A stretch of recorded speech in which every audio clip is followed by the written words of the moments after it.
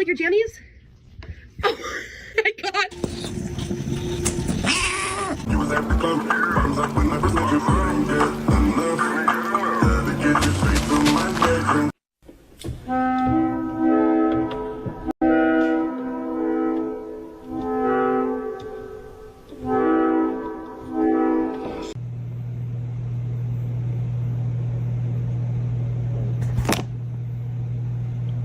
Get your ass away from my plate. Происходит. Бойся, пожалуйста.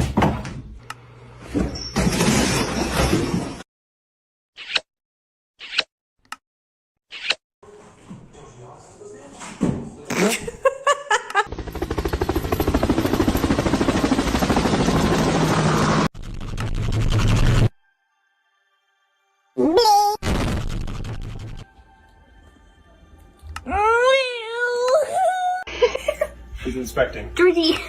He's inspecting. Oh.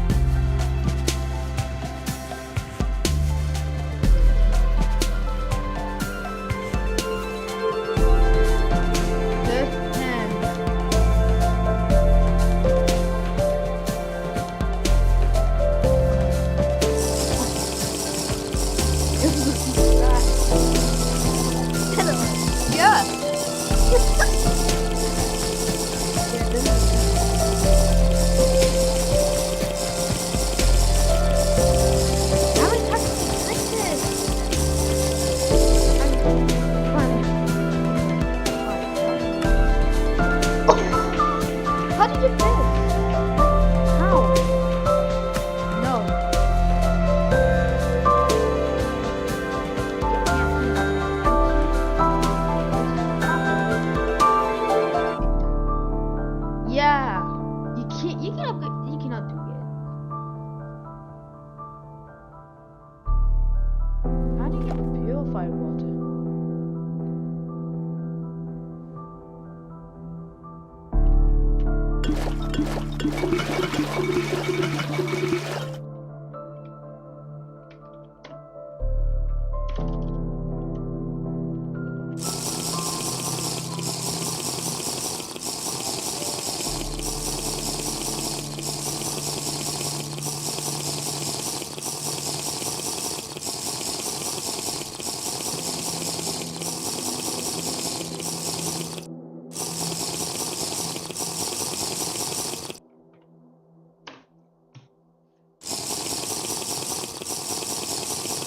How many times can you blink this?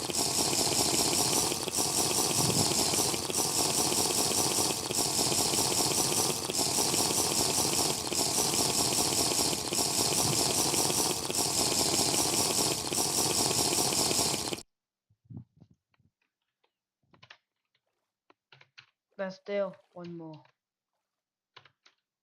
Right, cheers, glass ball.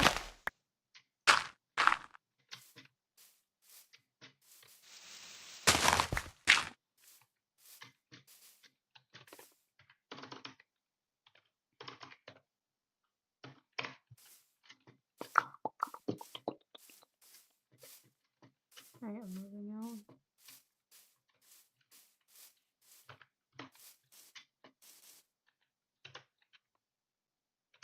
Toast, wait, what? Toast 6!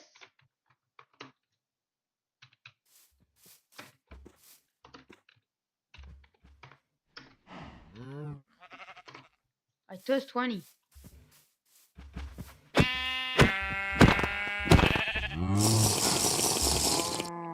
Finally, I drank the entire thing. God.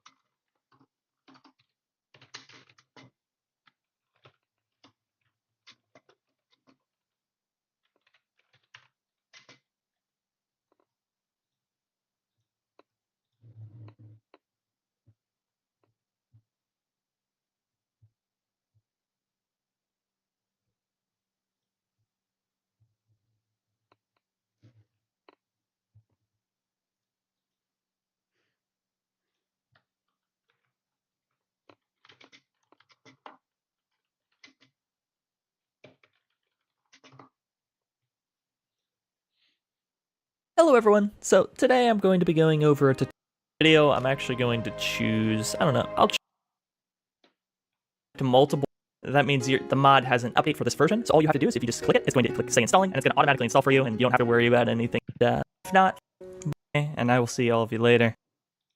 Alright guys, so today's video is going to be an interesting one because we are going to be checking out Roblox's AI slop update. Now some of you guys may have seen this update already. Let me show you the tweet here. So it's from the official Roblox Twitter account, and they said step into a new era of creation with Cube 3D. Turn simple text prompts into 3D objects in seconds. What will you build? So the chances are there's probably been quite a few YouTubers talking about this, but I haven't seen anybody show you how it works. And there's been a bit of a, well, I guess you could say disaster with this update already because some people have been using it to create accessories and also avatar bundles. And for some reason David Bazuki purchased one and he's currently using it on his Roblox character. Yeah, as you can see it's like this funny looking robot thing, futuristic robot thing, kind of reminds me of something out of iRobot. I guess we'll have a close look at that in a second, but yeah, you can just see from the advert. It's a text prompt thing, right? You type in some text, so this girl here, she types in gold helicopter and it spawns in this absolutely atrocious, hideous looking golden helicopter mesh. And just from this advert, guys, you can sort of see the content they're generating in. Oh look, that's the car from iRobot. Well yeah, the stuff here is just, well, kind of hideous. Actually, quite a few Roblox players are not very happy about this, especially developers. You can see here Minitoon, who normally praises Roblox, but he says here, I get that you guys want anyone to create anything easily, but we should encourage people to instead model things themselves from scratch so that they can make careers out of their work. I worry this will cause studios to save a quick buck and replace talented artists with this. Yes guys, that is like the main argument against AI right now. If you're an artist and making like really beautiful, amazing work, well the chances are if a company or a studio is feeling lazy and they want to save money, well they're just going to use AI. I know at the moment we're kind of lucky because AI you can like tell very easily. It's very easy to look at something to just see if it's like AI or not. Well, unless you're like a 40-year-old on Facebook, then you're kind of cooked, aren't you? But if you're fairly young, under 30, right, you can pretty much spot if something's AI or not in like a split second. Anyway, as I was saying, here's David Bazuki's avatar. Dave is like, what, 50, 60, something like that? Is that bad? I don't know how old he is, so maybe he saw this and he didn't know it was AI. No, I'm just joking. Of course he knows it's AI. But here's using this very weird-looking robot model thing with parts of the texture missing, and it just doesn't look good. This is what it looks like in game, by the way. So yeah, this entire character, guys, was created using AI. I'm pretty sure mostly the texture, but then again, the mesh itself is so deformed. I'm pretty sure this was also created using AI as well. So this is the guy that made it, RZKU. No hate to this guy or anything like that. He has been honest, and in the item's description, he has straight up said it's AI, which is fine. You know, if you're gonna make this, then you've got to be honest about it, even though I don't necessarily agree with these bundles, because, well, they just look a bit dodgy. You can see with this one, the AI generated cat, 185 Robux. It hasn't sold out, and it's a limited. Yeah, I'm not too surprised. But he did say in the item's description, made with AI using Cube 3D and avatar auto setup. And that is what we are going to be taking a look at in today's video. So, as I said, Roblox haven't made this like too obvious about how you use it, but it turns out it's actually on Roblox's official GitHub page. Yes, Roblox has a GitHub. I had no idea until I was doing the research for this video and I found out Cube 3D was being hosted, well, on the official Roblox GitHub. So, I'm going to show you guys how this works. I'm going to show you how you use Roblox's new AI generation model avatar asset thing. I'm also going to show you how he got it working in Roblox Studio, but I do want to say I would not recommend using this. If you want to learn from it and make easy templates in Blender to like customize or whatever, I don't really see an issue. However, if you're just generating an AI slop and trying to make money or Robux with it and just trying to like fill up the marketplace with garbage, then yeah, please don't do that. That is not something I would recommend doing. I don't agree with that at all. But guys, if you're on this GitHub page, it actually uses this weird thing called Hugging Face Interactive Demo. So we're going to open this. Here are some examples, by the way. So you type in these in the text prompts, like a unicorn with a rainbow mane and tail, and then it will generate in for you. Just the mesh though, not the texture. You do the texture in Roblox Studio. So let's give this a try. I'm going to try and generate in a weird or wacky looking avatar. Should I try like evil robot or something? I've got no idea what that guy.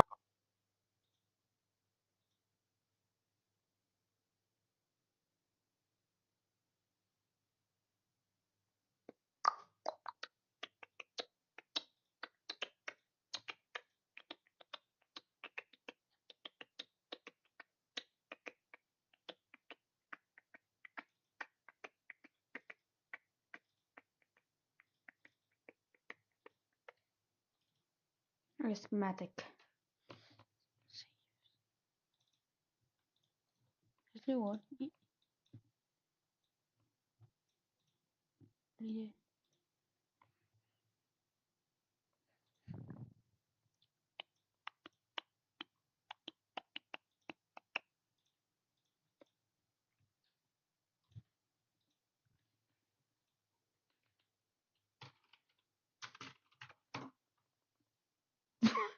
It updated.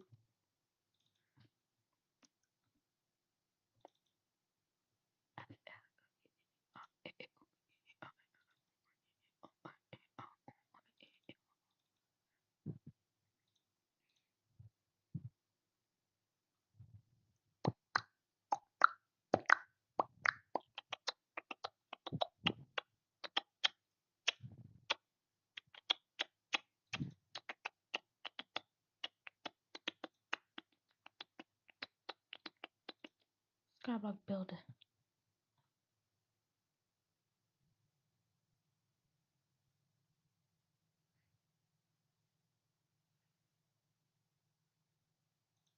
Hello guys, a data merge block to and make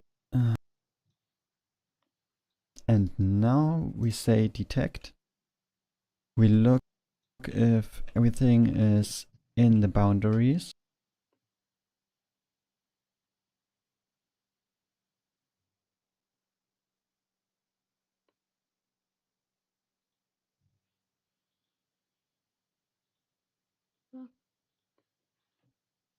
With Libex.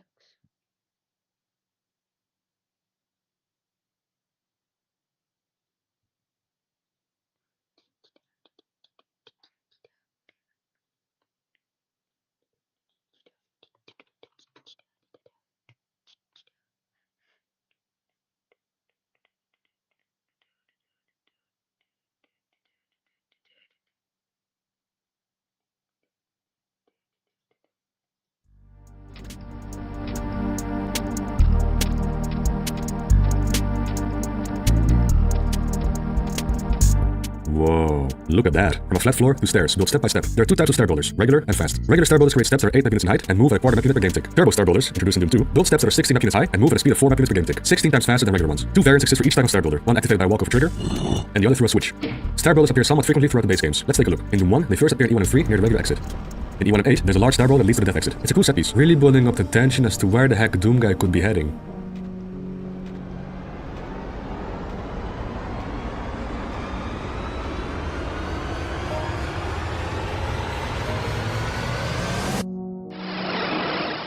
Episode 2 has many stair builders. There's one in E2M1, E2M2, 3 in E2M4, another in E2M5, and 4 in the beginning room of E2M8. Episode 3 has only one stair builder, which appears in E3M3. Episode 4, released after Doom 2, uses the faster variant of the stair builder, which can be found in E4M8. Doom 2 also contains a few stair builders. The first one you'll find is in map 8. Yeah, the one with that beautiful texture right here. Map 9 has a fast stair builder here, and this one is quite unique. It's the only fast stair builder activated through a walkover trigger in both Doom 1 and 2. All the other fast ones are activated using a switch. Let's see, there's one in map 13, 2 in map 15, 1 each in map 18 and map 19. Map 21 stair builder is quite unique as well. It's a platform that raises 16 map units each time a switch is pressed. It's pretty easy to softlock yourself if you press the switches too quickly, because the platform will not raise by 16 units if it's still moving. Classic map 21 moment. Map 24 has 2 stair builders, and the last one can be found in map 27. Okay, very cool. But how do stair builders work? Good question. Sit down, get comfy, and grab yourself a top of Quark. The Pumpkin Man will read you a bedtime story. What do we need for stair builders? Well, something that resembles stairs, of course. But let's flatten these steps so they all share the same floor height. The first step needs a tag, and we need either a switch or a walkover trigger that interacts with the tag.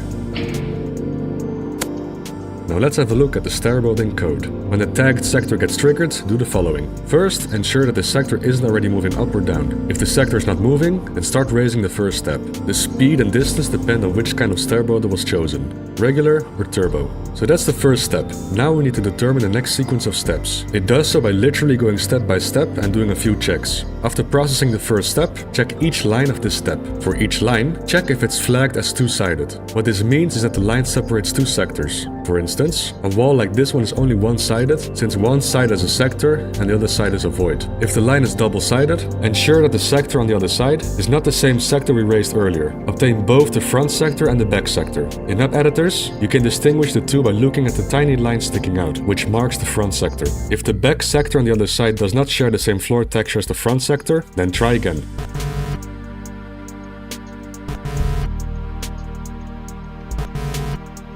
This time the back sector's floor texture matches the front sector's. This height variable sets the destination height for each step. For each step in these stairs, add the step size so the next step ends up higher than the one before. It's actually a bit peculiar that the addition is done here, because there's still one check left that may cause the stair builder to malfunction, but we'll talk about that later. The last check we do is to see if the back sector is not moving. If it's not, then start raising the step sector to its new floor height destination. Repeat all of this until no more sectors can be found, and that's how stair builders work. All of these step height calculations are processed in a single game tick the moment you trigger it. You can trigger subsequent stair builders on the stairs that were just built, as long as the step sectors are done moving.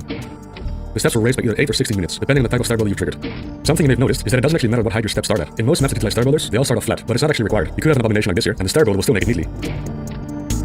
The first step matters, as it will be used for the base height. If your first step is lower than the rest of the steps, the following steps will tend to move up to a floor height lower than what it currently is. The steps will instantly move down to the destination height, so you could create instant stairs out of thin air. You can use this trick as an alternative method to create instantly lowering floors. Add an out-of-bound sector and stitch a joint sector onto it, and boom, down it goes. It's also worth mentioning that your stairs don't have to resemble a typical rectangular design. You can use any form you want, really, like the spiral staircase in TNT 30. Yeah, let's talk about this one, because it actually does some strange things behind the scenes. This stair builder is a regular variant that builds steps of 24 units high. As mentioned earlier, no such stair builder exists. It's either a regular one that builds 8 unit high steps, or a fast version with steps of 16 units high. How did they do it? If we take a look out of bounds, we can find the actual stair builder. Here, every few steps, a sector is joined with the sector of the spiral staircase. In simpler terms, some of the out-of-bound steps are linked with the spiral staircase steps. So, one step raises here, but not in the spiral staircase. Makes sense, right? Here's a test for you. Notice anything unusual? Something that doesn't make sense? If you notice that the third step and beyond only have a one-step gap between the synchronized steps, then congratulations, you're very sharp. Having only one step between synchronized steps would mean each step would raise by 16 units instead of 24. But it doesn't. It still raises each step by 24 units. How is that possible? Remember the code we just showed? It tries to find the next sector to raise by going from the lowest line ID to the highest. Let's see how the lines are constructed in TNT 30 spiral staircase builder. Let's start with the first tag step, which always raises by 8 units. The floor's base height for the stairs in this map is -128, but for the sake of readability, let's assume it's 0. This step is not synchronized and thus only contains these 4 lines. The line with the lowest ID is this one with ID 1950. Then it goes counterclockwise to 1951, then to 1952. This line is double-sided and meets the criteria to raise this back sector as the next step. The next step does the same thing and raises by 16 units. The third step rises by 24 units and is synchronized with the spiral staircase. The fourth step goes to 32 units. The fifth to 40. And the sixth one, which is synchronized, goes to 48. As you can see, we now have a spiral staircase with 2 steps, each having a height of 24 map units. Now the interesting steps start. Remember we said something about Star Builder is malfunctioning? Yeah, this addition kind of frisks everything up. And I think Team TNT realized that for 2 reasons. I believe the out-of-bounds Star Builder initially looked like this, but they noticed it was not working properly, so they deleted lines onto it did. You can still see the lingering vertices right over here. The second reason is that Team TNT fixed its oversight in their own source code called Boom. It's a funny story, which we'll talk about in a moment. Anyway, this addition here makes the flawed Star Builder work. Let's go step by step again. We just raised the second spiral staircase step. We need to look for the next step to raise, so we go to the lines of the step we just raised. The line with the lowest ID is this one with ID 1396. This one is the deck sector pointing to itself, so moving on to the next line. The next line with ID 1404 has a moving step as its deck sector. The code earlier showed that we must not appoint a moving sector as the next step, so we skip this one as well. But wait, what is this? It still increments the height variable internally. Strange, isn't it? Raising the height value without actually raising a second to that height. The height variable is now 56, but no step will actually raise to that value. Well, let's keep looking for a valid step. Line 1405 is not valid, and neither is line 1406. This is a joint sector, so the line search continues out of bounds. 1964, nope. 1966, there we go. 1967 meets all the criteria.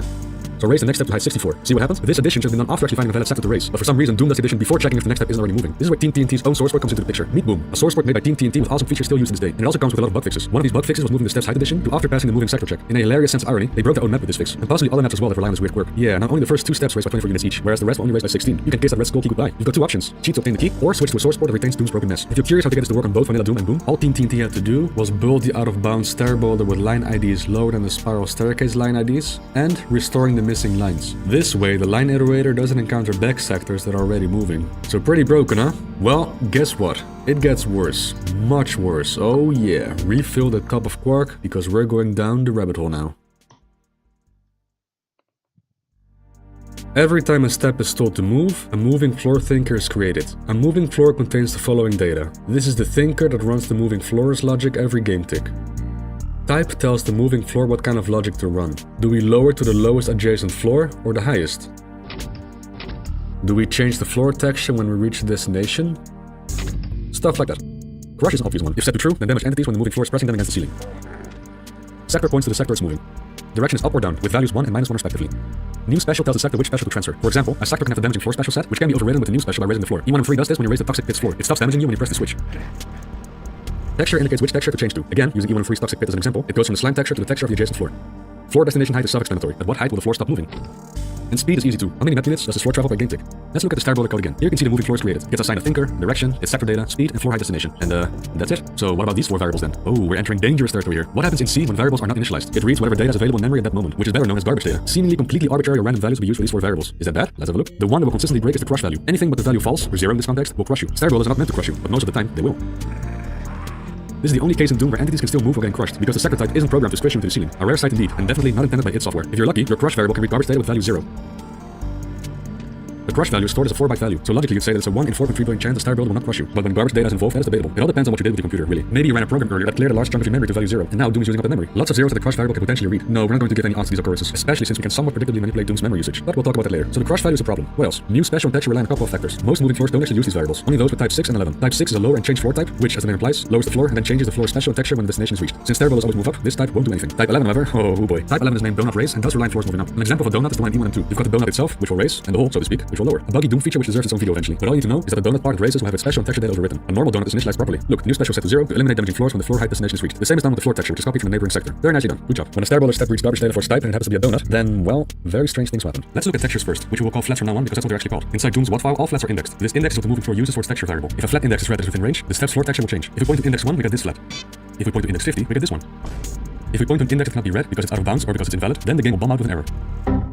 The game won't throw an error until it tries to render the flat. If an invalid flat does manage to load, it will look quite glitchy. Now let's have a look at floor specials. There are 14 different specials numbered 1 to 17. For example, special 5 is damaging floor that deals 10 damage. Floor special 9 marks a sector as a secret area. Then special 11 is a damaging floor you encounter at the end of E1 and 8 that makes you exit the map when you reach less than 11% health. Technically, if the step happens to read garbage data with type 11 and value 9 for its new special, a new secret sector will appear from thin air, allowing you to get beyond 100% secrets.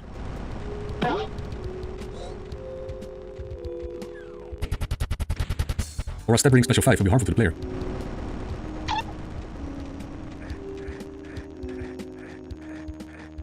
Perhaps the most interesting special is 11. If this one is created, you could potentially break a bunch of speedrunning records, because this sector is now turned into an exit. Well, maybe real-time speedruns, since a bug like this is not demo compatible whatsoever and not competitively viable. Either way, it is very interesting. Doom has a strange failsafe if the sector you step on is an invalid special. If the special is out of its usual range, the game bombs out with an arbitrary error. Unknown special, followed by the special garbage value. Each step created by the stair builder will read its own chunk of garbage data, so the larger the staircase, the more likely a step may bug out. Although even with large stair builders like the one at the end of E1 and 8, this bug is still extremely rare, and I'm sure 99.9% of Doom players have never had this bug happen. You can kind of increase the odds, however, if you know how Doom's memory works. Get your quad refill, we're going even deeper. Earlier we mentioned something about manipulating Doom's memory. Before we try to do that, let's have a look at the basics of how Doom makes use of RAM. The first thing Doom does when it boots up is allocate a chunk of memory for itself. This is either 4 megabytes or 8 megabytes, depending on your computer specs, but this varies per source port as well. Doom will then use its custom memory allocator to reserve blocks of memory for stuff like graphics, music, entities, level data, and more. Let's visualize this in a simple way. You start Doom, and 8 megabytes of memory is allocated for use. The game loads in data like music, graphics for the menu and title screen, and more. A pointer called the rover moves forward to the next available chunk of free memory. When you start a new game, another block of memory at the rover is used for level data like geometry, items, and monsters. As this all loads in, the rover again moves to the next available block of free memory. Anything that is spawned in-game like projectiles, blood splats, but also thinkers for stuff like doors and moving floors are allocated in real time. Thinkers for projectiles, blood splats, doors, and so on will be freed once they're done doing their thing, either by despawning or timeout. Picking up items that were loaded into memory at the start of the map will also free up memory. Doom also caches graphics during runtime. For example, when you switch weapons and fire shots, each weapon frame is cached in memory. These caches are marked as purgeable, so they get freed when needed. When so much memory is allocated and it reaches the end of the allocated RAM, the rover will loop back to the start in search of free blocks to write memory to. Keep in mind that blocks flagged as free memory aren't actually wiped yet. It still holds data until it gets overwritten with new data. Let's visualize this. We currently have these values in memory. You may think, what the frick am I looking at? This is what an armor bonus looks like in memory. This is the angle of an armor bonus as a fixed point number. Here we have the index of the sprites, which is 61. The next value here is the frame number of the sprite. The armor bonus uses 4 frames for its animation, so it cycles between these 4 numbers in memory. When we pick up the armor bonus, the block will be marked as freed. The armor bonus data remains in memory, except frozen. For instance, the frame number will freeze on the value when it was picked up. So we picked up an armor bonus. Let's see what happens when we activate a stair builder while the rover is pointing to this block of free memory. An uninitialized variable for all armor bonus values that are in this free block. Check this out. For its type, it will read 61, which was the sprite index. For its crush flag, it will read 3, which was the frame number. Further ahead, it will also read values for its new special and texture. See where we're going with this? In this case, nothing weird will happen, because a moving forward with type 61 isn't programmed to do anything special. We need to read 11 for the type to do fun stuff. In theory, the best way to do this is write stuff into memory that always contains a variable with value 11. Spawning stuff that gets freed, like projectiles, seems like the best option. Spawn a bunch of them, write 11s into memory, activate a stair builder, and boom, buggy stairs achieved. Let's have a look at spawnable entities that can write value 11 into memory. None? Well, imps have their mod ID set to 11. They're spawned once when the map loads, but imps are not freed when killed. As long as their corpse remains in the map, they are loaded into memory. However, loading a new level by either dying, loading a game, or exiting will free up the entire memory block that was used for the level. Imp corpse is included. New memory will then be allocated for the new level, even if it's the same level again. Load enough levels, and eventually the rover loops back to freed memory that contains old imp data. So what happens when an imp's free data gets read by the stair builder step? Let's put the two data structures next to each other. The type will be set to the imp's type, which is 11. The special will be set to the imp's flags. The flags tell the imp has a collision box, is shootable, and counts towards the kill count. The sum of these flags is 4,194,310, which will be the new special for the sector. Although the kill count flag will be truncated, since specials are stored as 16-bit integers. See? The game errored out with the imp's flags as the unknown special value. You don't have to rely on the imp's mod ID for value 11, however. There are many variables you can potentially set to 11. You can decrease any monster's health to 11 and load in a new level, or the monster's infinite thrust is 11, or the move counter. So let's say the stair step type is set to 11 by reading a freed monster's health. Then the reaction time will determine the special, and the infighting threshold the texture. Stuff like cached graphics that were purged may also contain 11s. In shareware Doom and older versions, before version 1.666, the donut type was not 11, but 10. The turbo race floor type was inserted here in version 1.666 for Doom 2, which bumped the donut type to 11. So what entities use value 10 in older Doom versions? Oh, would you look at that? Imp fireballs do. Entities that we can actually spawn and despawn. That will write a lot of pens into memory while you play, increasing the odds. This may make buggy stair builders more common in those versions. Anyway, we mentioned memory manipulation a couple of times. How would that work? Well, without tools, it would be nearly impossible to do. But if you keep track of how many bytes of memory you're allocating with each level you load, each weapon you cache, the amount of projectiles, items, and thinkers that are freed, you could in theory consistently access old data from a previous level to create buggy stair builders. There are plenty of levels with large consecutive blocks of memory containing imps. You can make the rover move by loading in new levels, or by spawning puffs of smoke and caching graphics. Keep doing this until the rover lands on the block of imps and your stair builder will bug out consistently. Of course, this is not 100% demo compatible, because the user can screw up memory by loading in extra cache data, such as menu graphics and the help screen. But it will still be cool to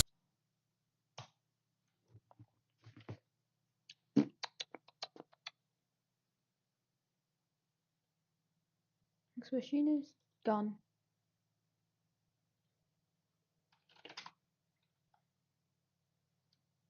Iron chests. Yeah, iron furnaces. Iron jetpacks. Sure. Whoa. What? Yes. Glass chest. Stud chest. It goes here, diamond, a steak, this and this. So yeah, we have iron furnaces. We have lots of stuff.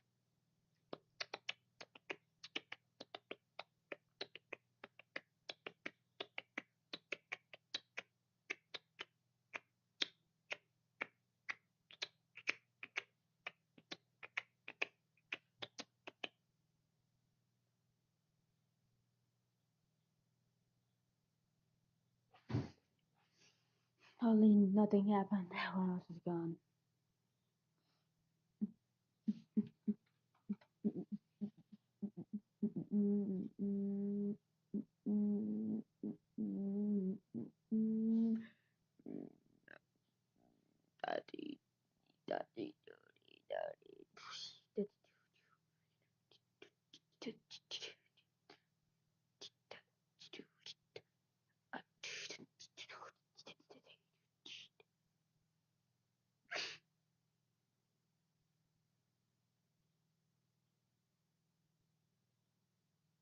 Promise, stop using stuff.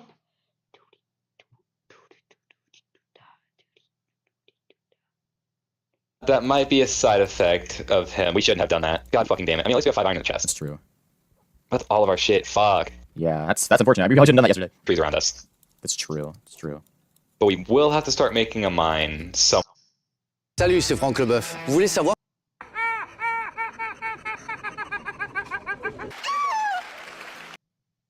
I made this hack that nobody wants to play, but apparently people want to watch it, so, I mean, it's good for me. And I start off by showing you guys 3-dash tower, and I just made these move at lightning speed. Lightning Cooper is here. Now, in this stage, you have to get everyone's favorite power-up, the mini mushroom, so I put it in this block where the start coin normally is, and then if I ever get out of here, we can see that we needed to leave it. Now, the reason we need the mini mushroom in the first place is because I removed the yellow lifts. Normally in this level, there are yellow lifts that take you up through the level. That's kind of like a water skull kind of a deal, moving platform level. I just removed those, and now you have to slowly wall jump up to the top using the mini mushroom. The second half is more of the same. Once you're done with that, you just hop in here, grab the star coin, and then you have this.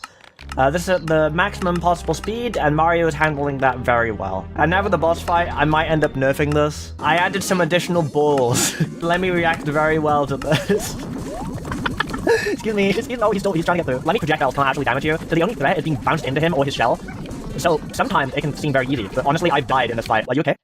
Honestly, I've died in this fight a lot of times, so maybe I should reduce the amount of balls. Now, I also made this toad house here, which is outside this time, and that's because the camera actually scrolls. And you might be wondering what I decided to put on the scrolling camera.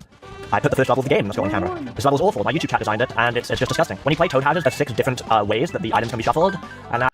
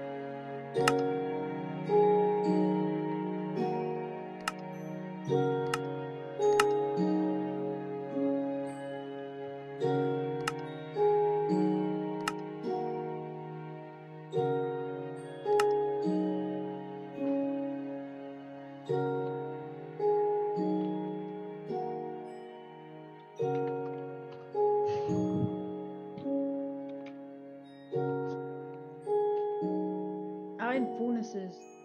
Net right. I'm yeah.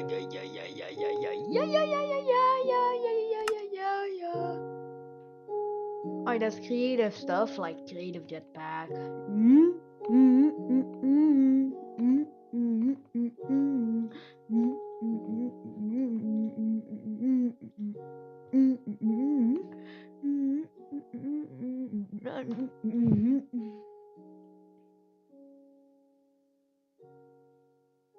Tough as nails.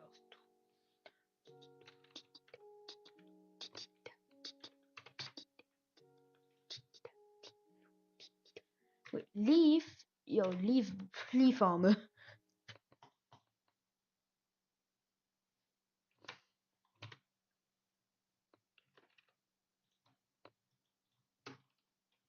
Flint.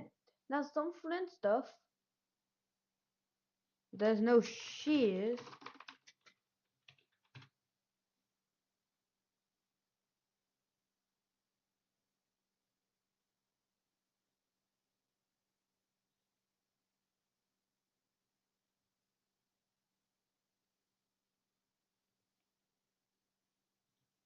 Alright, let's add some peckle tweaks.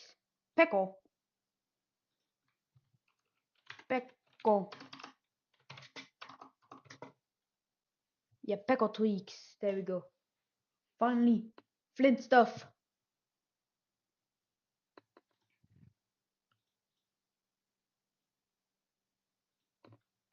I don't even know what I'm doing.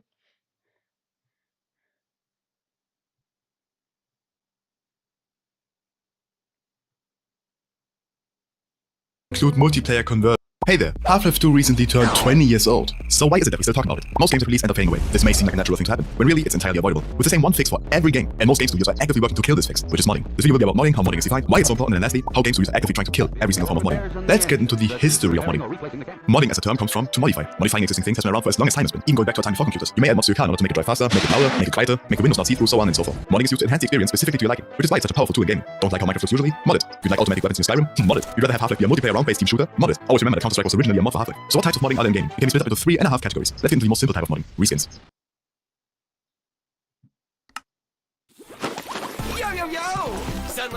Whether it's people making more HD textures for their favorite early 2000s game, making the zombies of Left 4 Dead 2 look like Zoidberg, or replacing the female companion with their favorite anime character, rescaling is the act of not modifying the game's mechanics in any way. Instead, just replacing a texture or model, meaning this also works for multiplayer games. Well, at least used to, as it was entirely client-side. Client-side means that you can install a mod without affecting others, allowing for personal customization. It's basically the same as changing graphics settings. The other type is server-side mods. Server-side mods require changes to the server, affecting all players connected to it. There are also semi-client-side mods, where the server and everyone else does not need the mod, but everyone else that does have it also sees the same changes. Sticking with Minecraft, there are mods that allow you to have custom. What, fading?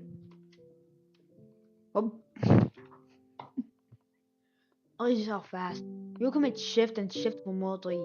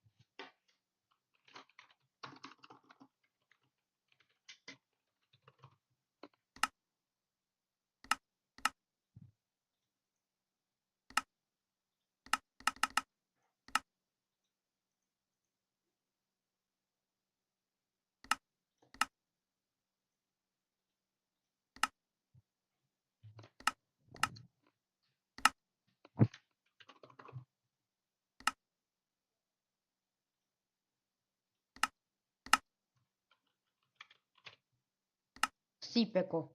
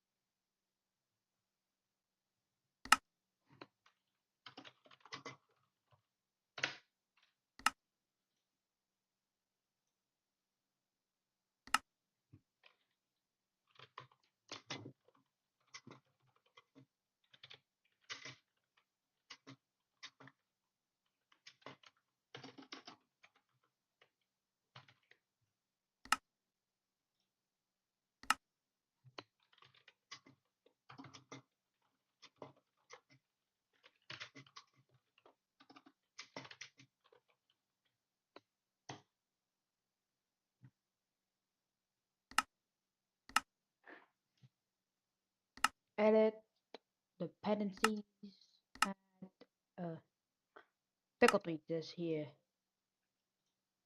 And so you need pickle tweaks to stop this.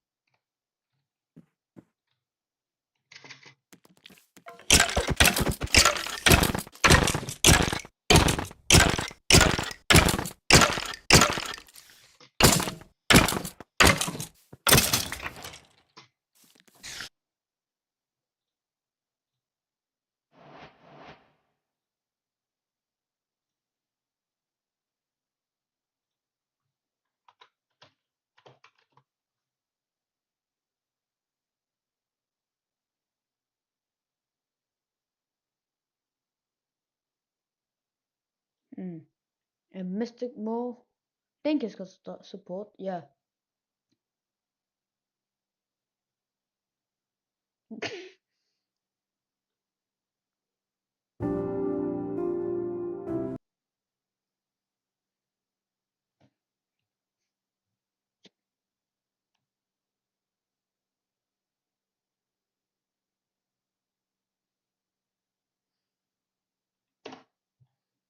We have a little bit of mods. We have like 34.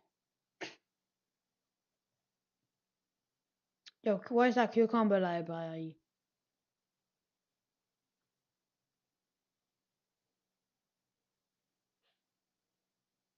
Let's pay it and let's try to make the start.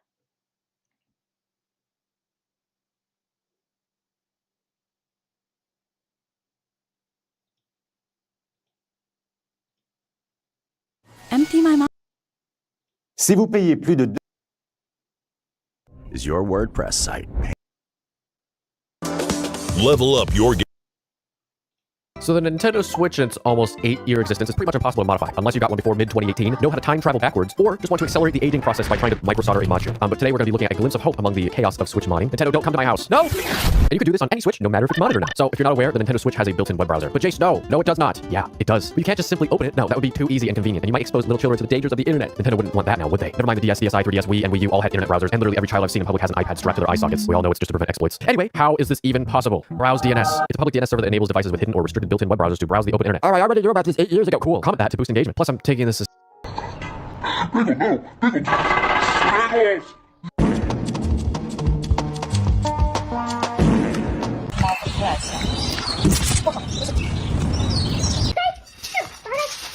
Oh my god, you dumbass.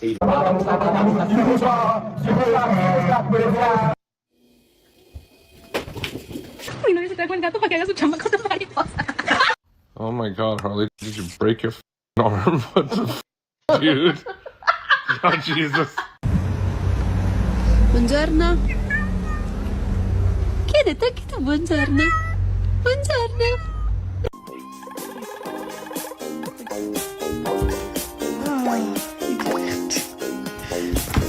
There is this f***ing cat. I want to pet you so bad. Not one item. Pet you so bad. Daisy.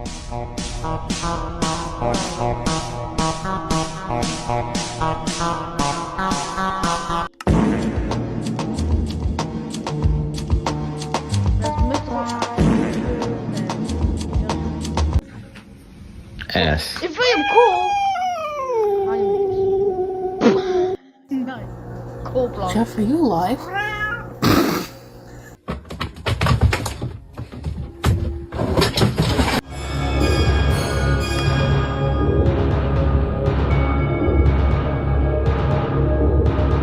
Do parents ever ever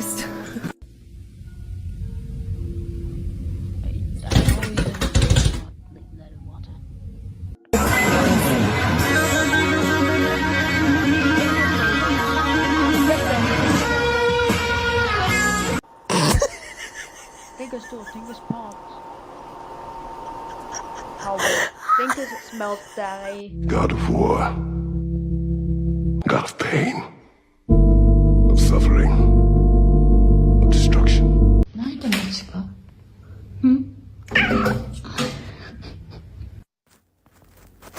Okay. Let's gotta do your stretches. Gotta show you.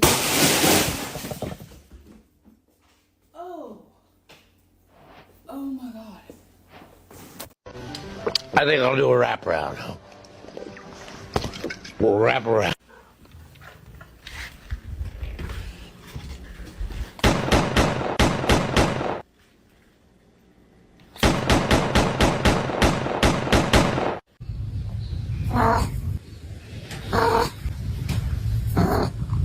You want some water? Hey bro, you want some water? Hey bro, you want some water? My bad. Here you go, bro. Bombastic side eye. Criminal offensive side eye.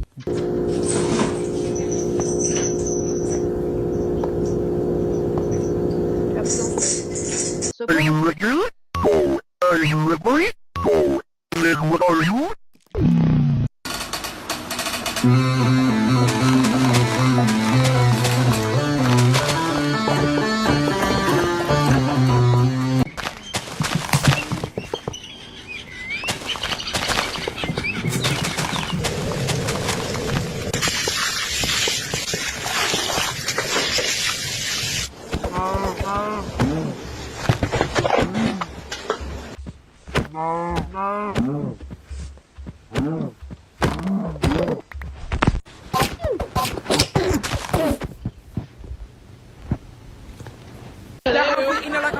And we cannot escape, we cannot come out. Mama! Don't bite me. Why'd you bite me? Don't do it. Don't do it. Okay. Hi, excuse me, I had an appointment for today. He's new. Oh. No! No!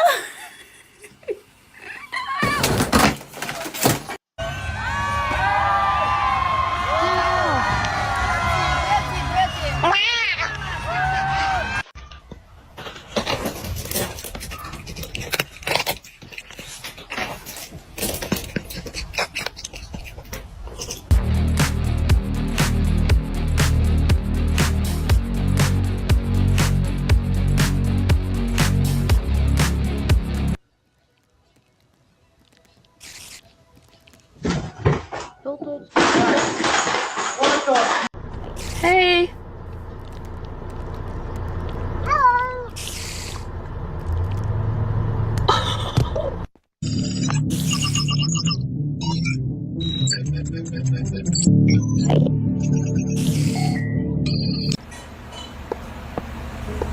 再给我乱尿尿，再给我挑食，再给我乱咬人，再给我挡电视啊！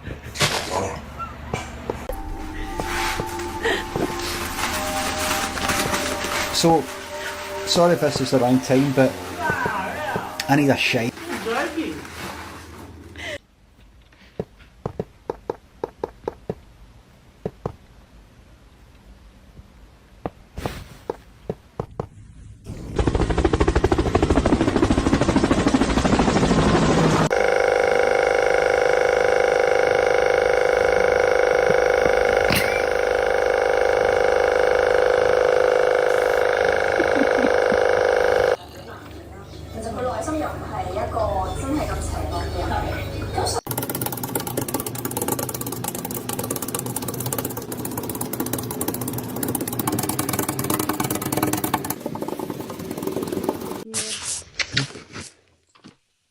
Let go. Let go. Let go. Snap ik af vallen. De almighty smelter. Oh my.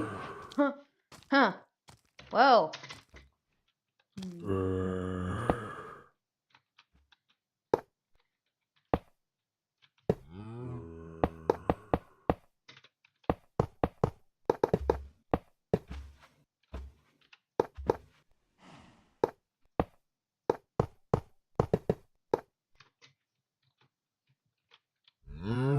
We want. You know what? I'm gonna add wants. Cause you know, like bowling. Yeah, it's bowling. But wants, they're good.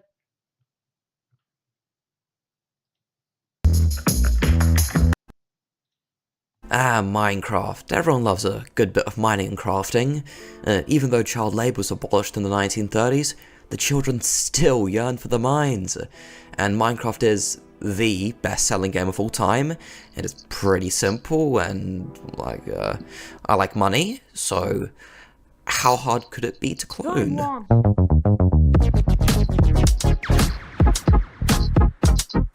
So, okay, where do I begin?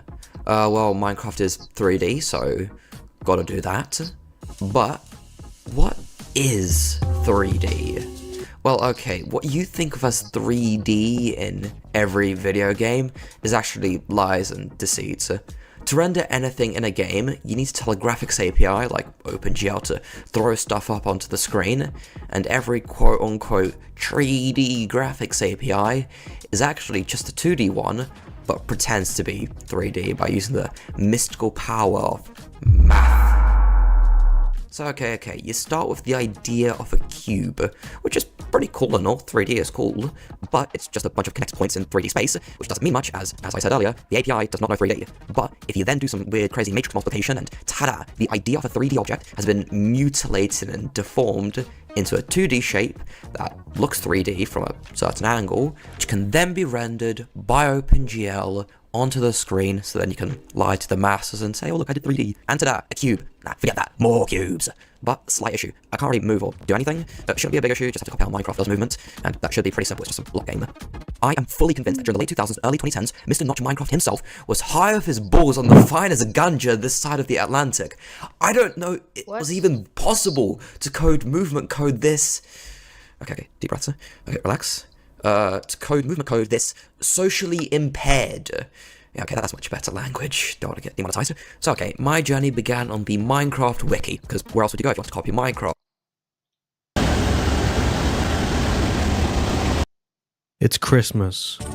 2006. You haven't even slept because you're so excited to go downstairs. You have nagged your parents a bit about the the brand new console with motion controls, the Nintendo Wii. And you've been pitching this idea to your parents ever since Christmas, like, even became a thought to you in the coming months up to it. As you walk downstairs, you see a box about the size of the Xbox 360 box, but not similar size. You're like, that's not an Xbox. That might be a Wii. So you're hopefully excited. Your adrenaline starts going. The fight or flight response starts, but it's not fight or flight. It's fight and become one with the Wii.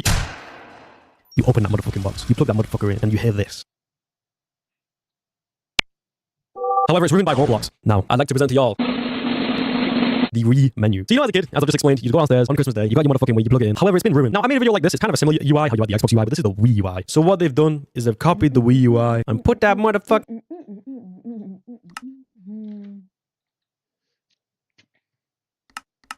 There's now totally full. There's building wants. There's this thing and the creative want, which you can't make. Oh yeah, pallet. Alright, it's slightly hard to figure out, but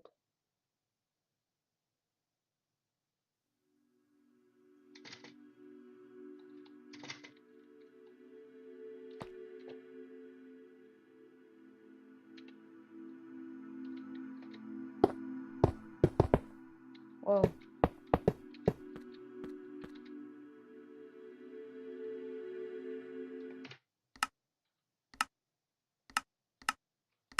One.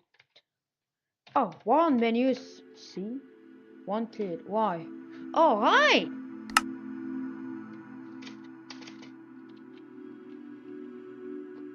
I'm just doing this tunnel.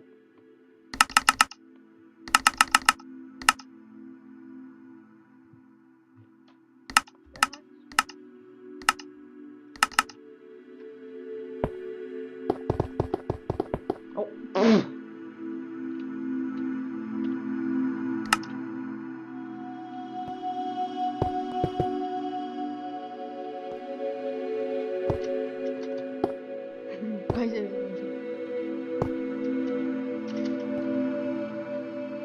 Why? Oh, yes, the why.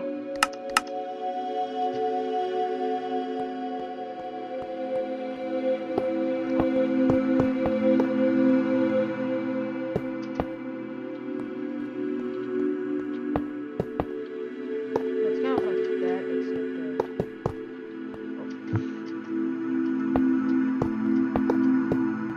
the inside is like empty.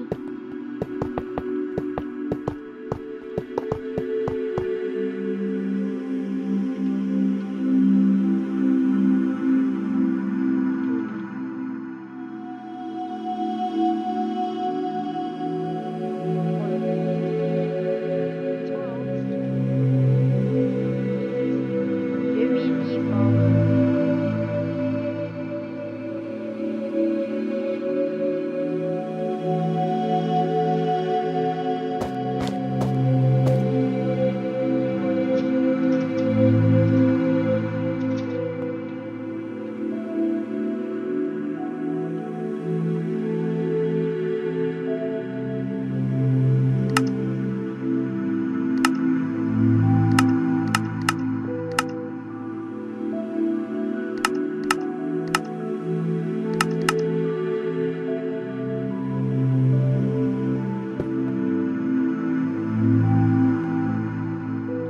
That just it. Yeah. Not the steam bomb.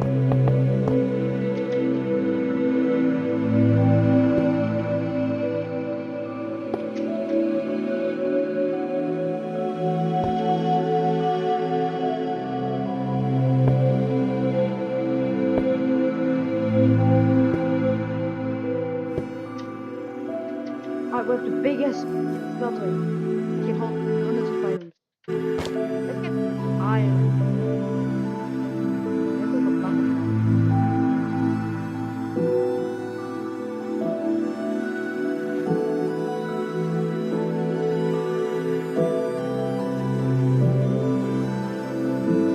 Still not enough. Alright, you can still many stacks. Right. So it's now full. Swim it.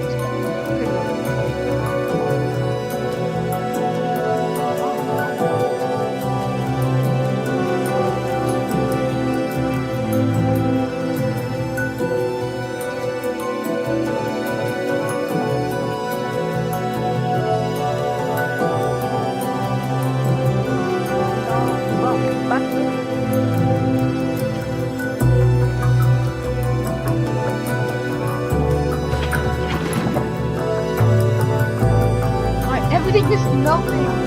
I'm so bad.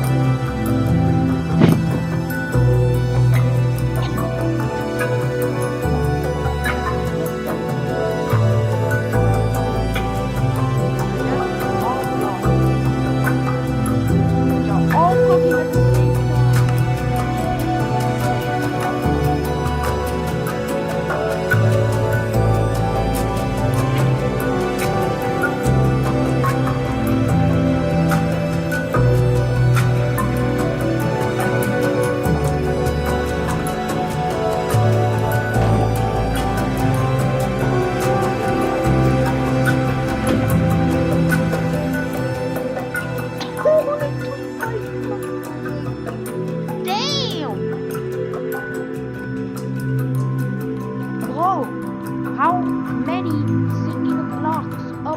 iron can I cook?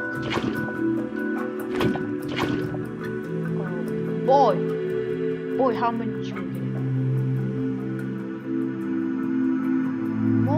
So much molten iron.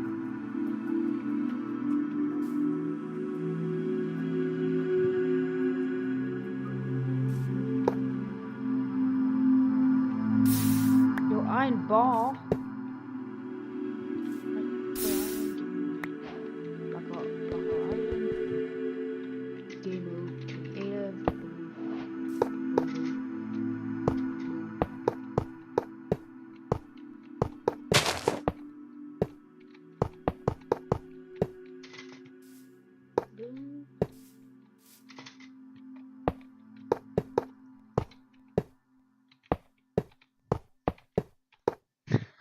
Ah, perfectly normal.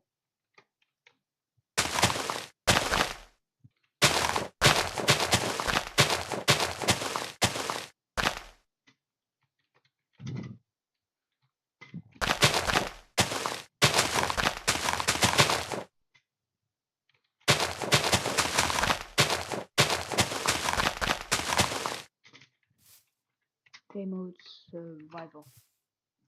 Alright, we have way too many of these, so now it's time to. Ah, wait, that can be only 2 flowing. Once.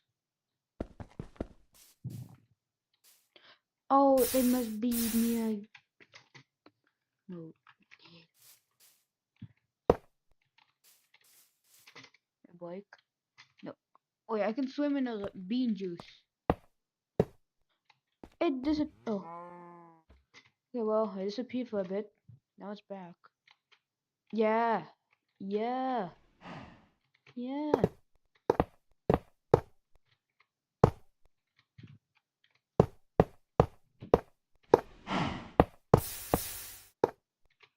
Oh, damn it. It disappeared. Boom. Now it's back.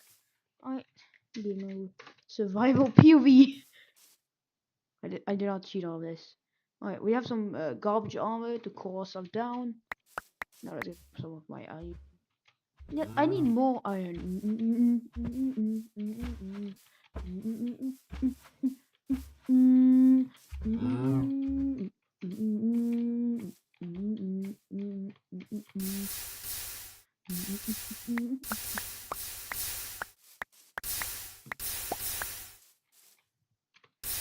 Dude, this is how much I'm getting from a one round. 22. Wait, there's way too many.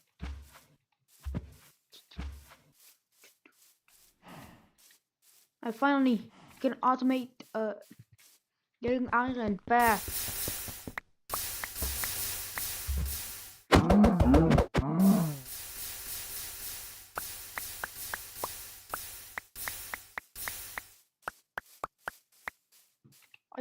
You get lots of stuff. 250 blocks.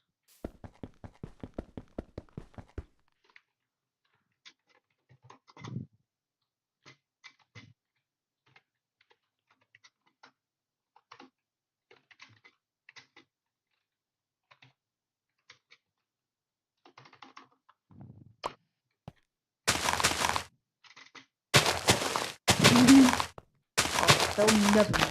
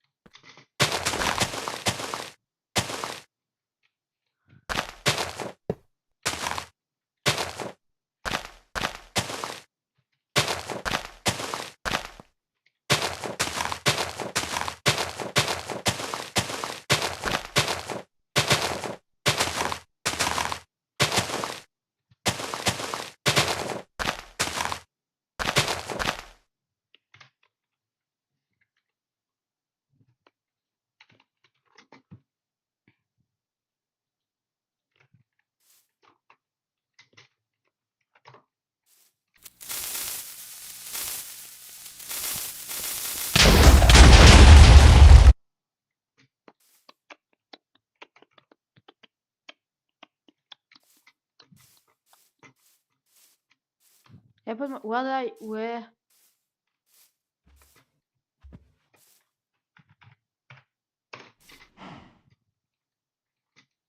There we go. I died exactly here. So, yep, just TNT. And... Oh. Well...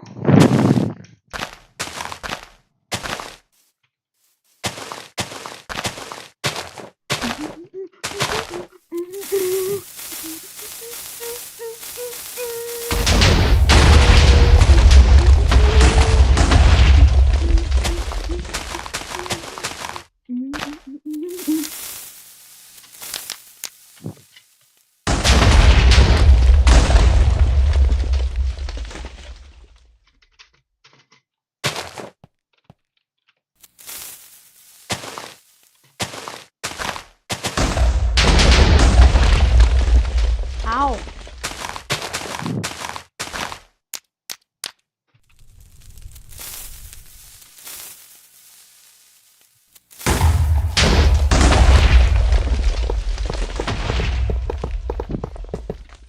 How do you do this?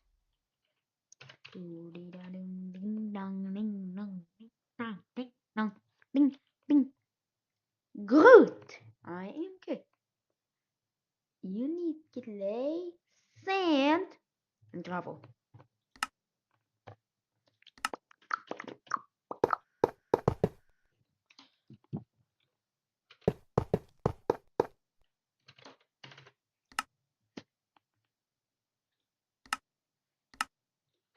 Right. Now I have to upgrade a utility so I have a structure bleak. Debug! Yo guys, I'm gonna make some snowy grass. Whoa!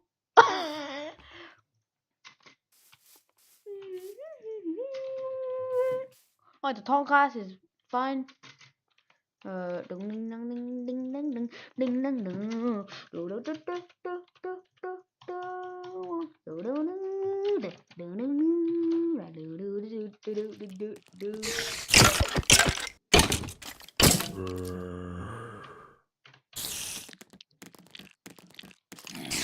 Pig, cheese, pig.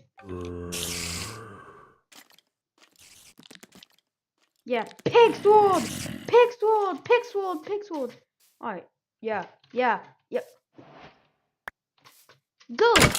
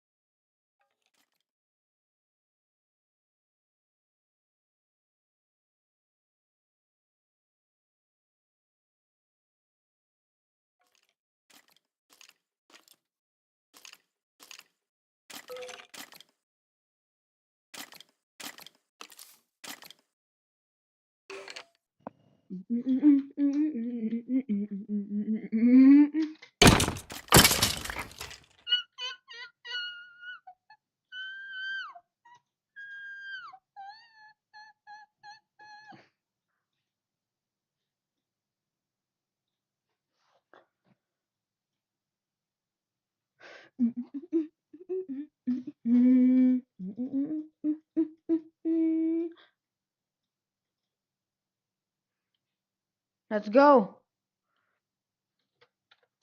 I killed like 1 billion skeletons. I have bone meal for life.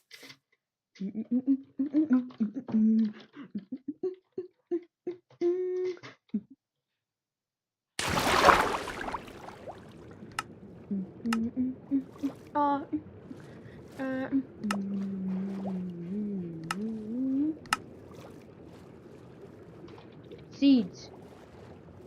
Seed. Test them. Seeds.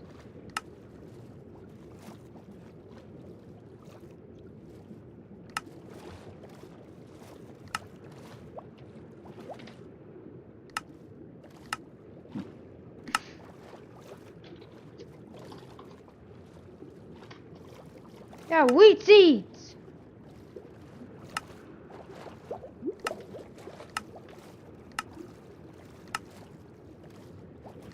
You need 8 seeds. Wheat. Yeah, you need some wheat. You need some wheat.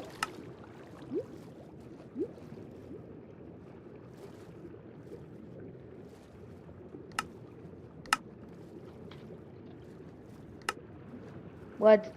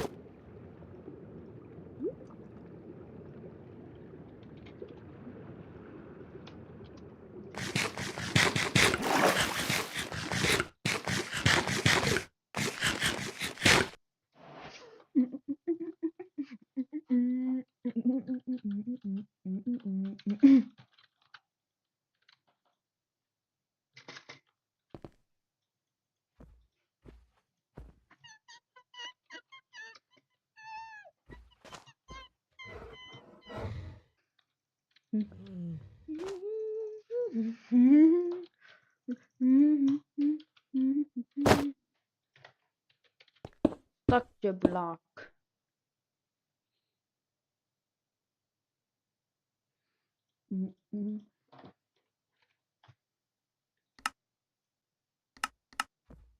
Minecraft is bouw.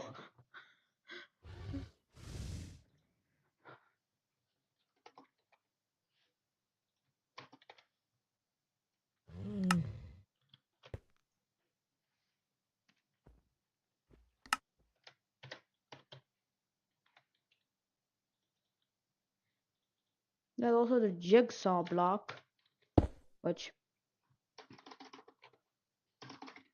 whoa.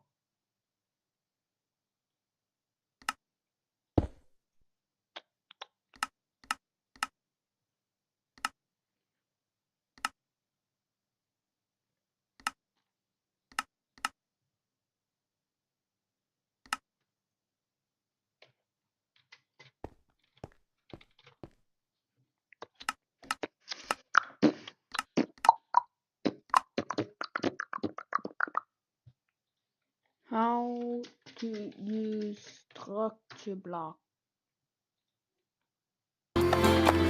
No.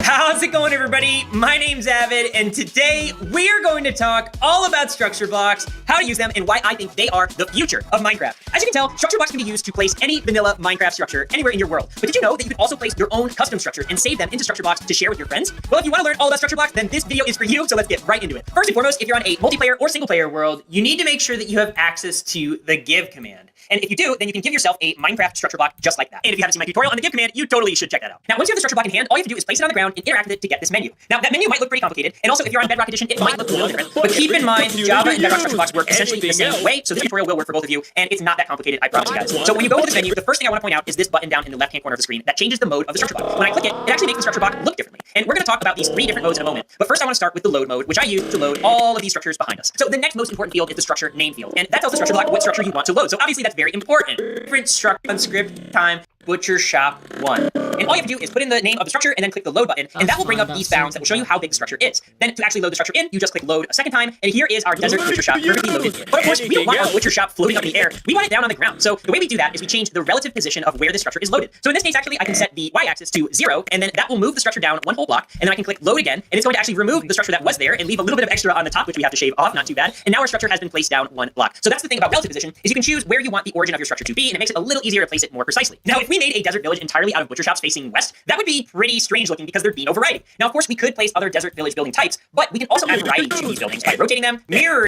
set, and at the bottom of the menu. So I'm going to go ahead and mirror it left to wood that I am working on in my adventure map series. But I didn't just take you here to plug my own content. No, actually, I took you here because all of the houses in this town are created by structure blocks every day. And you're probably asking yourself, why would you do that? Well, stick around to the end of the video and you can see the town change at nighttime into the evil version of Vileport. But before we do that, we're going to talk a little bit about how I created custom structures and how we load them in. So over in the meadow here, I have a replica of one of the houses from Rosewood, and I want to save this into a custom structure. So the way to do that is actually very simple. We're going to place a structure block at one of the corners of this structure, and we're going to switch that structure block over to save mode. So save mode is configured almost identically to load mode. In fact, it's a little bit simpler. So you need to give your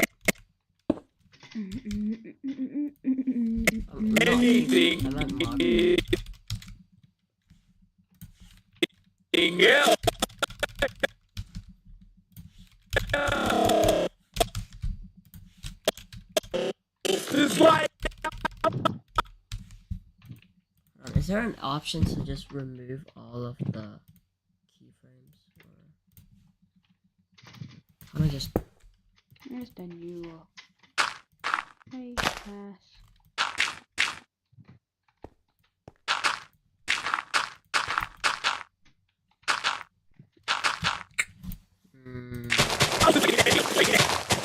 Okay. Make sure I've the deleted grass. that, and now we're just Yes. gonna... See. Now we're gonna do this, so we need the... put it back. Yes, there's grass. Grass seeds. Grass fibers. Yo, grass fiber. What is a grass fiber? Alright, 3 grasses. Yeah, 3 grass for the walls thing. Anyways, anything else is like yeah, I go into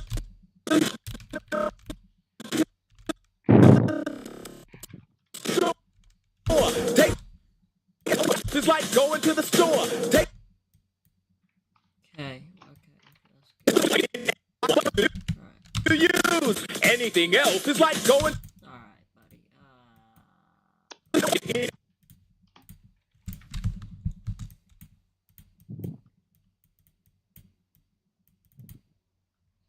Text one. We're gonna make this like anything.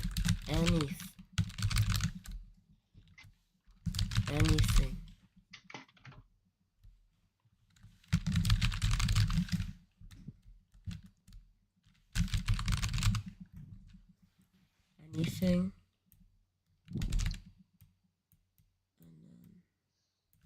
Why is this a normal text? I mean, fair enough. I don't care. Fuck this. I still prefer text plus over text. I heard there's like way more features than normal text.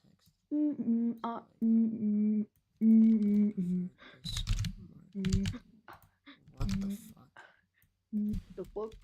Amazon Music Unlimited, audible est désormais inclus. Je cherchais des indices. Est-ce que c'était le hibou?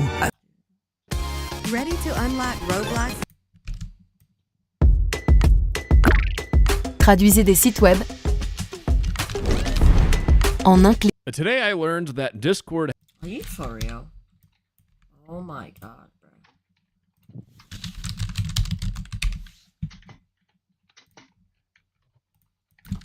You hate the what? Anything else? Roblox gift card from Microsoft?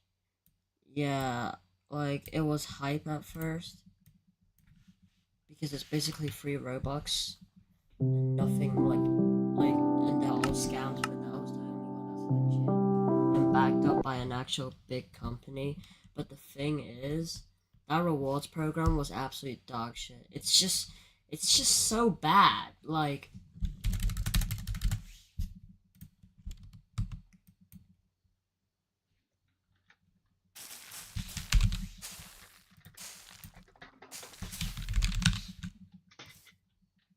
what is the lyrics again? Anything else is like anything else is like going to the store. Wait. Else is like going to the store. Go into the store. Going to the store. It's like... Alright, so here's will be my structure. So all I do is alright, that's the wrong block. Yeah. It's yeah, structure block. That's just like exactly here. Alright, so that's just a corner from the save. Yeah, one by one by. That's like one by one. Alright. 10. Alright, all we need is 9 actually. 9. Yeah. Like next. Okay, let's now do we're like gonna see how 8. we're gonna place these. Oh, that's the wrong way. So yeah, it must be at this exact corner. Right. Save 9 by 8 by 8. It's way too big. That's like 5 by 5. Ooh, damn.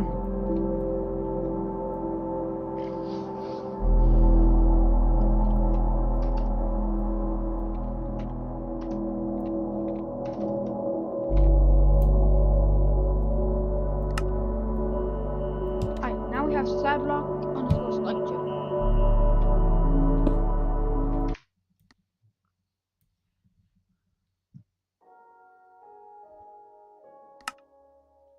Crack mine.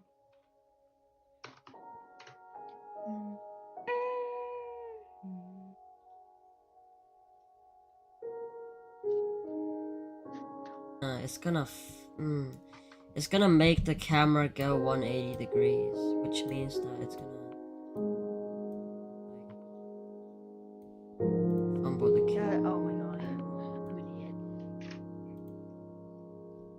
No, I don't want We your would usually French. want the Looks text like to be that. gradually Some bigger. French. Because I mean, I would want it. some people are French. They hate French. They hate like websites that means that they're the French and not English because then deep. As they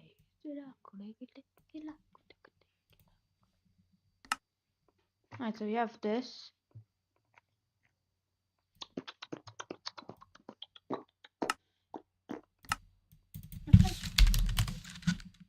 Alright, I'll go to step. Okay, that's good my placement. default. Alright, now we're just gonna move this like this. Now we're gonna need a transform node. Transformer. It's kind of like brother. Hold on. It's actually like this and then that. There we go. We're gonna need 2 transform nodes. Oh my god, bruh. Okay, 2 transform nodes. Okay. Just bring this here.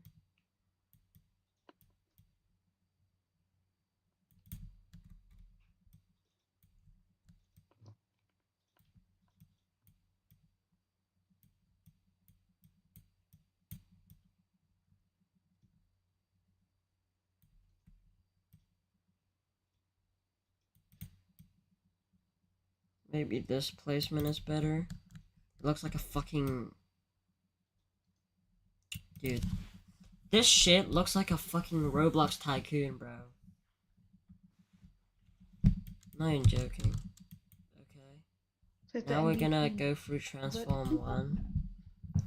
So transform 1 is gonna be... I'll just look at the keyframes. Worried about hacks? Today, we're going to talk about the metaverse. To deliver deep and immersive experiences in the metaverse. Okay. Isn't that the ultimate promise of technology? Our mission remains the same, still about bringing people together.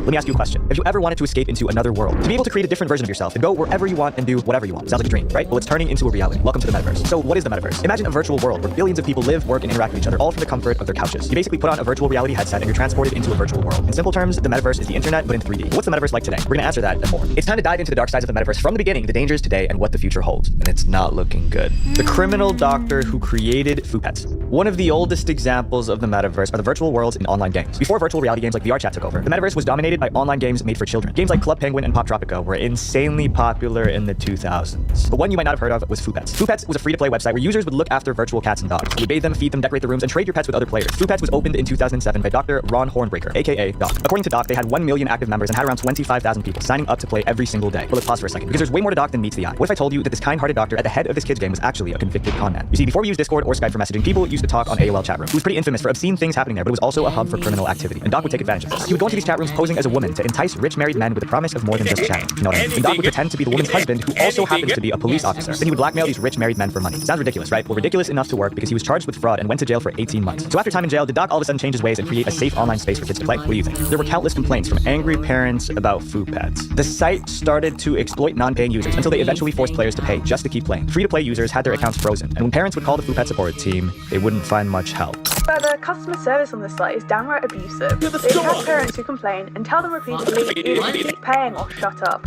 And if you really complain loudly, they delete your account and keep your child's pets and delete them all. And even if you were a paying user, canceling your subscription was pretty much impossible. And we have a story about just that. An unnamed user decided to cancel her Food Pet subscription. After a surprisingly nice phone call with the support team, she was told that her subscription would be canceled the next day. For months, she was completely unaware of what Food Pets was doing. Little did you know that Food Pets was still taking money out of her credit or debit card for over 6 months. This user posted about this on the Food Pets forum, but an admin of the forum deleted it in just 10 minutes. Seems to me that Doc hasn't changed his ways. Finally, in 2019, Food Pets was shut down, and Doc allegedly sold the game's domain to an adult content company. There are rumors that Doc is serving time in jail again, but we couldn't find any sources to back that up. Regardless, Food Pets remains shut down, and its reputation for fraud lives on. This Food Pets incident is our tamest story yet, and you guys might recognize the game in our next chapter.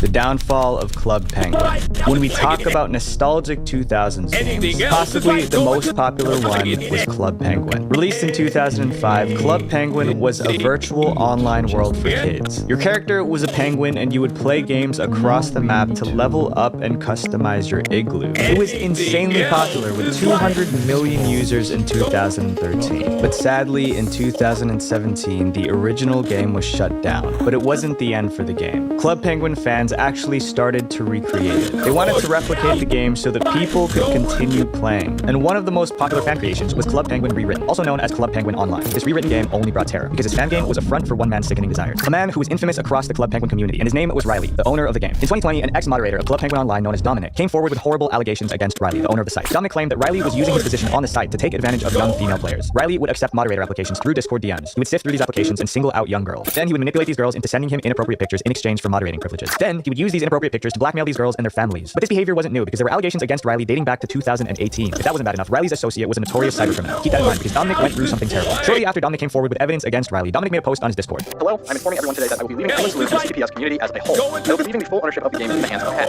I'm doing this for my safety. I'm not knowing the name. However, it was brought to my attention that someone was planning on hiring a hitman or someone of that sort to me and my family. Dominic states that the threat wasn't made by Riley, but someone who had private information about him. So it may not have been Riley himself, but it could have been someone on Riley's team. Possibly Riley's close associate, the cybercriminal. Thankfully, the story has a happy ending. Disney, the company who owned the original Club Penguin game, took personal steps to bring Riley and his website down. And as of creating this video, Club Penguin Online has been shut down because of an investigation that revealed that the game had dangerous content for kids. Riley was supposedly arrested, not only for the things that he did to those young girls, but also for copyright issues from Disney. So far, we've talked about 2 metaverse games intended for kids, but there's another virtual world made for adults, and it's worse. Costing $13 billion in 2022 alone and wiping out over $500 billion investor dollars. And most importantly, it's ruined the lives of thousands. I'm talking about Meta's Horizon Worlds. The world's largest tech companies all bet big on the metaverse, but it created a loss of stock market capital that we haven't seen in almost 50 years. And if you think this doesn't affect you, think again. As these companies decline in value, so do the the portfolios of nearly every major institution, hedge fund investing platform, including investors like me and you. But there's one market that performed better in the last 26 years than the S&P 500, even when tech stocks soared, the art market. And now you can access it in minutes without needing millions of dollars thanks to Masterworks. Every Masterworks exit to date has returned a profit to investors like you. The results speak for themselves. 10, 13, even 35% net returns all in the last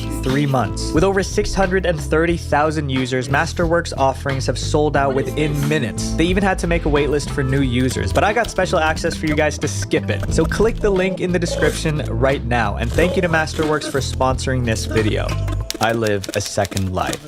The massive multiplayer game Second Life is one of the oldest metaverses, but it doesn't have the best reputation. Second Life was released all the way back in 2003 by Philip Rosedale. It's a completely open-ended virtual world where users can create anything and be anything. In Second Life, you can go to social gatherings, live concerts, and even attend college classes. Yes, college classes, but many people use it to fulfill their dark fantasies too. Second Life has an age rating of 16 and over, but that's not even an age demographic to play the game. The average age of players in this game is 32 years old. And Second Life has been dying for the last 14 years, but people still play it today. So what's keeping this slowly dying game alive? Adult content. An insane 50% of content on Second Life is adult themed, which means that at least 50% of the user base, if not more, engage in adult content and acts on Second Life. But not all of it is as spicy as you may think, because some of it is just evil. Our writer CJ created an account and explored Second Life, and some things you saw were so graphic that we can't show them to you guys. When you spawn in Second Life, you start out in a dark, dirty alleyway. If you walk around for a bit, there's a cave that leads into a dungeon. We walked into the dungeon and saw that the walls and floors were painted with red splotches. There are chains and empty cages hanging from the ceiling, and this equipment isn't meant for animals. There were even posters on the walls that show advertisements of the girls in the dungeon, and all this is happening to the sounds of echoed screaming. Sure, none of it is real, but who would make something like this? Whose fantasy is this? If this is the kind of content allowed on Second Life, I wonder what else is on there.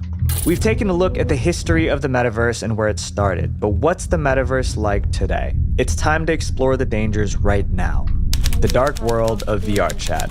Yes, VR chat. The place where a furry and Raymond can have a conversation about politics, and no one thinks anything of it. If you follow my channel, we made an entire video about VR chat and the crazy stuff that goes on there. VR chat is an online virtual reality game where players interact with each other in virtual worlds. Players create servers called worlds, which can be anything from cozy apartments to distant planets. In these worlds, players can chat about anything together. Sounds innocent, right? Well, you have no idea. Even the users who play VR chat every day admit that the game has gone off the rails. The community is like the wild, wild west, from violent gangs to sadistic cults. And did I mention that VR chat is filled with kids? Someone took advantage of this. On December 26, 2022, police in Utah sent out a statewide Amber Alert about a young boy who went missing. 2 days went by without any word from this boy, but he was eventually found on December 28th, with the police arresting 26-year-old Aaron, also known as Hunter Fox on VR chat. It turns out that Aaron met this boy on VR chat, and after getting to know each other, Aaron manipulated the boy into meeting up. Aaron traveled 12 hours to carry out this crime, but there was something that made this guy different from the other people we covered. The fact that he saw nothing wrong with what he was doing, more specifically, the relationship. Aaron posted a few tweets about his new boyfriend just 2 weeks before the incident. Aaron never said who he was talking about, but we can connect the dots ourselves. He said he was going to spend the rest of his life with him. And quote, "I am so lucky. We played VR chat together for about an hour. Today I heard his voice for the first time since November 20th. This is already the best Christmas. I love you." Thankfully, the boy was returned to his family, and Aaron is awaiting charges. And if you want to know about the dark world of VR chat, you can watch my video on my channel.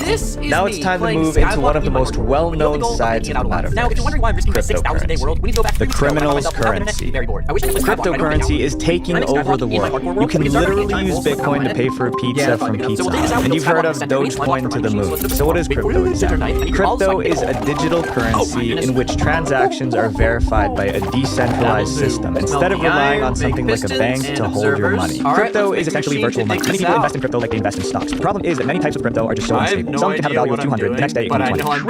Really well. And now the ow! It went to zero! That is a live roll. And sometimes people bet their life savings on a certain cryptocurrency and end up losing everything. But that's not the worst part about it, because crypto is a criminal's currency. There aren't many government regulations on cryptocurrency. This makes it so easy for criminals to launder money, and one of the most common forms of this is the classic call center scam. The YouTuber Kid Loga gave us an inside look into one of these crypto scams. The machine is completed. Let's hope that it works. Used your identity. 3, 2, 1.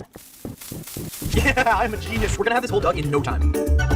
Oh man, there's water in the way. How are we supposed to get rid of that? Well, we can pause the machine and use the conventional and unconventional method of making rows of walls in L River. I'm not gonna lie, it's taking way longer than I expected. It's already been 2.5 hours. Okay, there was a lot more water in this area than I realized. And now we go absolute ham with the sponges. I just realized I don't have a totem on me. I don't know where it went. That could have been really bad. Oh, that took forever. Oh, I forgot about this area over here. Editing. What? Okay, we can unpause the world leader and wait up here. Man, I can't wait to play Skywalk. What if I die? It's not like I'll have a totem. Is this a bad idea? To help me cope, I'll tell you about War Thunder, the massive free-to-play military action game available on PC, Xbox, PlayStation, and Mac. War Thunder delivers an How to use and wait, hold on. Anything else is like going to the store. So going to the store. Going, and then this syllable or whatever needs to go. So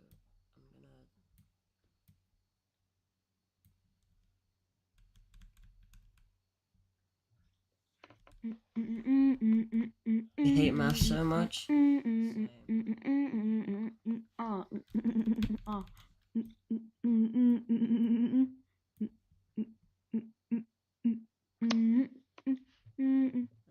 just... Can I move this to 0? There we go. And now we configure the keyframes. This is not even done yet. It's just these keyframes. So now... A quality all Skyblock players have is a lack of social skills and the desire to stuff their mods folder with as many mods as possible in an attempt to increase their experience of breaking blocks and hating mods. In this video, iChappy will teach you how to properly manage your Skyblock mods and which of them you should consider installing and which you should possibly get rid of. Along with his mod pack, iChappy will showcase his custom Hypixel mod. But before we begin, consider subscribe. You need to select all of this. Curse Forge. Go to Curse That's Forge. not good. What is this shake? So it's shaking a lot. But this is supposed to be like that, and then... Hello guys, I want...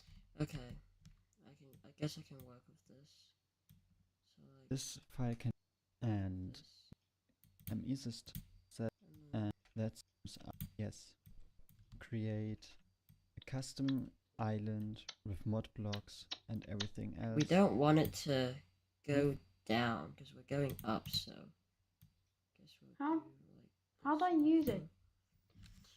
this pixel right here, and then this is supposed to be straight, so we'll just remove this keyframe, and then on this one right here,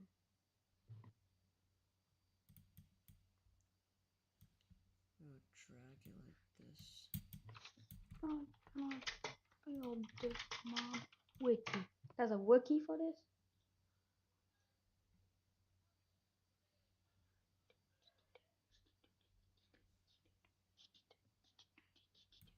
Okay, like that, and then alright, now it's shaking again, so we'll remove this keyframe, and then right here we'll have to do this. Also, Luna, I haven't seen you in so long, it's actually crazy. What I meant was like, you haven't been on my stream for a bit. Schematic. I need to make a schematic.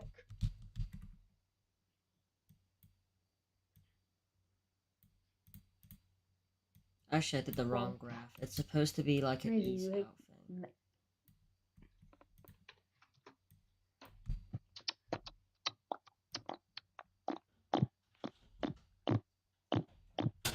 And then this part right here, I don't need this. So it's just is like to...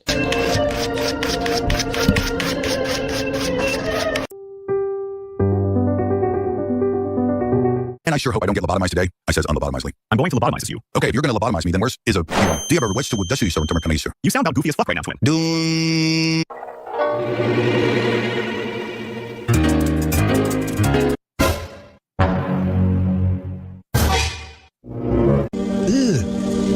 Brother, what's that? What's that, brother? Okay, so chat.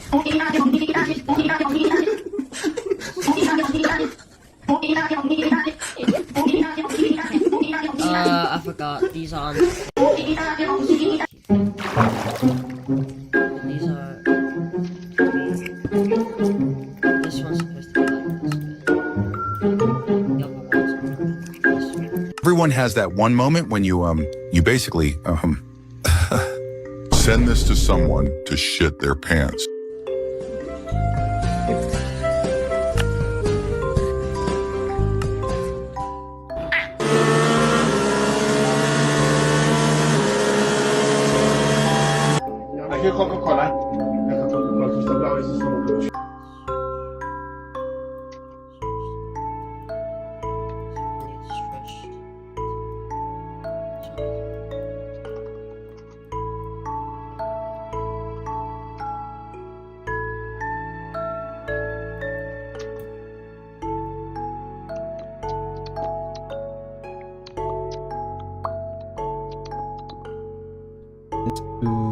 The block event session crashes.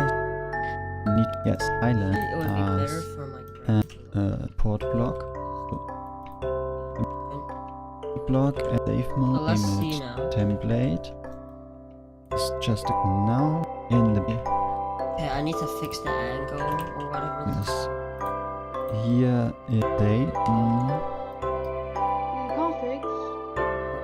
in day saves new world only this generated Minecraft structures.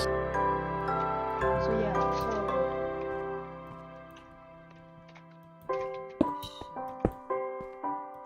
this needs to go like.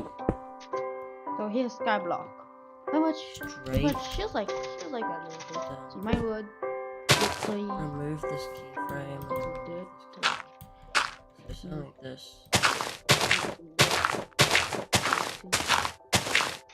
We're gonna have to make this a bit like that, and then right here is like you have to sieve. Not that getting sorta, big, you really have to sieve. and then like.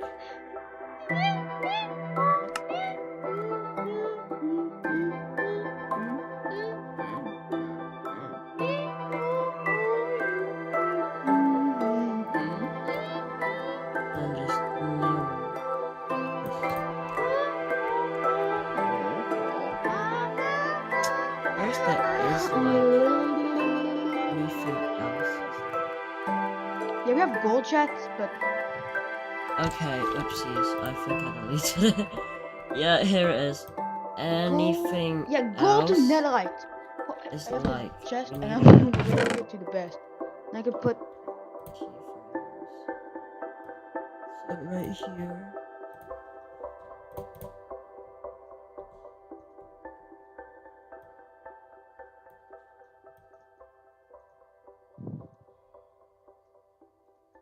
Oh. Okay, hold on, wait. I'm kind of brain dead. Anything else is like, oh, bruh. Wait, what? Wait, what is this? Hold on, wait a minute. Wait a damn minute. Why is there so much keyframes here? What is this? First World, Minecraft, down, Why is there backups. Why is there like 10,000 keyframes there? Backups, instances, yeah. What is that? Sky, sleep block. This is the locked keyframe or whatever. What is that? Skyblock builder. Okay, Dumps. Exports. Convert input. So yeah, here's the NBT. Okay, that's good. Alright, and then after... But where's the... Oh. So for the angle... I can't speak. Angles one? We want this to go like... Here. So... Okay, so... Anything else is like... So... Is like... Is when you go up. So... This is supposed to happen. Is like so about here. Skyblock builder. No, not about here. About here. Wait, what? Config. Anything else? Templates. Oh, I'm so stupid. Oh, okay. Never mind. This is supposed to be rotating to else, and then to is like. Okay, I'm stupid. I'm fucking stupid. Alright, I got it. So, I think I made it work. So, anything else is like, so, is like is here, so, we need a keyframe here, and then... Wait a minute. Why don't I just say it? This keyframe here, hold on. Wait a second. Let me get the inspector out, and then...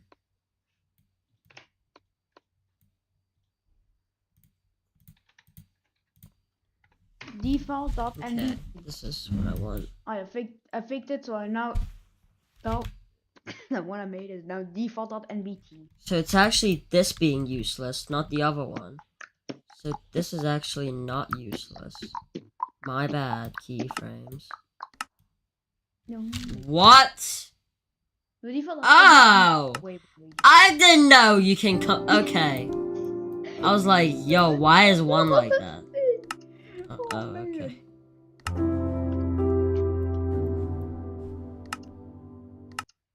That makes it much easier. Okay. Finally! Now This is this how it just works. needs to go like. It needs like it can use this. default.mbt, Let's see. but it always needs default.mbt. It's not So we smooth. start with torch, one can, and the book. Now first thing first, let's get some of this. One. So right here is like. This is too fast of a ramp, so. Please. I'm gonna make it like. Alright, let's make some wood. Make a crafting tape. See if it's better. Let's make a hook. And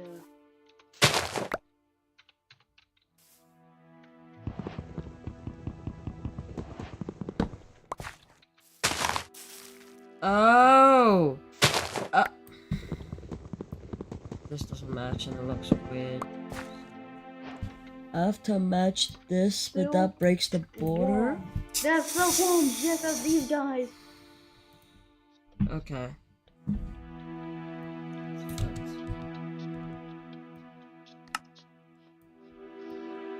Anything else? Alright, yeah, it works. Alright, cool. Anything Yeah!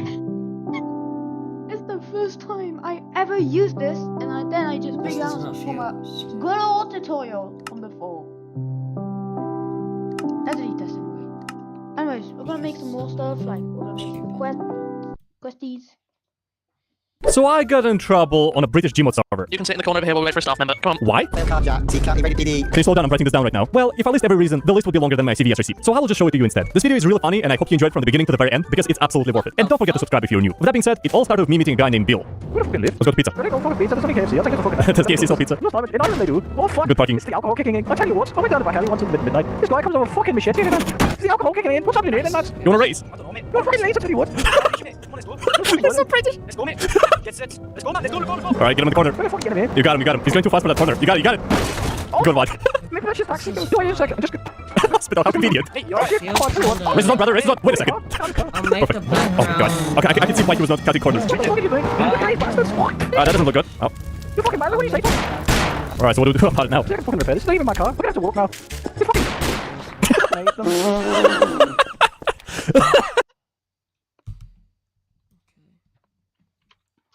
And then on the store part, I need the transform node. This part to be like. I'm getting a skyblock mod pack.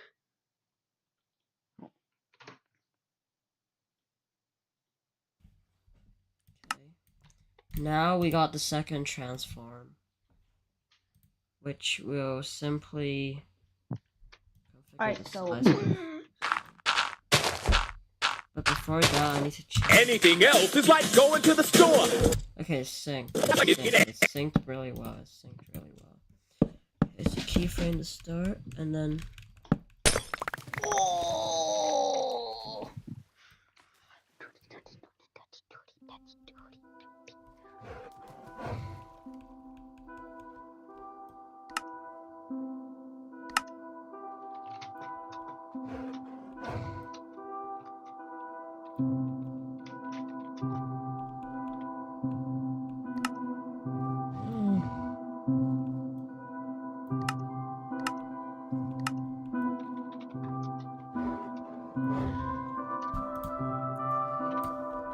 Now we're gonna look at this.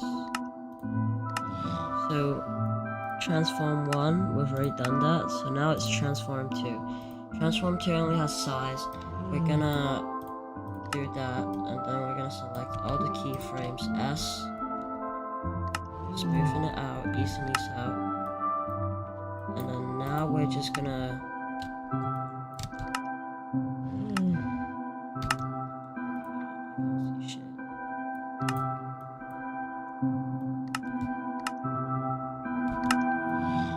firstly, this bouncy thing right here is not it. Just do this.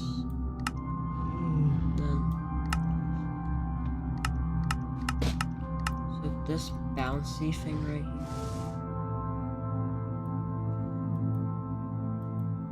I think I know what's happening here. So this.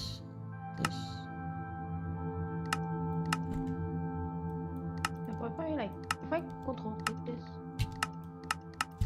for example, I can control click this and then add selected dependencies. Yeah. This is not supposed to happen. Boom. Oh, that's wrong.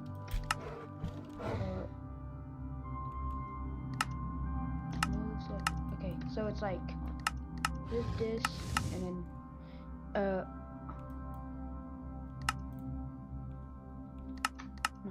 There we go. Add selected dependencies.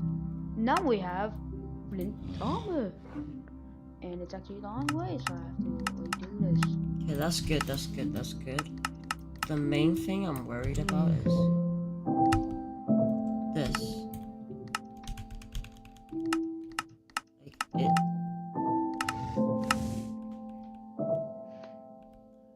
Why does it do that? So it goes like that, and then back down. Is it not?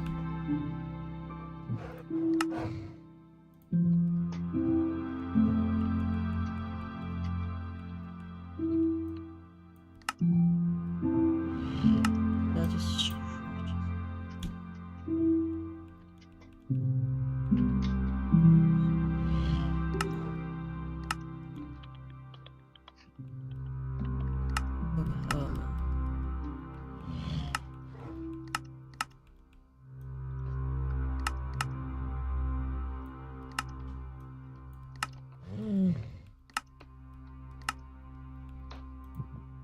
And now in here, I'm gonna see.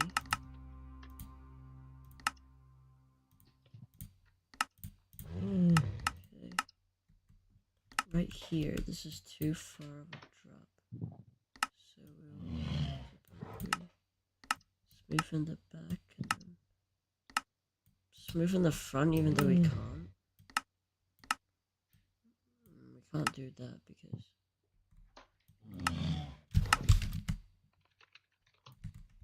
No ammo tools. What if I make a cut here? Ammo? So instead of doing this, I actually... Item, ammo, mode, armor, like bootsies.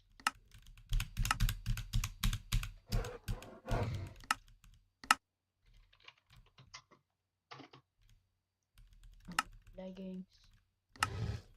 Actually, would it even matter?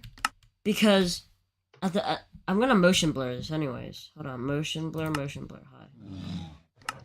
blur, quality free.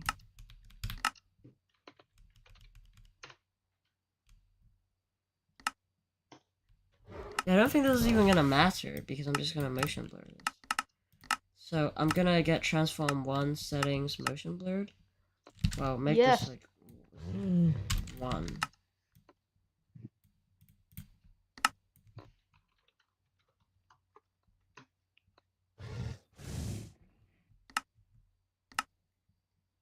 I feel like it's freaky. Too freaky. That is crazy. What? Hell no. What the fuck?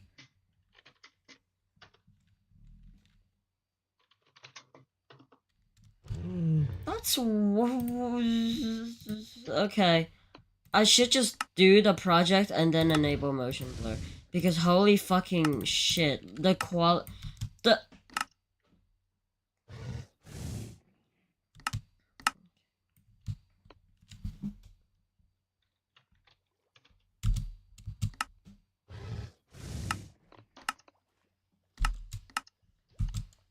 What? Oh, bruh. There we go. Okay, but what if I motion blur it now? What would it look like? So free. Alright, not as bad as fucking 1 FPS, but I still wouldn't do it right now, because, like, there's no point. I'll just do that and then click off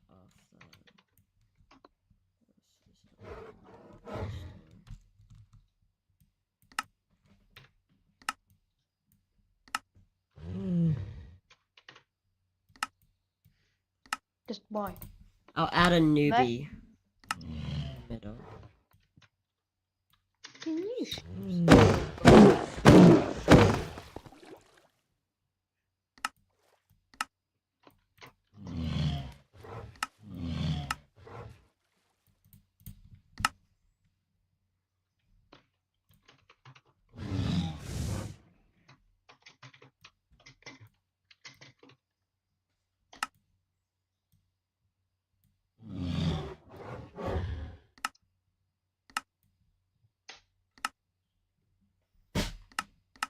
And I'll just spin this like crazy. So I'll start off with like a random rotation. Spin. Spin. Spin.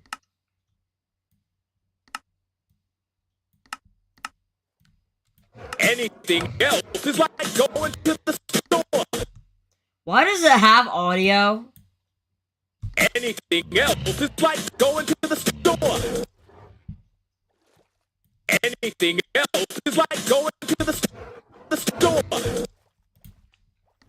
Okay, now we're just gonna do the text. So right here on the text, I'm gonna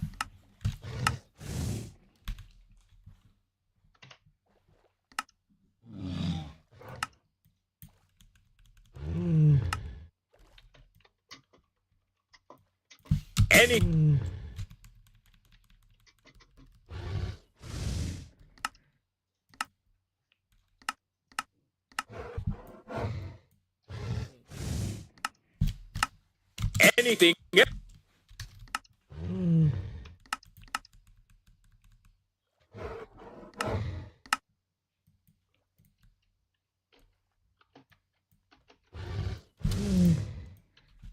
anything else.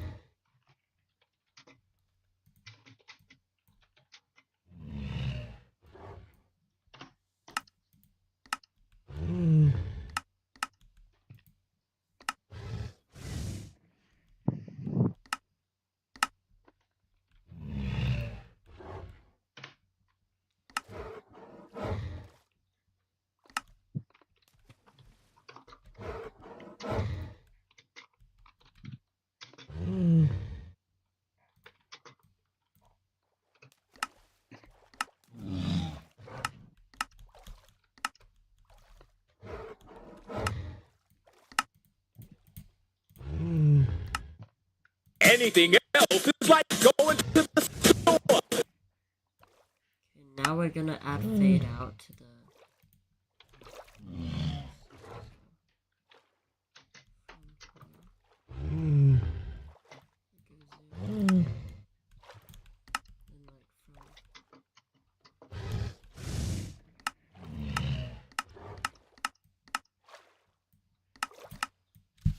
Anything else. Anything else is like going to the store. Anything else is like going to the store. So keyboard, guys. Anything else is like going to.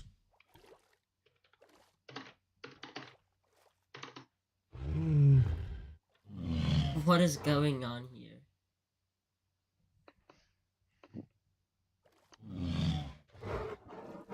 You won't.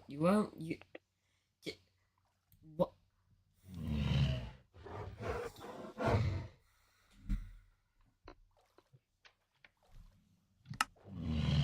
Alright, nobody saw that.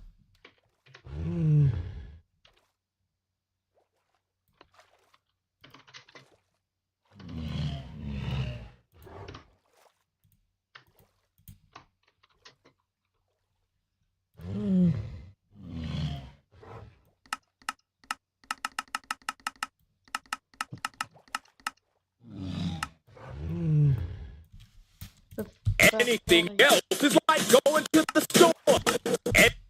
Anything else is like going to the store. Anything else is like going to the store. Anything else is like going to the store.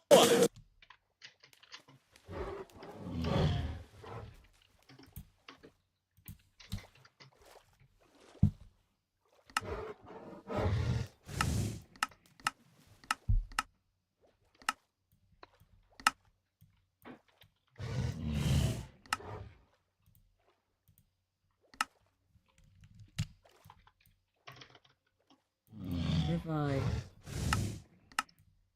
drag this into here, and these, and media in.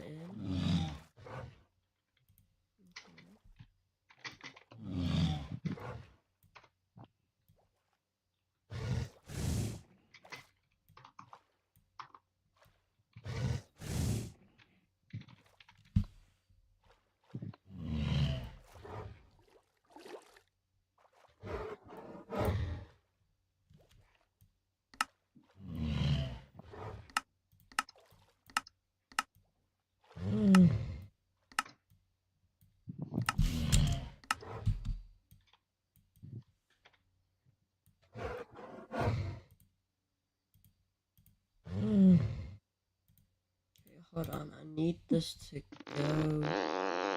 So the keyframe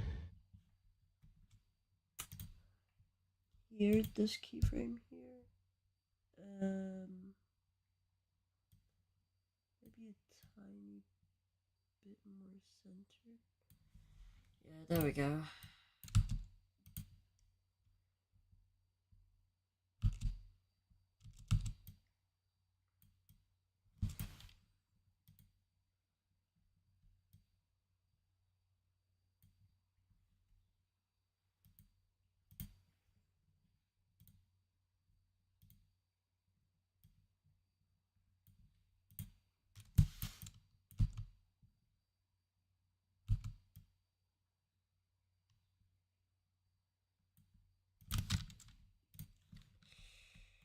What is this? Uh-oh, what is this? Wait, hold on, wait a minute, what the fuck? Wait, whoa, wait, what?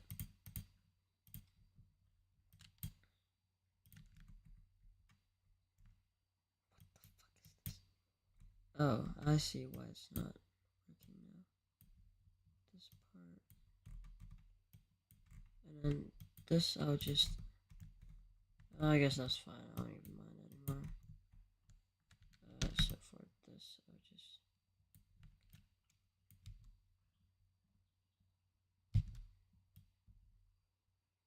What is this? This is store? Oh, bruh. Hold on. Store. Here it is.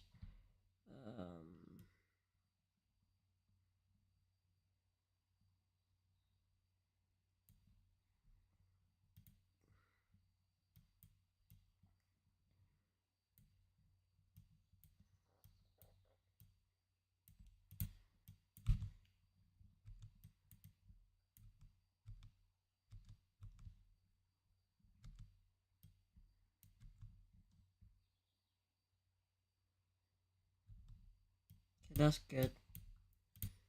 But now let's enlarge this, actually. Let's make this...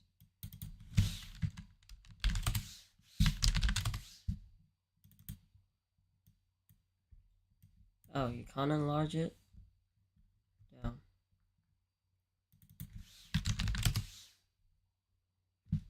Hold on.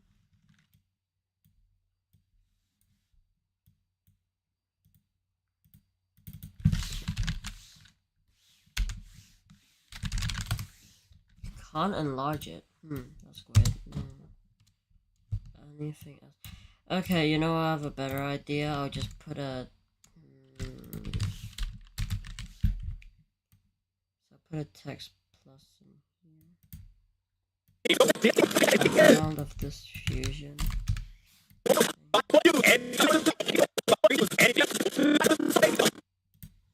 Okay, now this is gonna be.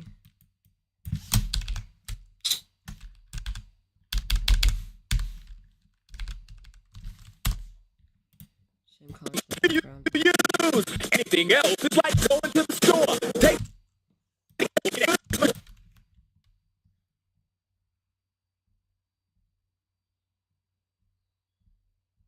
anything else is like taking the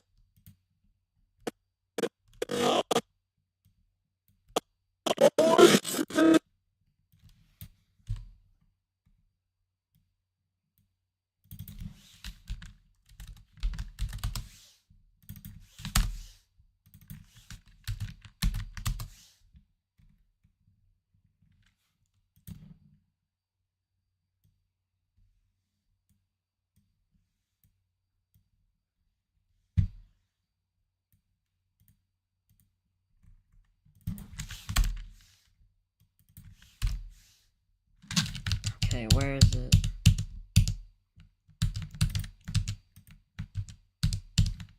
Wait, what the fuck am I undoing? Wait, whoa, what am I undoing? What am I undoing?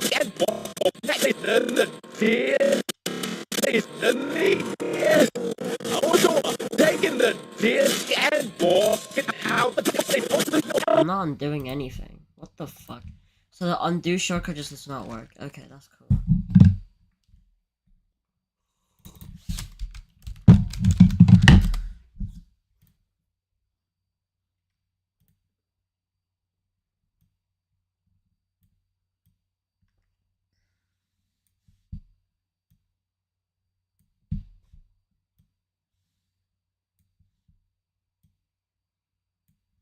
Okay. Now we're just gonna put the there.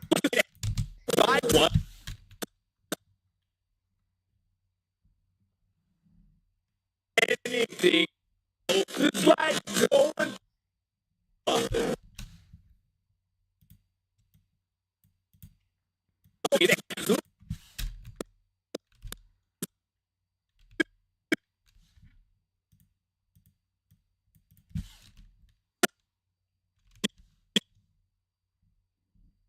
Anything else is like flying it in it. Anything else is like going. Take it.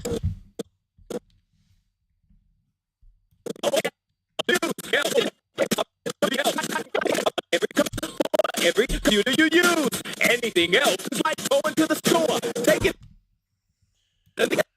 That's one part done. Oh my god, it took so long. Oh god damn it. Ah. Ugh. Okay.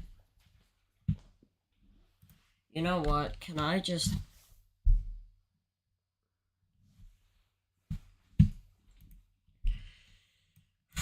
time to add another fusion compo. Okay, we got this. Taking the disc. The door is completed. Stealing, taking what? Not your debt. The door is completed. You just go.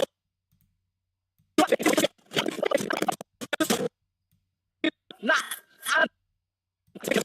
Taking the disc and walking out the door is completed. Stealing, taking what? Not your debt. Taking the disc and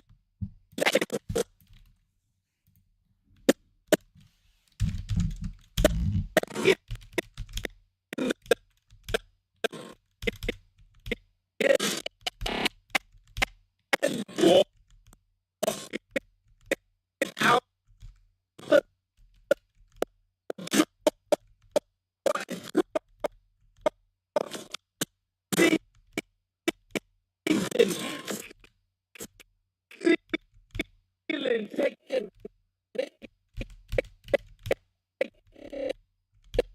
what? Not your debt.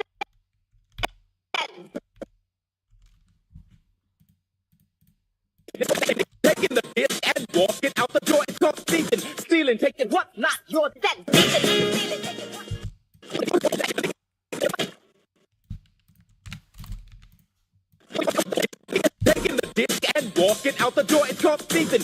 then take it. Okay, now we're just gonna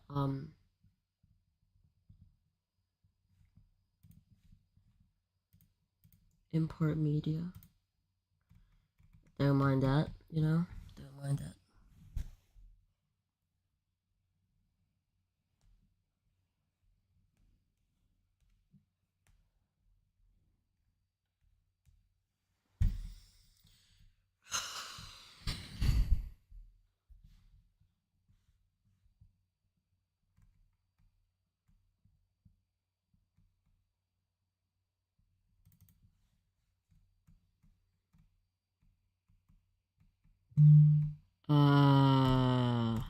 Here it is.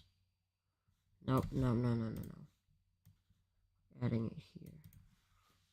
Not your dead.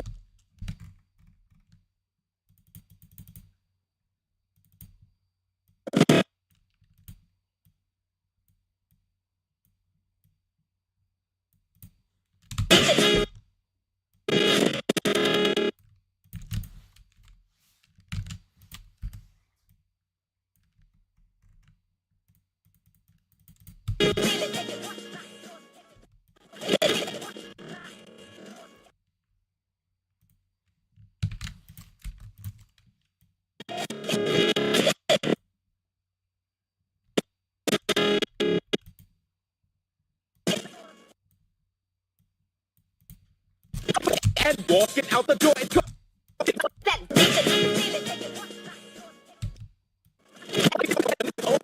Taking the disc and walking out the.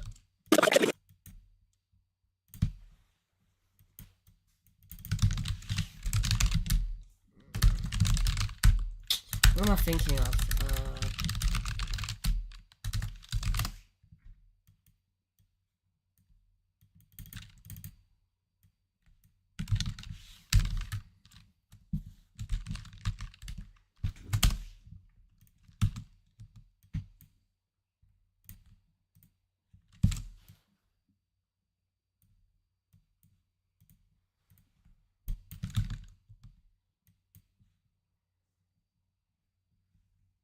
Okay, now we need a disc.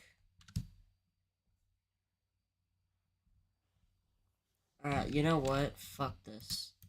You know what? I'm gonna use this as my disc. This is my disc. I'm joking. I'm not joking, actually. Hold on. Paint. No, not paint. Paint 3D.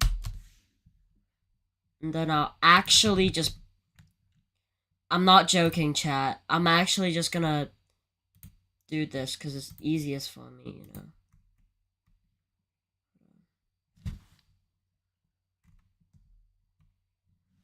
What was I thinking of again? Oh yeah, I forgot.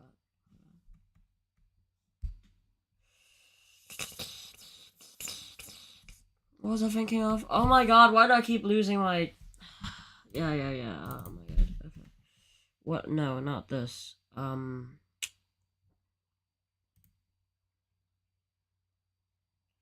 Wait, what? Hold on.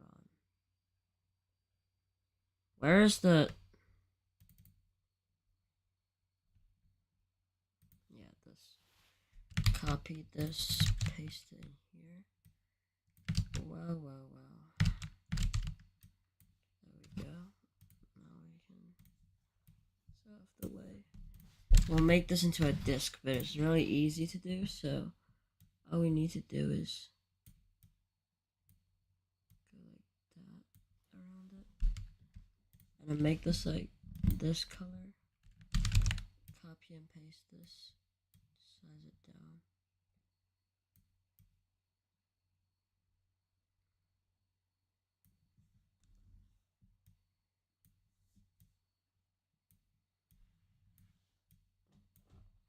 Is there a way to, like...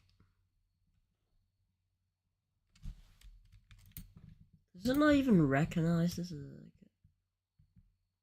Yeah, it doesn't even... When you copy it, it loses all its properties. Damn. Okay.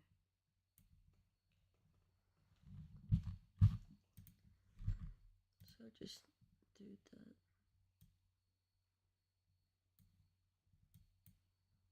Fill is like this color.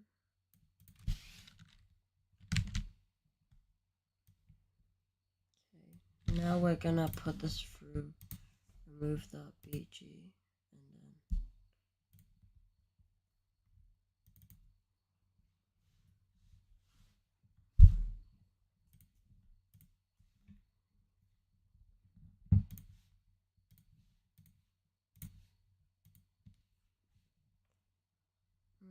Now we're gonna put it in.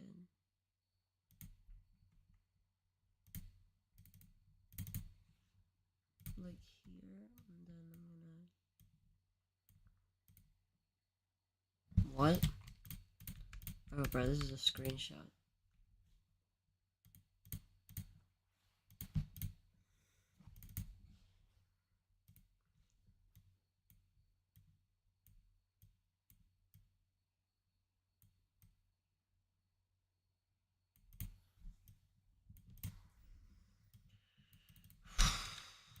Okay, now I'll make this.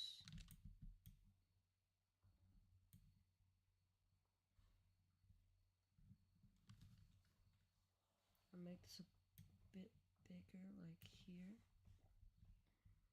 and then media in. Oh yeah, and then I'll make this spin, which is gonna be easy. So like, keep on spinning, buddy. Taking the disc and walking out the door and caught thieving, stealing, taking what not your dead. Taking the disc and walking out the door and caught thieving.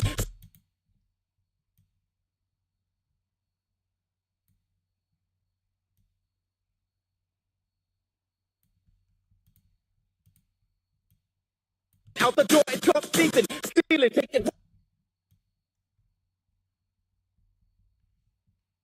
the disc and walking out the door and caught.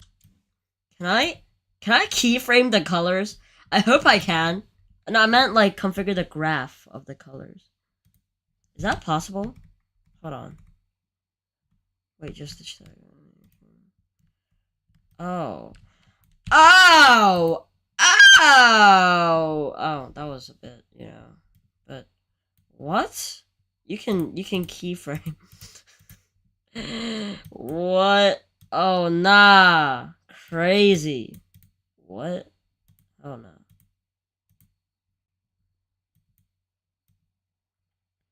Why is this software actually so OP? You can keyframe anything. Keyframe whatever the fuck you want it to.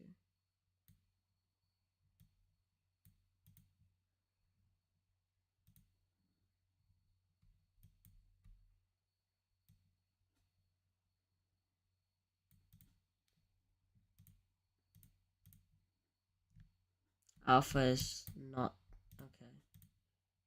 That's fine. So now it looks like this. The angle? What the fuck do you mean by the angle? What is this? Oh, this doesn't need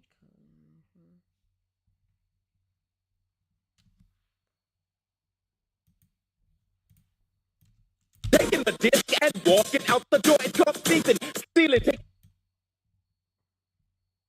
walking out the door and caught thieving, stealing, taking what not your dead. Taking the disc and walking out the door and caught thieving, stealing, taking what not your dead. Taking the. Okay, that's good. Text plus.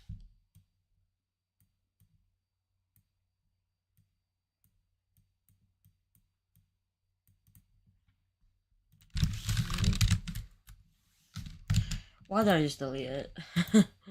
Verdana. Taking. Is that Verdana? Oh, my stupid. Huh?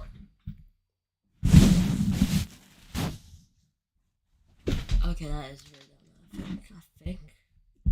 Hopefully.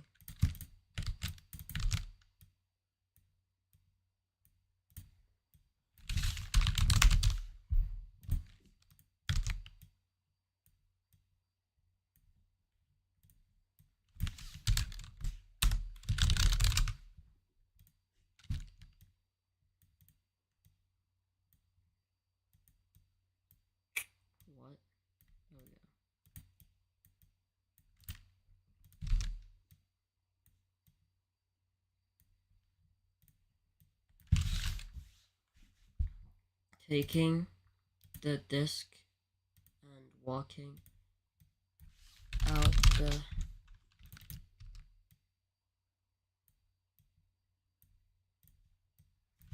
door. Okay, I'll do these at the moment. And then I'll also add a transform. Node copy and paste that transform node. Put it through like this. And then we'll just do, and then we'll do this.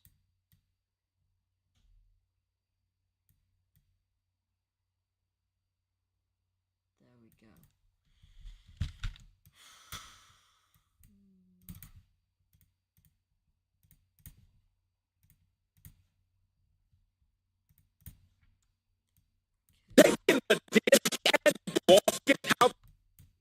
Okay, now we have to see where these should be at. So we're gonna go to, actually no, that's not right. It is here. So we're gonna put these up here. In fact, the background can be a bit darker.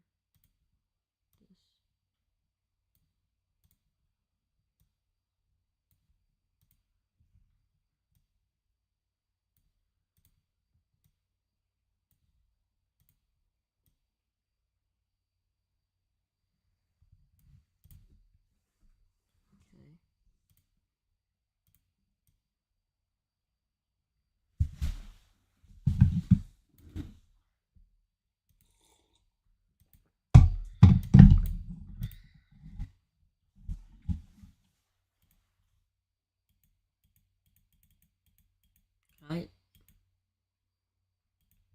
Okay. That's strange. Okay.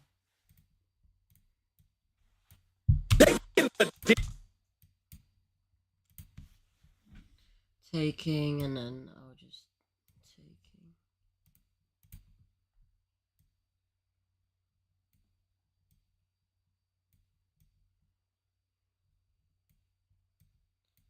Put it here.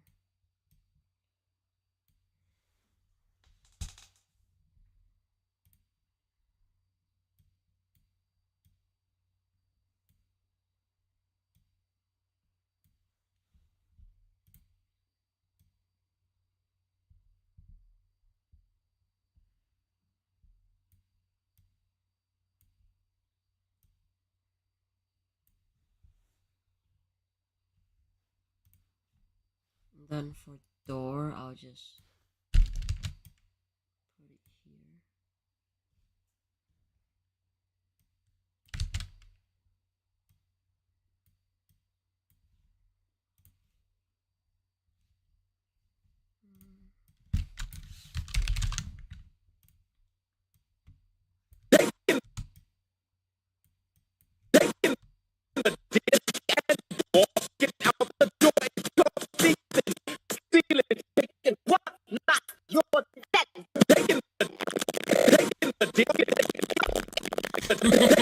Okay, hold on.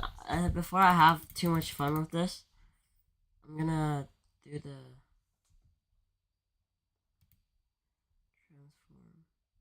transform one. Okay, there we go. Now we're gonna get this. And then instead of playing around with the whatever thing, I'm just gonna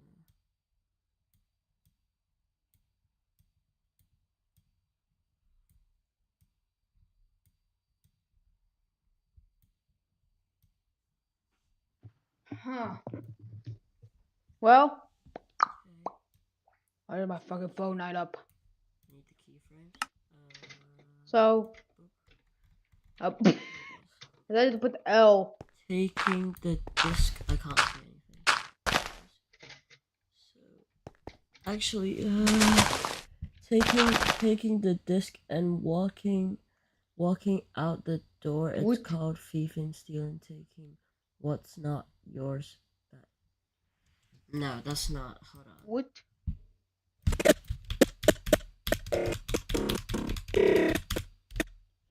Taking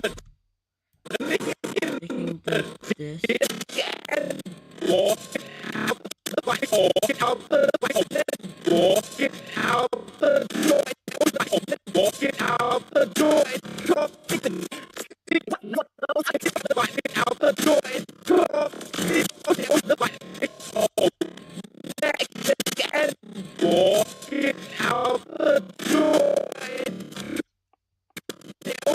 Mob grinding utils. A mod that adds fun ways to make mob spawn.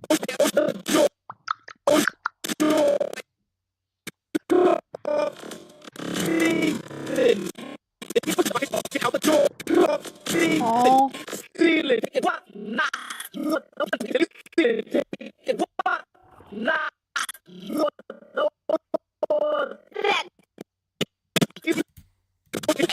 There we go. Okay, now we're gonna put this. Okay. Taking the disc and walking out the door. It's called thieving, stealing, taking what? Oh, yeah, I got it. Taking the disc and walking out the door. It's called thieving. Wait, no. Taking the disc and walking out the door. It's called thieving, stealing, taking what's not yours back. And then this is the beat drop. Okay, I got it.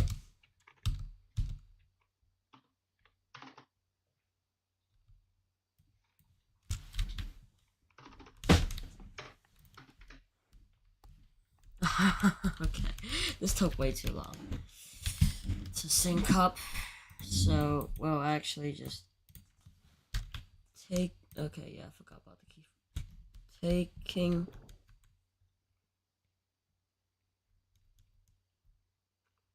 Wait, what? Wait, hold on. Have I selected the wrong thing? Oh. Yep, I have. Yay, that's cool. Okay, so if I'm right, this does already have a keyframe. So here, and then Y, does it do that? Okay. Can I please move it?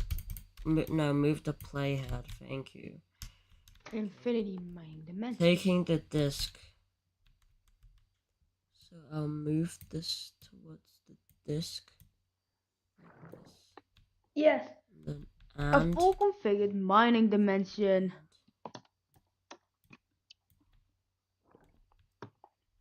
Walking.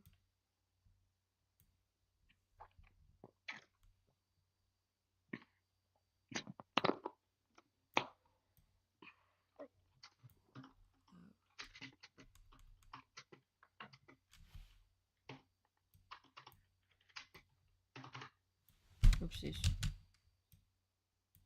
Vous rejouez à Minecraft? Optez pour un serveur.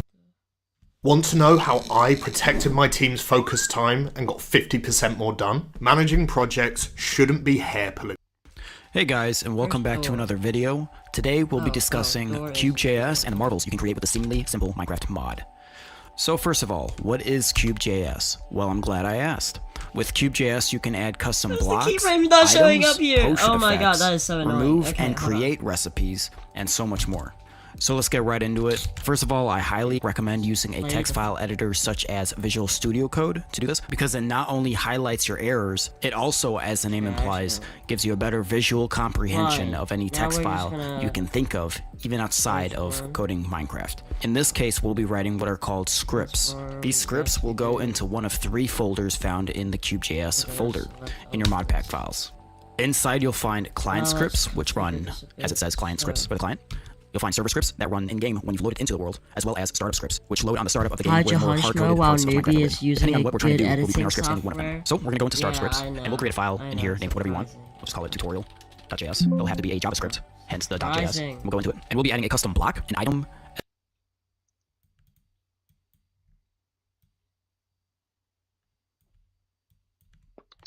I'm still gonna use this shitty, like, CapCut looking ass graph, because I physically do not know how to graph, okay? Whenever it's anything about, like, real life graphs, or, like, whatever the fuck y equals mx plus c type shit, or whatever. That's a straight line graph. I know that, but like any like graphing or like graph or like is anything towards that, I just completely fumble. Like it's just not. It's just not. It's not in my head. Graphing is not possible in my head. Graphing is impossible for me. Like, as well as a custom potion effects. By the way, including announcements of sorts of several maps that were created. Now, this is obviously not actually Scrabble, but it's close enough. It's called LexiQuest by Trilender. It's actually rather interesting. You should check it out. Now, there are several other maps announced here, but we're only going to go through this one because it's related to this. Now, y'all were very quick to judge, and we're very quick to suggest that it could be really any letter here, not necessarily an N, which we all thought it would have been. Schrodinger's letters. Sent me a letter. E.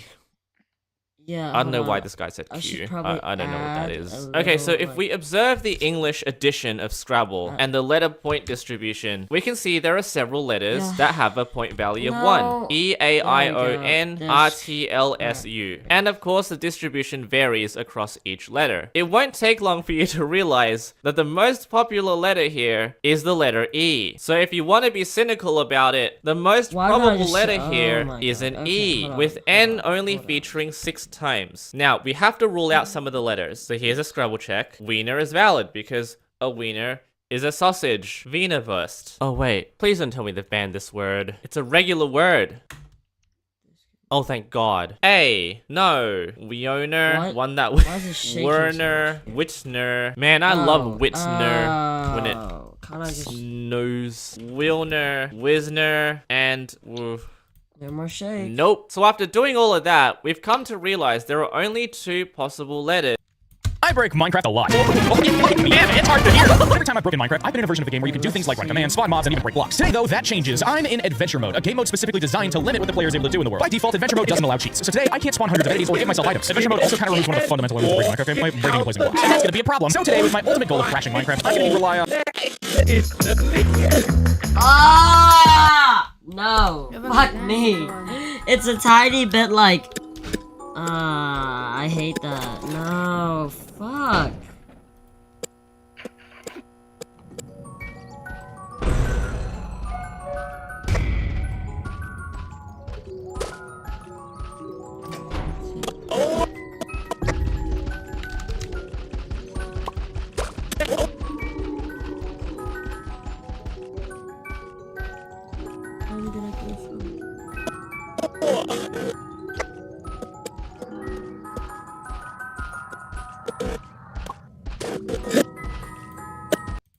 What is this color? Let's go back and meet a familiar face. Since my last video, I Has a Faceless has become the most popular active web series. New games have been made, more YouTube channels have been created, and many new videos has been added to the Faceless channel. And since the Nickel Builds Bricks re-uploads video, everything has changed. Faceless, video after video, deals with the unstoppable force which is JX1 DX1, constantly stalked, harassed, and threatened. This story is not meant for you to intervene. Perfectly sums up this first half of the story, but in the second half, it's all downhill mentally for Faceless. Sit back and relax because welcome back to I Has a Faceless. Let's pick up where we left off. This video is 17 seconds long, and it's just a drawing of Faceless. Just him, nothing wrong. What is this one again? We can see 3 different things flashing behind him. One, an apple representing Raggedy Ann 1977, horns representing bone marrow, and the last one, I don't really know actually. It could be Fern though. These just symbolize Faceless' friends. After this, it shows an image of a red computer with the words, "If only you knew," written above it. This message is from JX1. Lastly, the description of the video has the word "bye" written over and over again. Not sure why I'd be saying this. Maybe we'll find out later. Let's go ahead and move on. Okay, what? Right off the bat, this video is a lot different than the rest. It's Faceless and he's crying. I'm guessing because of all the stress that JX1 is causing him. At the same time, we get to see messages from JX1. Do you understand me? She would not be proud. This is not a daycare. Listen to me. Look at where this got you. I want you to know I am never at rest. Check her files now. After that, it's the end of the video. Is the line "She would not be proud" talking about Facel's mother who passed away? JX1 is super messed up for that. Also around this time, Facel's made a community post mentioning some pretty dark stuff. It's really worrying to see this. The line "Check her files now" brings us to our next entry. This entry has the same music as the last one. It's not dragging it. It's not just... It could be that Faisal saw it after checking her files. It's his computer showing JX1's face, and he begins to speak. I see that you all have tuned into those. What? He's speaking to us. JX1 mostly builds upon the code that we've heard before. We can't help Faisal, so we can only watch his slow downfall. Nika was made as an example for those who interfered. I recommend you to stay unattended for as long as I function. JX1 recommends that we don't intervene, and he stays as only Facel's problem. JX1 mentions that Facel's will try to distract himself from him, but he will be there. Yeah, he's cooked. The description of the video reads, "I will go silent for a while," and Bone saying, "LOL, Facel's, why don't you see how cool this is? I don't know how this could be cool to someone. He's literally being threatened, but hey, let's just move on." This video is Facel's playing a sword fighting game. As JX1 said earlier, Facel's will try to distract himself, but then he joins. It's Meatwad. Who the f is Meatwad? Oh, it's him. He seems like a pretty nice guy. He was then stabbed 57 times. Raggedy Ann then joins the game. Meatwad and Facel's have a very intense duel, but in the end, Facel's lost to f***ing Meatwad. Meatwad distracted Lisa saying, "Oh, wait, this got kind of personal." In this video, we get to see what happened after the Nico build bricks re-uploads video. It begins with JX1 saying, I told you to leave, and Nico says, I'm sorry. JX1 says, but you didn't listen, over and over again. Then this happens. Pull it down. And then shows us a community post made by Nico's account. I say that because it wasn't Nico, it was JX1. It reads, I repeat, do not investigate Faceless. I'm sorry. As JX1 said before, Nico was used as an example. But if we look below, we can see a familiar face, growing ferns. The video ends with JX1 saying, now you see where he is now. His curiosity brought him to the lowest point of hell. See you soon. But before we get into the next video on the Faceless channel, we have to cover some new channels that have been made. Anne and Bone's channel. Anne and Bone both created their YouTube channels on the same day, and they'll post things every once in a while. I will mention the videos uploaded by the channels along the timeline of the Faceless channel. Let's cover the first and only video by Bone. This is a scrapped video that involves Faceless and Bone. It's of Faceless walking the viewers through the basics of Roblox Studio, but I don't think Faceless is the right guy to teach this. But anyway, it's a pretty fun video to watch. I highly recommend it. We saw Fern make an appearance in the Nico's Nightmares video, responding to the message that Nico sent. Going into this video, we know that Fern left Roblox, but because he wonders what's going on, he joins Faceless' game. Faceless is playing a new game that is actually on Roblox. Go check it out. He walks around the game for a bit, then Fern joins the game. What? Oh my god. If you can't tell, Faceless is very shocked about this. Faceless wonders why he returned, and as we already know, Fern saw the forum post from Nico about Faceless' place, but Faceless is yet to see this post. When Fern tells Faceless about the contents of the forum post, this is his reaction. Like, oh god. Fern wonders if he did anything to him, accusing Faceless. Then Fern turns out to be a generational hater, hating on the build and other things in the game. The only reason Fern is here is to get answers, but Faceless does not have an explanation for any of this. They somewhat begin to put the pieces together. Fern realizes that JX1 types the same as Nico did, but after this, the video ends. Fern acts like a total asshole in this video. Yeah, real great friend. Let's go ahead and move on. Oh my god, This is an audio diary from Faceless. The purpose of him making this video is to There get we some go. things off his chest. Okay, He talks I'm in about my the situation peace between hour, him and shut Bone. They were playing the snow game from the last entry. Bone was talking about her friends, but Faceless doesn't like them, to which Bone got mad at him. He then mentions what happened in the last entry, how Fern acted rude towards him, asking questions about the Nico guy that Faceless doesn't want to think about because he thinks it's all his fault. After that, it's the end of the video. This is the second audio diary. In this video, he mentions the following things. He says that he wants to confront Bone about her friends. Damn, he must not like them at all. The second thing he mentions is how he met Anne before they signed up for Roblox at the park. He mentions that she's a pretty nice kid. I'm sorry that you're gonna stuck between me and Bone and whatever the hell's going on with JX1. He apologizes to Anne for being stuck in between Bone and himself. He also mentions another user named JKC Spartan. We've seen this user before on the Seal Directory channel. The last thing he shows us is the family Christmas tree. He ends the video by saying, do you ever get this feeling like you can't do anything? After that, the video ends. Before we start this entry, I want to mention the description of the video. He wasn't recording, but I was. Someone help me. Faceless is unaware that this footage is being recorded. It's a conversation between Faceless and Bone, and it's really long. I don't want to waste too much time. I'll summarize what happens in this entry. Bone confronts Faceless about the last diary entries. She said that they were uploaded to YouTube, but Faceless didn't upload these videos. Because of this, Bone confronts Faceless about lying about the situation with her friends. Faceless then asks the question for Bone. How did you know my real name before it got leaked? Bone's excuse is that whenever she meets people online, she wants to find out as much information about the person. What the hell is wrong with her? This conversation turns into an argument very fast. Bone has pretty much doxed Faceless for information, which is just insane. Bone talks about how Anne may get involved in the situation as well, and Faceless is not happy about that. After this, it's the end of the entry. Bone has crossed the line here, and you're getting out of my group, buddy. That's good, that's good, that's good. That's one part. This is the first video from Anne. This video shows how innocent Anne is. She's drawing requests from people watching the video. Meanwhile, her friends are cussing each other off. Anne is a very good artist too. The first drawing is Bob from Animal Crossing, and the second drawing is Shadow from Sonic the Hedgehog. Wait, why is Shadow pink? Oh, never mind, it's Amy. Wow, she's very talented. I sure hope her friend group isn't about to fall apart. Oh no.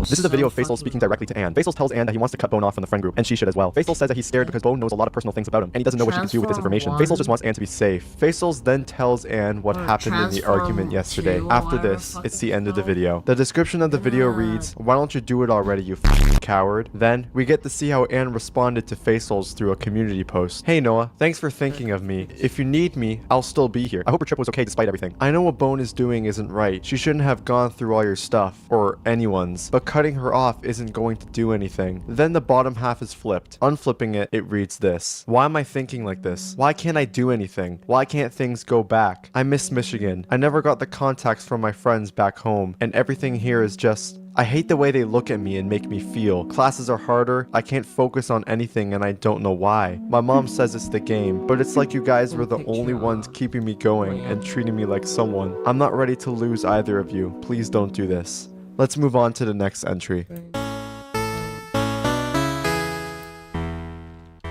This video is very interesting. It's a flashback to when Faceless first discovered Roblox. He is sending this video to Fern to try to get him to join. He sounds so innocent in this video.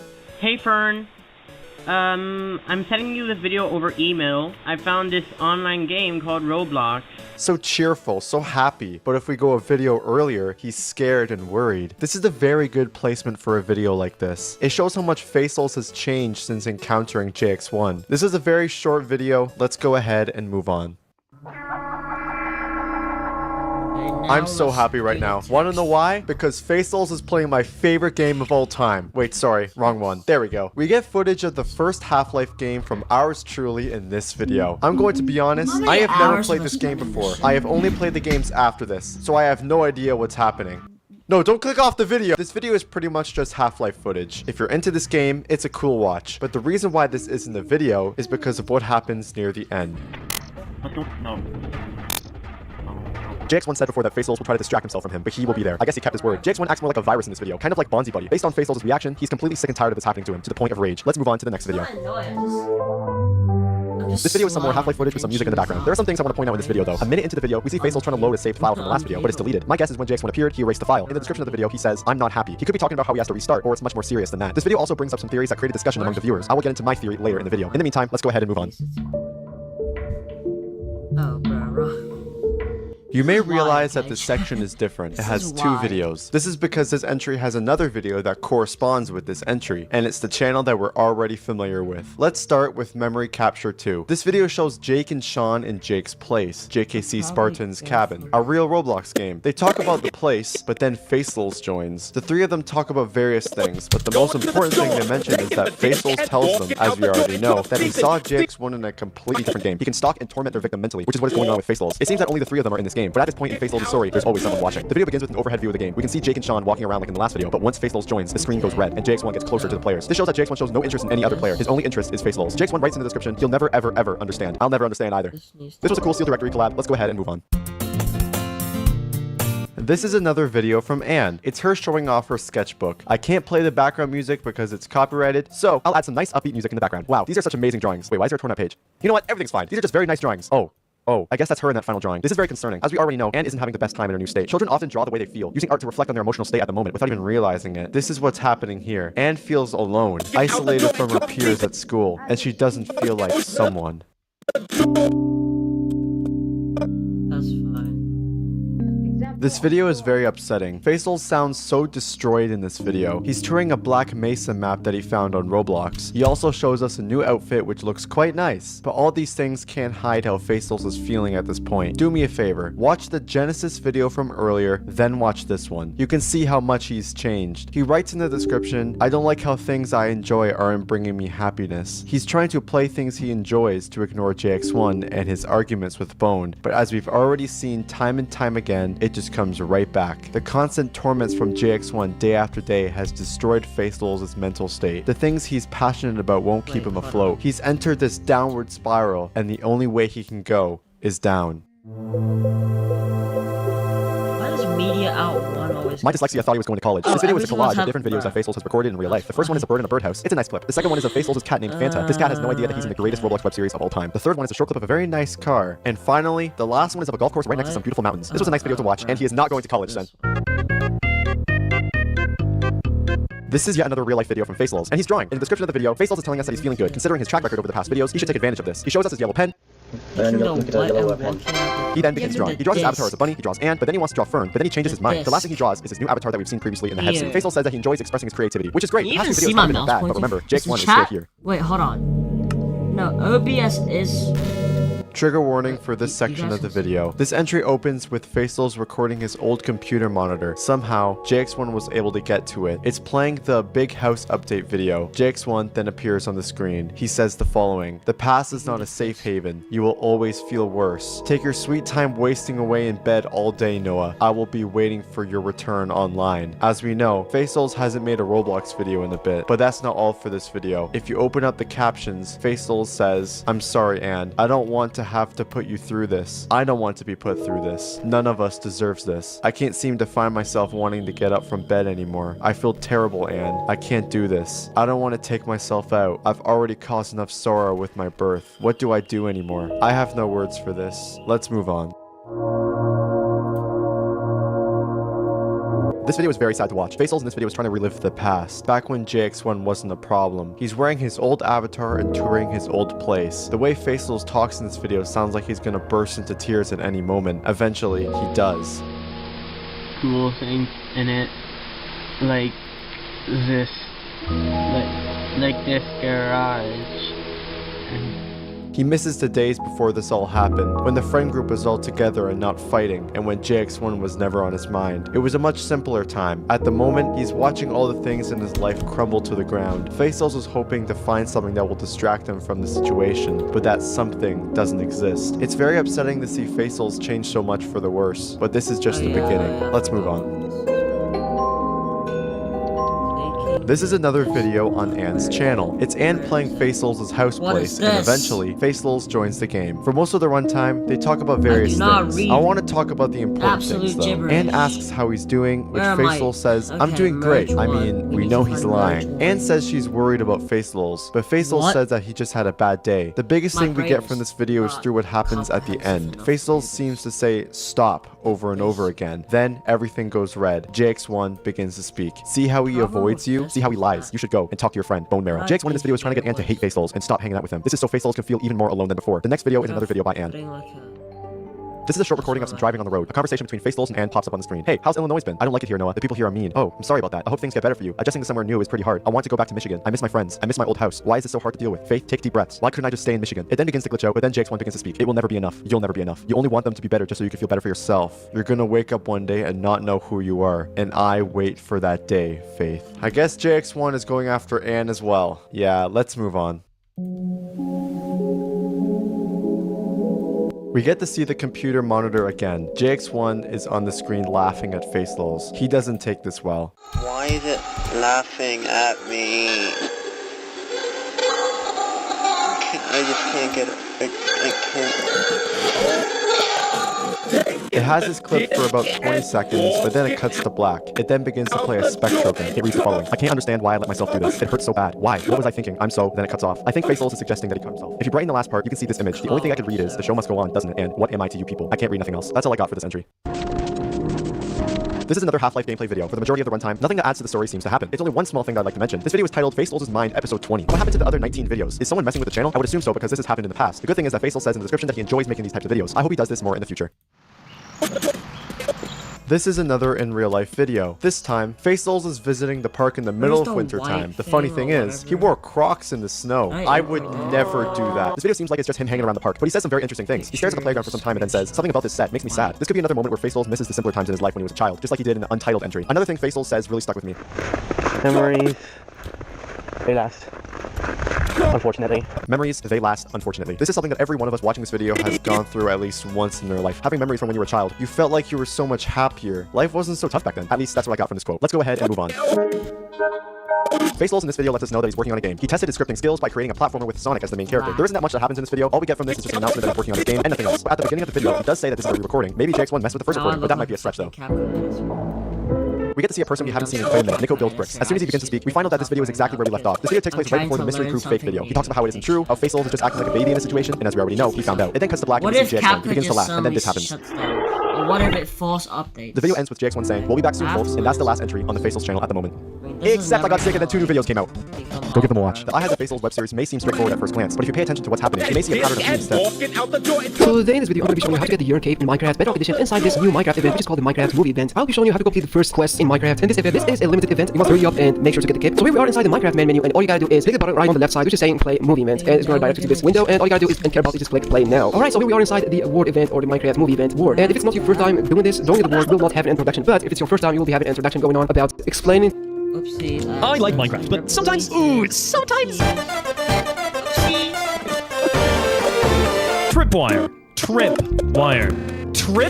It doesn't even trip when I walk over it. It just clicks. The only thing it does is it allows a redstone output. Wow. So, I fixed it. Okay, I think I'm gonna need to use F5 for this to really get a good angle. You'll understand why in a second. Let's just walk over it. The tripwire. Oh god, I should have placed it better. Oh my god, I'm just gonna... it's gonna keep... No, wait, there's no stop at all. I cannot press anything. Oh, I'm just perpetually... Oh my god. Tripwire. Hey! Okay, let me... That's far. I should probably place like a wall down. Hold on, let me do that before I do anything else. Tripwire. Basically, it truly is wire that you trip over, as you can see. And as soon as you trip...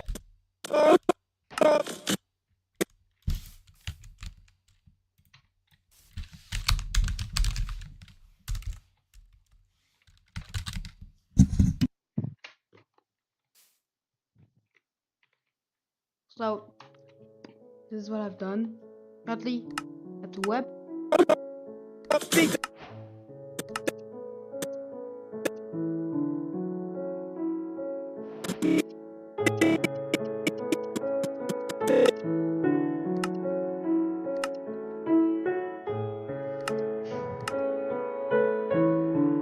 Chat, is thiefing just like is thiefing with an F or a thieving? Wait. Thiefing or thieving? Thieving or thieving? Thieving. Okay. Right. Joy come thieving. Thieving.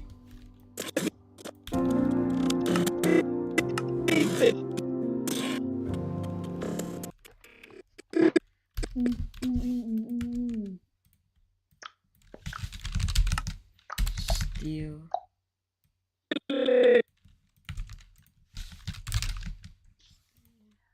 Quelle que soit l'activité de votre équipe, Did you know that your web browser is hiding fun from you? That sneaky bastard. Google Chrome has this hidden Dino game, and you probably already know about it. But did you know that this hidden game has hidden secrets of its own? Like if you open up developer tools and select console, you can add a few commands to your game. This one will make your Dino a lot faster than usual. Holy cow. We can actually fix that by pasting a command that makes the Dino invincible. Now you can set a world record for the longest Google Dino run. He just runs through the obstacles. What you can also do is set jumping height for this dinosaur. It allows you to jump miles over every obstacle that comes your way. Then you can make the dinosaur walk in midair, which is pretty weird. At this point, you can even make the gameplay itself. I guess you can do this to completely remove the fun from the game. And while Google Chrome and its Dino game are pretty popular, there's actually the lesser known Vivaldi web browser, which comes with a much more impressive hidden game, which can be accessed from the start menu right here. Wait, there's two of them. Out of the two games, this one is my favorite. It's a platformer type game where you go around killing enemies and going through levels. And it's actually a pretty lengthy game for something that's supposed to be a hidden browser game. Then if we check out the other game, it is completely different. It is a side-scroller shooting game with a weird looking character sitting on a weird looking bike. You have to shoot enemies and avoid getting hit, kind of like every other video game out there. Freaking easy game, mate. Oh my god, I died. So this game is pretty fun. Next we have Microsoft Edge and its surfing game, which we can access by typing Edge Surf in the search bar. And this game actually has a hidden trick that you can perform. But first, let's take a look at the character selection. There's a bunch of characters, but one of them is a penguin. Some people say that this is a reference to Linux, but is it really? If you have never played this already, well, you're missing out, because this game is completely crazy. You have to control the main character and avoid the enemy Kraken by either going faster or by trapping him in some small space. There are also these jumps and power-ups that make it go super fast. And so the hidden trick I was talking about is that you can take your character and make it go only left. After a while, you will be greeted with the Kraken circle, and once you step into it, you become the Kraken. And now you can eat everything in your way. Then we have Mozilla Firefox, and this one has a really weird secret game. To access it, we can open up customized toolbar settings on Firefox. What we have to do is drag every single item into this overflow menu, except for flexible space. And then this unicorn emoji suddenly appears, and we can click it. This lets us play Unicorn Pong. And for some reason, this AI that I'm playing against is a professional esports player at Pong, because I'm having a hard time trying to win in this game. And finally, we get to the gaming browser Opera GX. And how could it be a gaming browser if it didn't have a hidden game? We can type Opera Operius in the search bar, and suddenly we get a quite visually cool looking video game. The game also appears when your internet connection is down. And the concept is pretty simple. You fly around in your spaceship, shoot enemies, and avoid obstacles. Pretty much like one of those old school games that you would play on some kind of an arcade machine. Once you go through this yellow circle, you level up. Your weapons get stronger, but your enemies also get stronger. And the game gets harder. Pretty standard stuff. There's also multiple game modes, co-op mode, and a story mode, which is funnily enough about the main character of the game being tasked to defeat enemies and bring back the internet to the world. And that's about it when it comes to hidden browser games. But did you know that you can make Linux look like Windows 11? Click right here to watch that next. In the past, Roblox was filled with creative games beloved by many, but not anymore. Sadly, Roblox is now full of the same repetitive games, gaining thousands of players and making millions, while creative and unique games are forgotten and abandoned. But in order to find out how Roblox games lost its creativity and charm, we need to find out the full story. Begin the story 8 years ago. Imagine you were a person who just joined Roblox. You might think that games during this time were incredibly boring and simple, but you would be dead wrong. You can find tons of memorable games from the front page for anyone from surviving randomized and chaotic disasters that seem impossible to survive, or team up with your friends to fight your way in a zombie apocalypse. There were so many great games during this time that stood out in their own way. But something's very odd. How could these games that are older than players nowadays be enjoyed by so many people back then? Why were these games more creative and original compared to now? There had to have been something different back then. So let's actually get to the bottom of this. Now, even though today we can create incredibly realistic games or host servers with hundreds of players, it was impossible to do that back then due to limitations and lack of tools developers had access to. But even though this sounds like a bad thing, it was actually beneficial. You see, because of all the limitations at the time, if you want your game to reach the top, brainstorming and coming up with a creative idea for your game mattered the most. In fact, look at all the memorable games you may have played back then, especially the most popular ones. Despite all the flaws, they were some of the most beloved games on the platform, thanks to their creative concepts. So when making a game, coming up with a fun, creative idea was really important, since games were really limited at the time. So with more emphasis on being creative, games were more creative and fun, allowing developers to make the games you know and love today. He's nice. But another important thing was Roblox's relationship with players. At the time, Roblox was more closely knit with their community than ever, and used to do many things that would be unheard of today to promote creative games that caught their attention. From the review series on YouTube of over 188 games highlighting what makes them unique and fun, to the monthly events that encourage you to try out new games and items, and Roblox even went as far as to hire a passionate developer to work for the platform because of how well this game was. Because of how much Roblox was involved in the community, it encouraged people to get more creative with their games and think more outside the box. As a result, the bond between Roblox and players was stronger, games were incredibly innovative and fun, and it goes to show how much creativity alone can bring an entire platform together. With that, Roblox is thriving. Tons of creative and fun games are on the rise. The platform is growing more and more with millions of players every year, and it seems like Roblox has a bright future ahead. What could possibly ruin this? It's now a new year. Here, tons of new games are on the rise. One of the newest Roblox game modes right now, and it is huge. Everyone is playing this game. It is insane. But also, something else new started to appear on the platform. Simulators. Well, not exactly new. You see, until this point, simulator games were actually known to replicate a real-life activity. But with this new year, a new type of simulator genre started to pick up, clicker ones. Now, the main gist of these games was just clicking to upgrade to more clicking, a repetitive loop you're doing over and over again. But what people saw as some simple, boring clicker game quickly became a huge hit on Roblox. But how could a game with gameplay like this blow up on Roblox, gaining thousands of daily players in 2017, compared to, well, any other game? Well, I think I may have found the answer. You see, these games use very clever strategies that greatly boosted their growth, which not much games really did at the time. One big thing that allowed these types of games to become a hit is because of its simplicity. Since the hardest thing you need to do in these games is click, anyone can do it. But let's be honest, most people wouldn't dedicate their time clicking to watch another. But one big demographic of Roblox players loved it. Children. You see, with Roblox, Yo, the mining dimension, quartz and steel.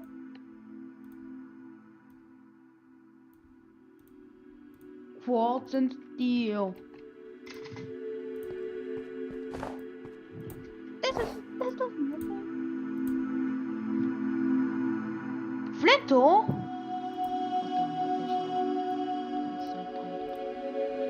Obsidian diamonds. Oh wait, you need to build 4 of those energizer stones.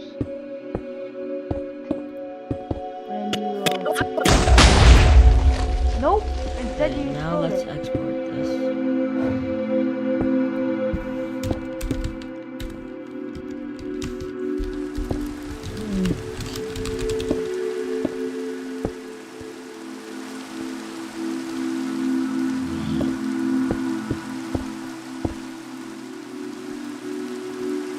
Where did it explode? Oh, where are both?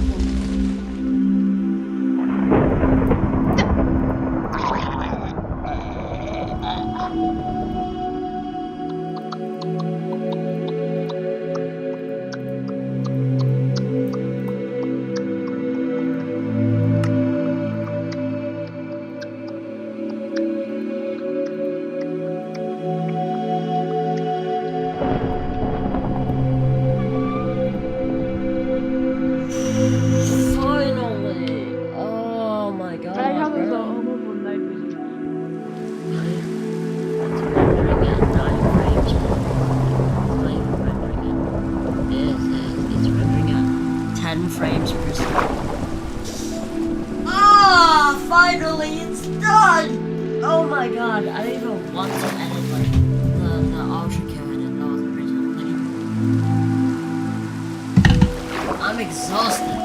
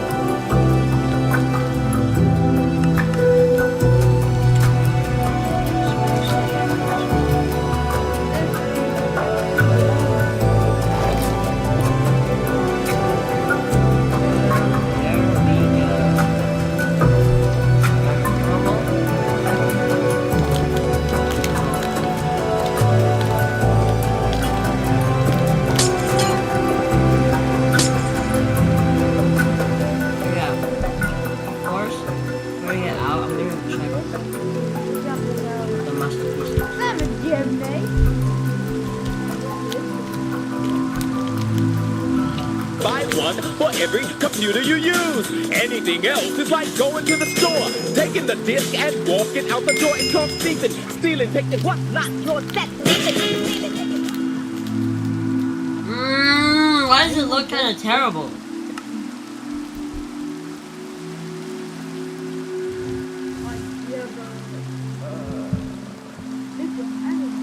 The motion blur looks like dog shit. I can't lie.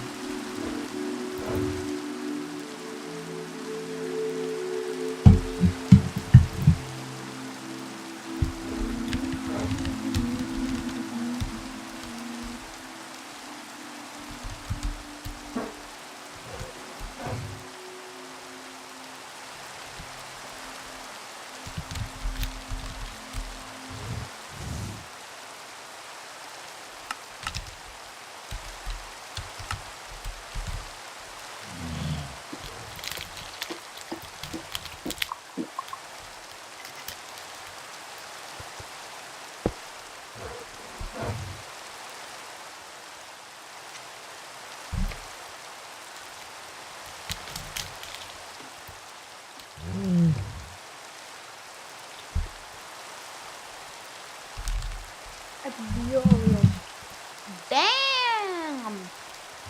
That's the muscle. What?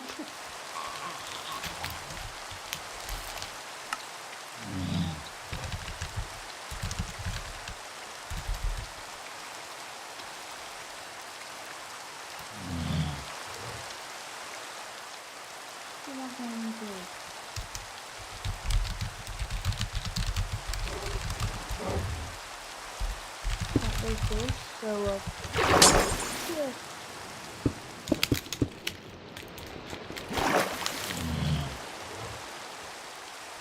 Let's get some bees.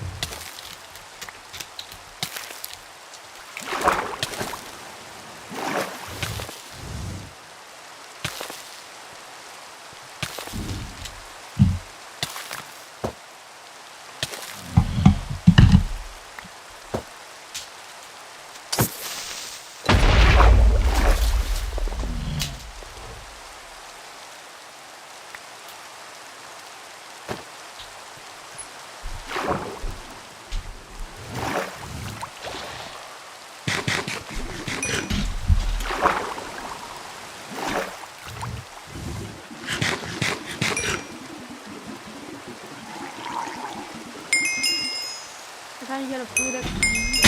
Shit.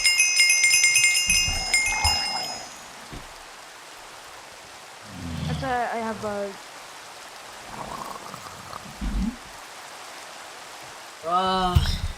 What's I have? Now we have a GM chicken feed.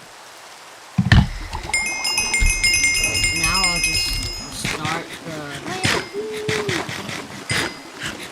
Start my new. I'm not gonna. I'll make it start.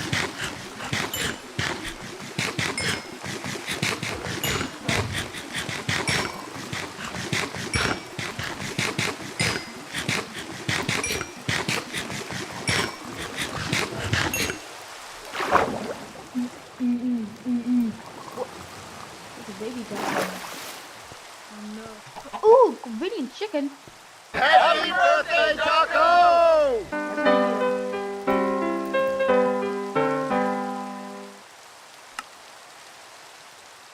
Meat.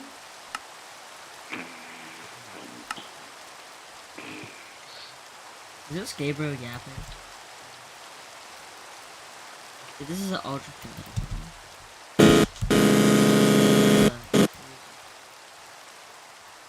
So we'll add Gabriel yapping. Alright, so Salmon spawn again. Be not afraid, sinner. Yep, salmon. All gone. Thank God I do more stuff. Machine. What the Da Vinci bug, bro?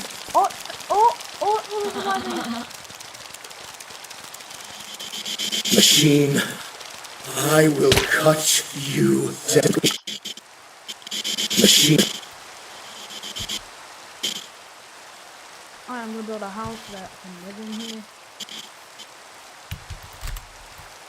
Oh, they're dead. Machine. I will cut you down. Break you apart. Splay the core of your profane form across the stars. I will grind you down until the very sparks cry for mercy. My hands shall relish, ending you here and now. Machine, I will cut you down. Break you apart. Splay the core of your profane form across the stars. I will grind you down until the very sparks cry for mercy. My hands shall relish, ending you here and now. Actually, I shouldn't have put these on the timeline. I should have. Fuck you, Da Vinci.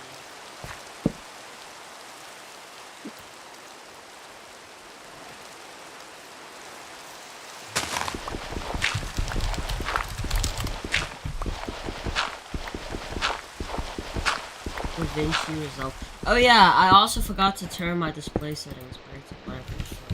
Because the thing is, display settings 100% is just overall way better. Like, it's not even a comparison. It's like you can see more, you can access more. It feels like you're actually on like a how would I say this? Like an actual, like, good computer. Like, you have this, like, really big monitor. But guess what? I'm looking it through a laptop screen, so all I see is fucking tiny pixels. Like, it's so small I can barely see anything, but I can see more. That's the only thing that matters.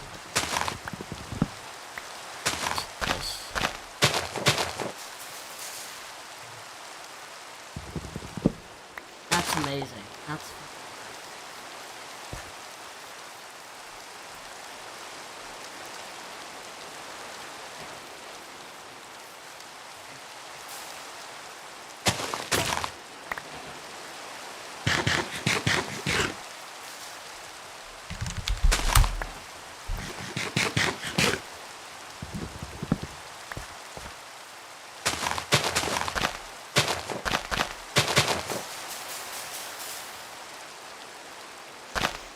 Gabriel is such a fanboy. JK, JK, JK.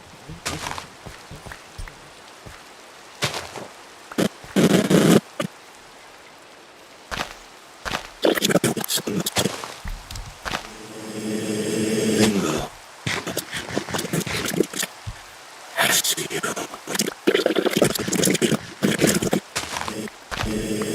Lust. Hold on. Your content not relate. Name initiated. Machine. I see you.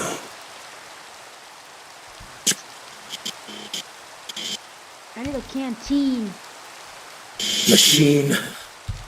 Oh wait, I cannot spawn because of my Machine. I will cut you down, break you apart, splay the core of your profane form across the stars. Machine.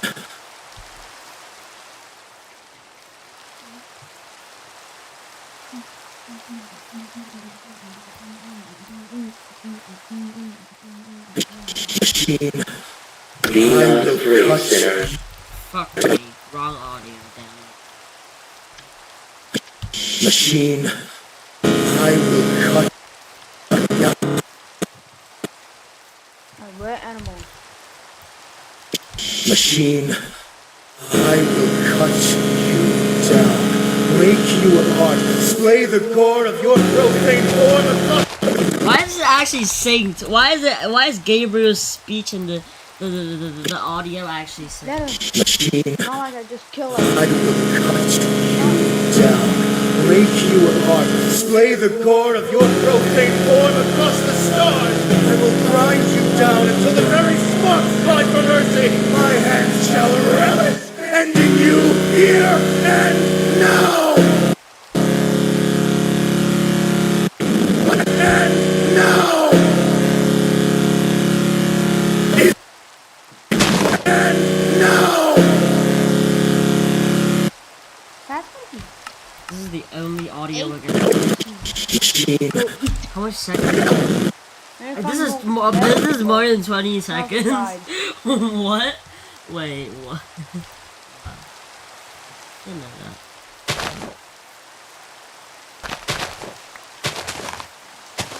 We have to download the VHS. And now I'm getting thirsty. And how can I drink?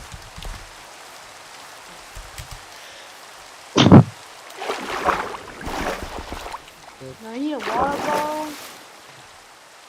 Machine.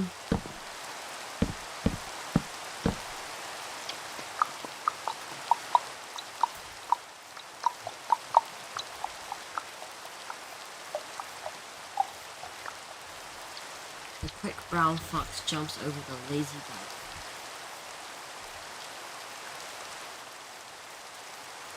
It's downloaded now, so I should have.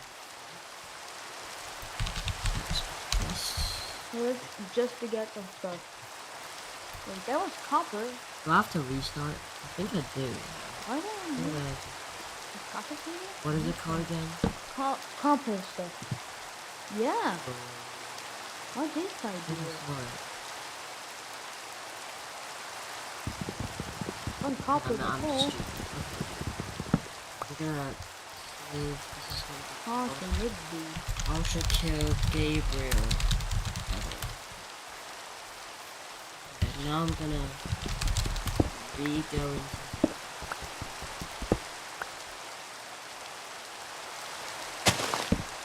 If I go into Notepad, let's hold on.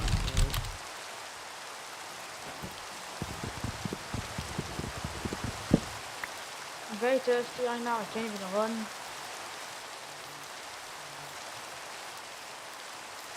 I need copper fast. VCR OSD mode. That's the code that we needed.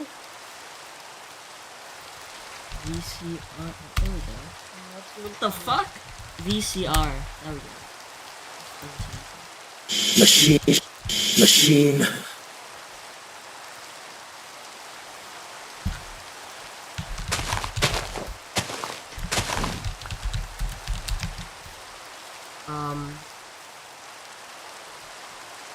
There's no copper.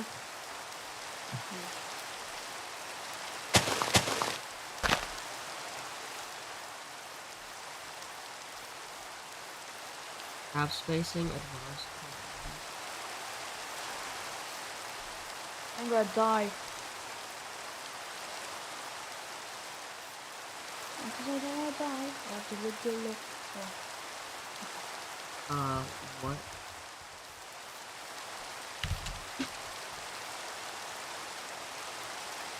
There's no copper here. I will cut you.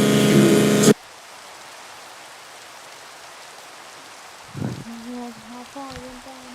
There's iron, copper, gold, diamond, and netherite, which is smelting tin.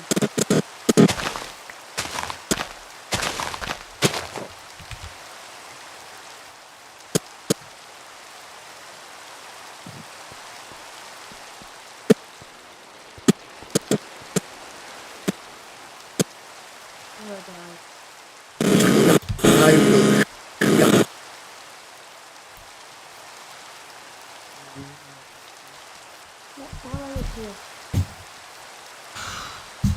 Really? No, please don't. Wait, what? Huh? Wait, whoa, wait. How do I?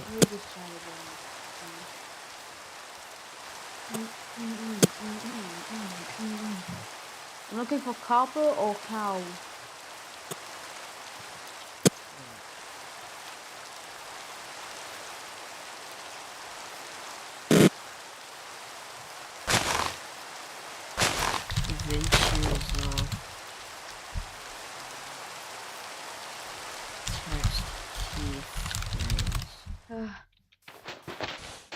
We're gonna get some sand and immediately cook the sand to get the water.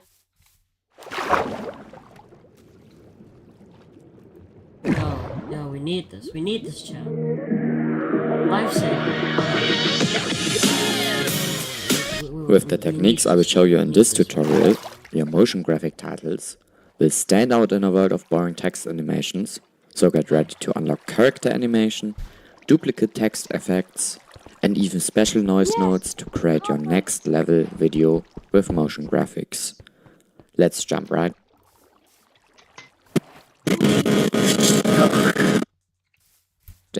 So to create our text we have to use a Fusion composition. So let's get one and go to the Fusion page.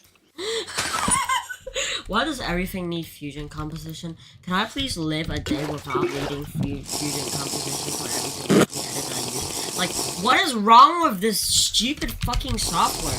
What if everything's just Fusion composition? Why can't you just put Never mind. Fuck me. Oh my god. I will cut you down.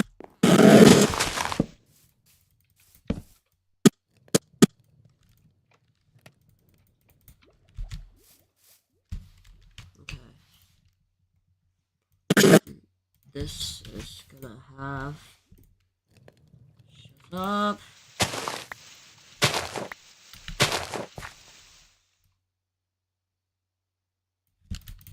Hi, Carrot Cookie. Hello. What was I about to say? Text free. You only use CapCut. I used to only use CapCut as well until I realized that CapCut's gonna have like all the features pro, and there's actually just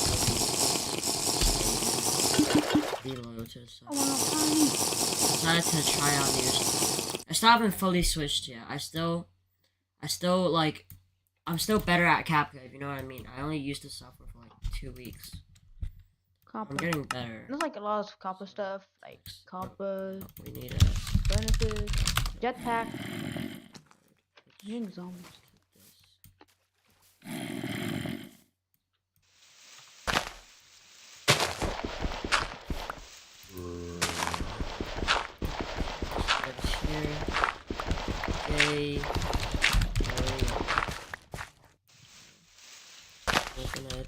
What is the font called again?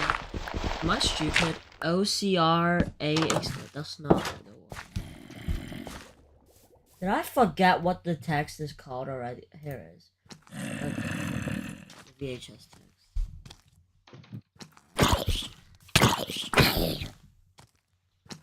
It's gonna be easy because Fusion Compo, I already know how to use Fusion. I actually don't. I'm lying. I don't actually know how to use Fusion composition, but give me some stairs. Here, birch. Why is my voice so crusty? What the hell? Like, listen to this. I sound like a fucking dog. Hold on. Am I stupid or something? Alright, let's move out. Line tracking. That's not the one. That one. Wait, what is it called? Oh, tap spacing. Yeah, we're moving out.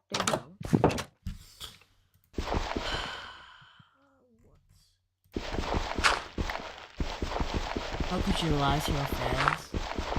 What do you mean lie to my fans?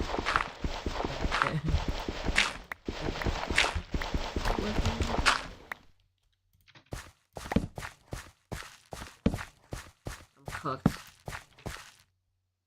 According to someone, I'm lying to my fans. Chat. I'm cooked.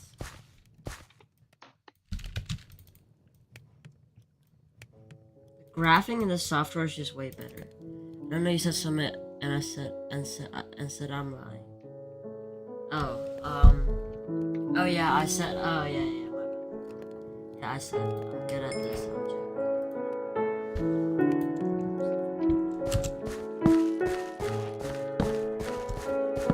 This is just...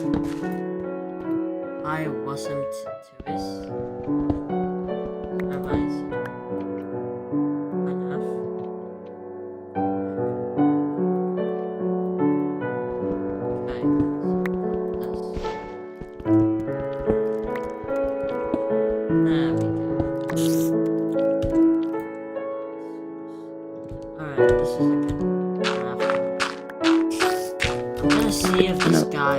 Start like this. Made the opacity. And now if you play it back, yeah, it looks like this. Actually, this tutorial is okay, so I've got this now. Gabriel.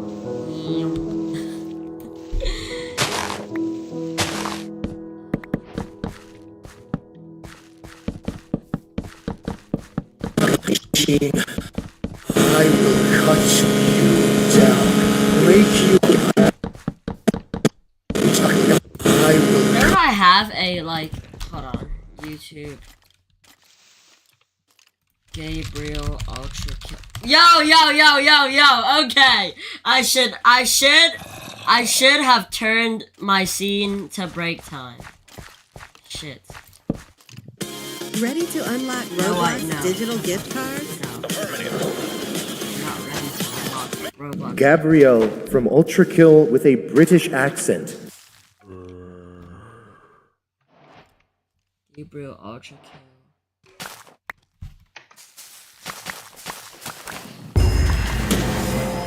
Machine, I will cut you down, break you apart, splay the gore of your profane form across the stars. I will grind you down until the very sparks cry for mercy. What? Why are people actually getting so talented with the emoji thing? I remember a few years back when I actually just migrated to the UK and I barely know any English. I saw these videos, but they were furry videos and they had really shitty emoji things and they think they're all emo and shit. Why have they evolved so much? What the hell? Hi Huda, Sapnet. Can you add me? No, let the stairs. I can't. I'm sorry because I don't really accept any. Yeah, we're going stuff. I mean, depends on what. Discord, I'm kind of fine. Roblox, not really. Because Roblox is mainly just my friends, if you know what I mean. Discord, I mean, I own a Discord server, you know, friending is basically just DMing. Right, I'm gonna live underground because. Can you then look at house? It's kind of safer. No, on Roblox. Can you then look at my house on Roblox? Ending you! No, I don't say that. So, probably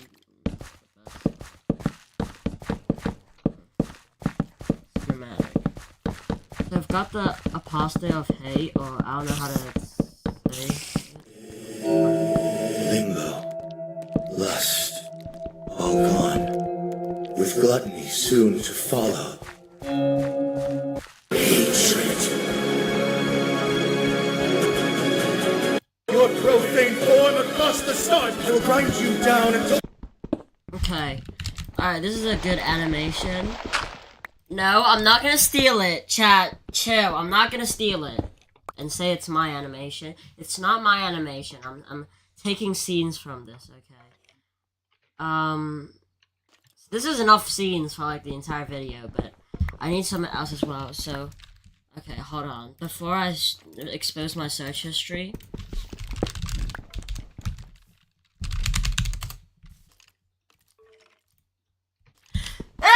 Shit! Hi. I'm eating all my ice cream. Yippee. Nice. We need a Gabriel, PNG. This is a good one. Save images.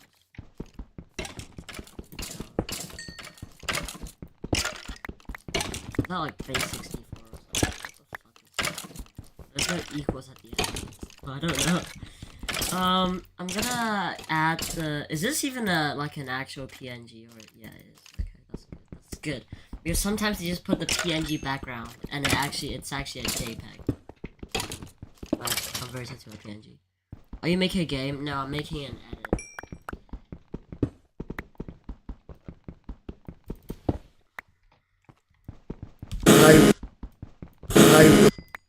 I will cut you. I will cut. Okay, so now I'm gonna Oopsies.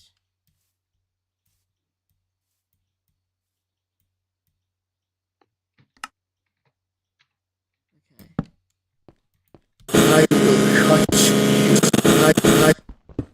I will cut you. I will.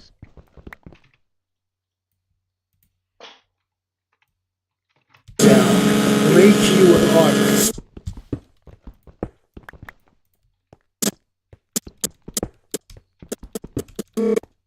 Okay. I will cut you. Okay, I'm just experimenting with this a bit. Text. Welcome to my house. This is a house tour. I'm making some ooh, iron.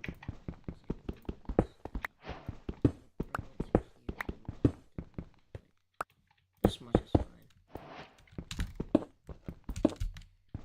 Fine. Right, we have a bucket.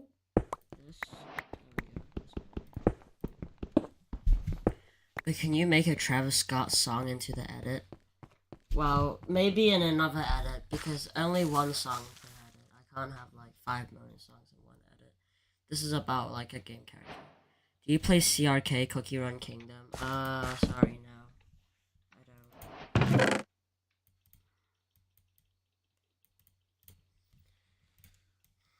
Okay, let's see if it... Okay, that's good.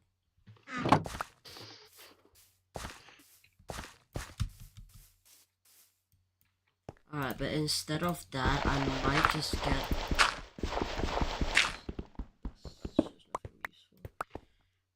Spline... I made a little few adjustments. Put it down like this. Actually, not like that, but like this. This is like a big old area for soil. Because this is the end of the clip. Bulk.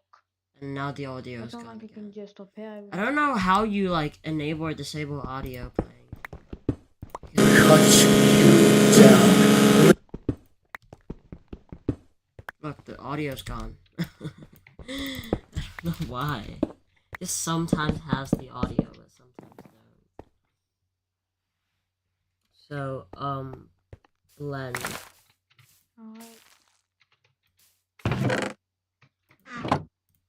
What is the one I'm making my custom home. Color, but look, that's not the one now. Here's the part where I make. What is it called? Lights and like overlay? lots of stuff. Yeah. Way more. No, that's not. Okay, I'm. Wait, Here's okay. a. Wait, no, I'm so weird. That's no, that's not what I want to say. Okay. I left for 20 seconds, I think. By the way, do you like Tyler Creator? Yeah, I do. Oh, perfect. Well, I like his songs. I don't know about personality. I probably do as well. Poppy.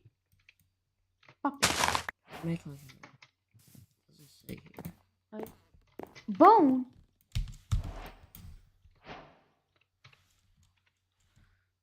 So,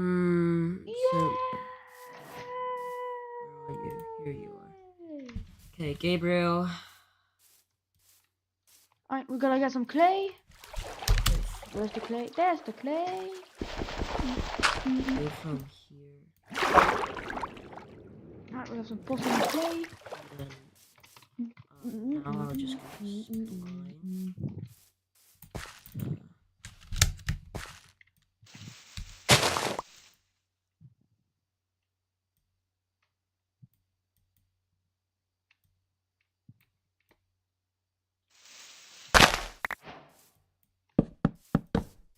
There we go.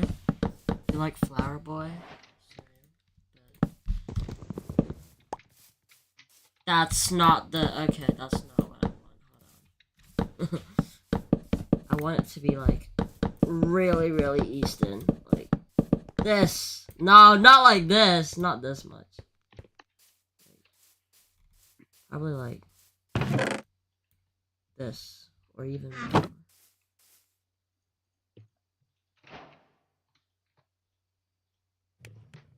Eat the charcoal. Also the arrows. Never mind, I can cook arrows. Yep, we got it. Alright, we got our first We're saying crafting the scene bucket. one by one. Okay. I praise This Tyler, thing the creator. can He's hold my water. That's crazy. Right. Hold up. I mean, it's not crazy. Here's what I want to turbo.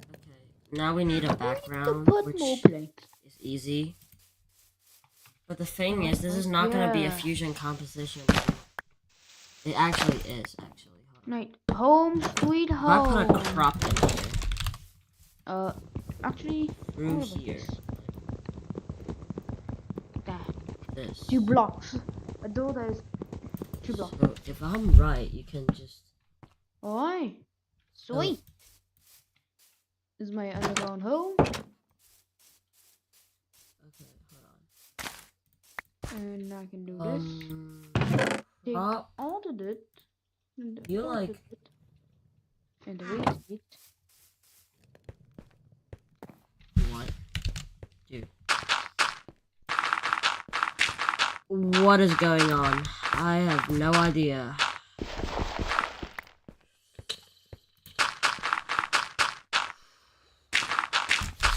How do you like mask? I know you can do that in the color fusion or whatever it's called here. But is there like a okay? So crop is useless. We do not want crop. But this is all we got so far. We need a background. So and also for the merge node, the text node. So make this like this size.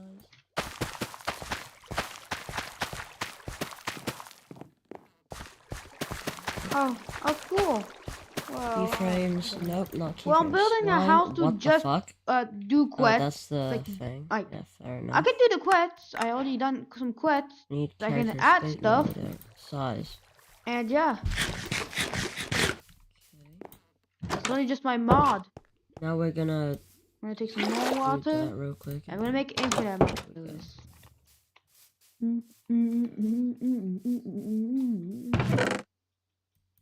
Oh, yeah, it's finished. No need for these. Yeah, my copper watering. There we go. Water can't see. Water. Alright, that's cool. Oh, there's Minecraft, huh? Well, I'm just doing some modding. But for. Don't mind what I did. I know. I'm just look. Text one. Some boy decided to build a house just for me to do my quest. So. It doesn't have to. Why don't we get some wheat seeds?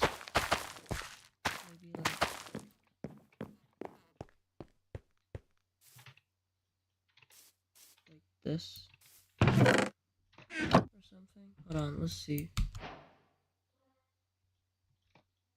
Like composting.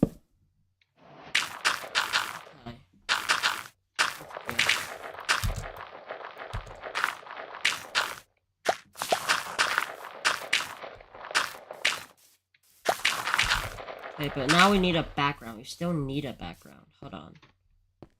We're gonna get an orange. Orange.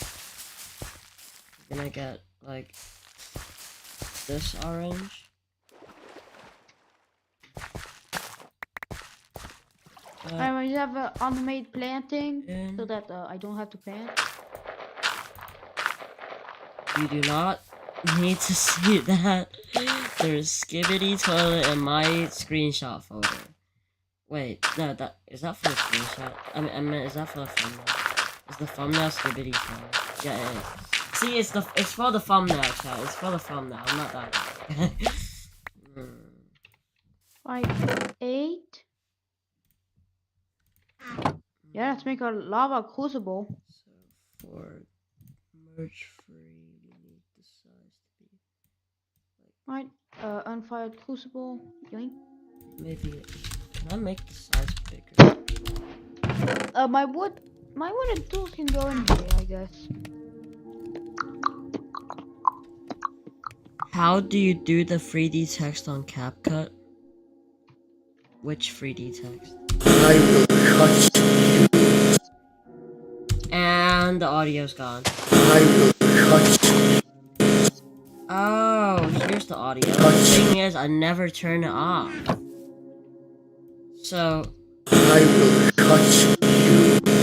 It just turns off itself because it's so stupid. Okay. I will cut you. I will cut you. Get out! Wow, that was a voice crack. I did not expect that. Just thinkers construct. Like yeah, really. Thinkers. Think. You know what? Actually, never mind. A construct. I will cut you. Why is it just? I will cut you. And then it just snaps. Why? Why? Why? Stupid fucking DaVinci Resolve. Anyways, instead of crashing out on the software, what I'm gonna do is I'm not gonna crash out. In fact, I'm gonna not crash out. I will cut you down, break you apart, slay the core. Yo, mundane potion. 14s.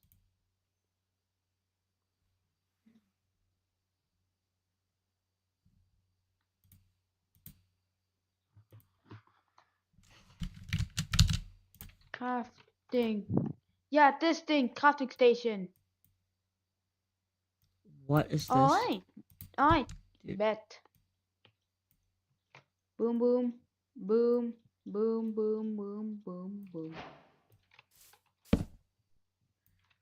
Alright, neat. So. Okay. The one from your non-commander. That's a good crafting. That was not CapCut. That was actually from. Yeah. DaVinci Resolve. Right here.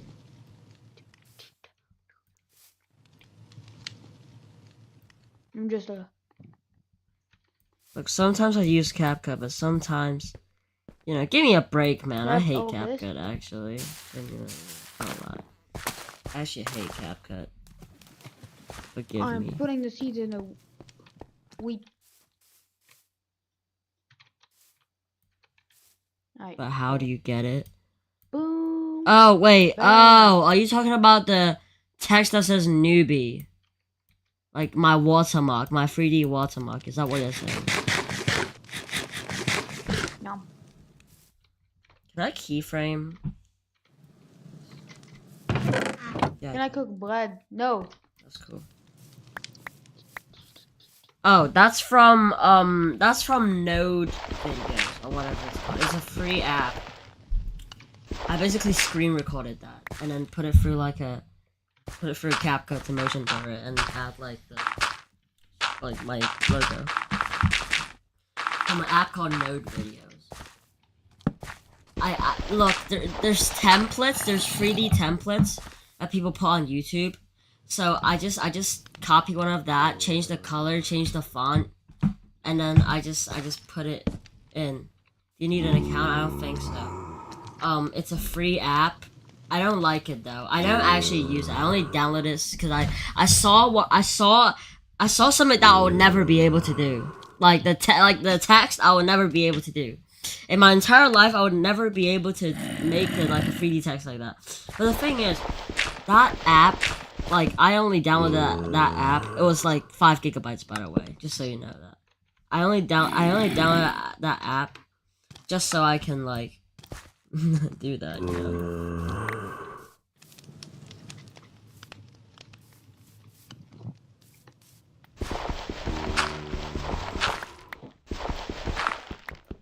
Can you like keyframe this? No. How do you keyframe this?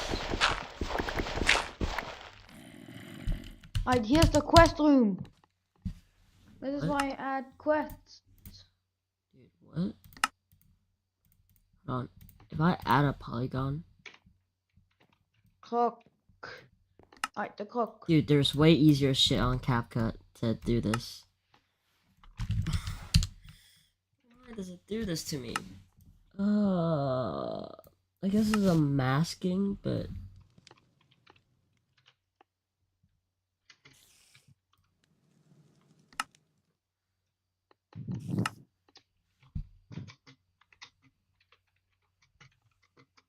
Why is it not go?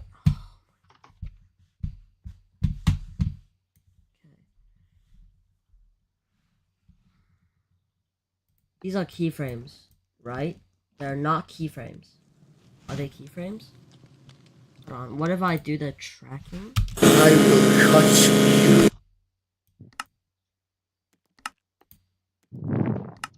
Fuck you mean no media pool to track? This is the media pool. What do you mean? Oh, clip. No, what? This is pissing me off. Interactive mode. What? Do I have to,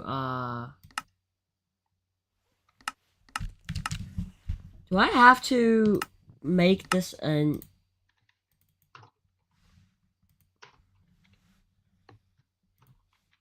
I have no idea what I'm even doing right now. I'm not even trying to be, like, funny or anything. Oh, instead of doing that, I could have easily done this. Like, wozers. Really big surprise. I don't know why I'm stupid like that.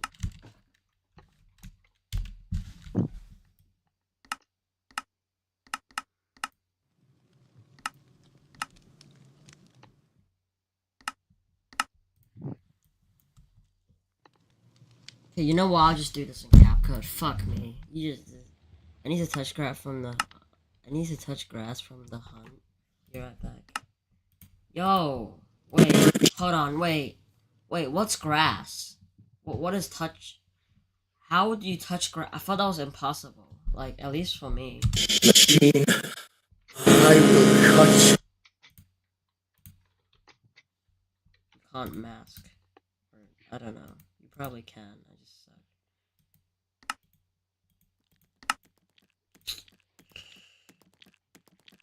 Wait, can you add multiple alpha outputs? Oh no. No you can't. Oh, bro. Get a life, the green stuff? The Alistar stuff? Oh, like the Minecraft grass block? Is that... It seems kind of dangerous. What is 1 + 1? 2? What's grass? Is grass, like, blue or something? Alright, I'll actually stop trolling now. I will cut you down. Break you apart. Does 0 damage. I will cut you down. Break you down. Down.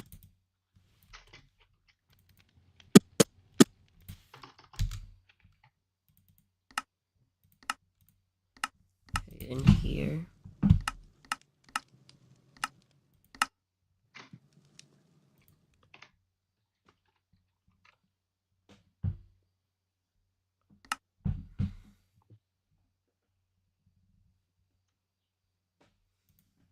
The text goes blue, okay.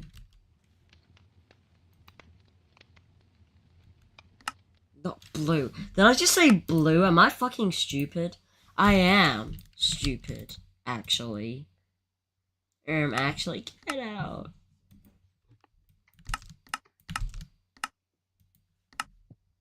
Okay. This frame...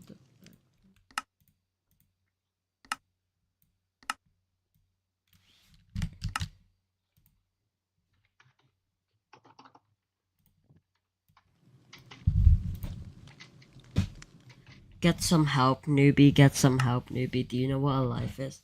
What's a life? I don't know. It's not like something dangerous. I don't know. I'm just guessing.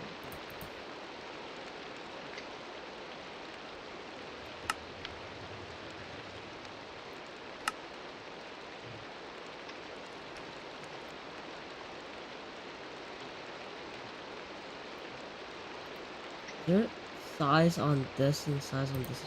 That's good. Nav, how we need the power of the Nico cat. What? Yo, chill. We do not need the power of the Nico cat. We do not.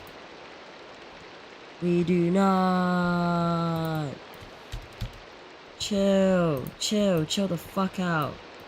Please. No Nico. Actually, Naf, I would want you to become a Nico. Get out.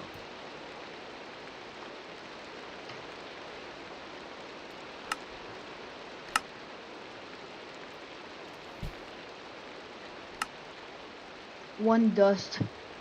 Naf, I'm joking. You're like 12.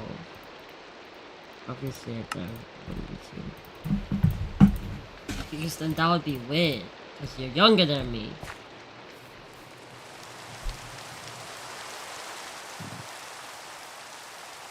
Dude! What is this again? What is this? Text daytime. I know I'm gonna do the thing I do in real life. just not go outside when it's like this and do all stuff like doing quests. And just I'm making quests.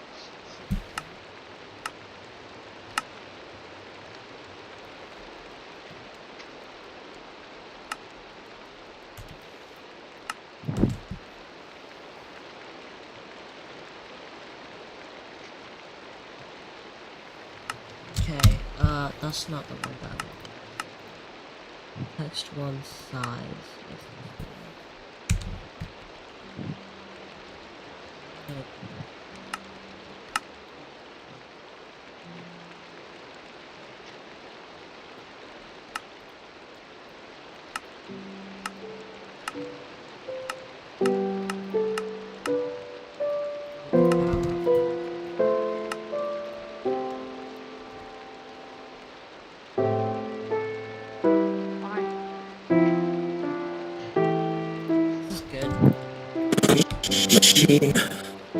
I will cut you down, break you apart, display the core of your profane form of I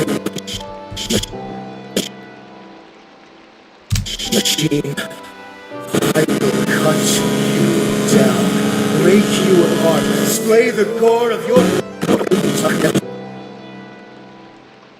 2 edits in 1 day is crazy. I cannot even finish 1 edit in like 3 days. Why am I doing this to torture myself today? I don't know why, I just felt like it. Yeah, I felt like it. I felt like editing. Friday. I'm still wearing like school uniform. I need to shower! Oh my god! I shower every day. I shower every day. I will cut you down. I'm gonna shower, but I have to shower soon. Break you apart, display the core of your profane. I don't really sleep early. Especially not on like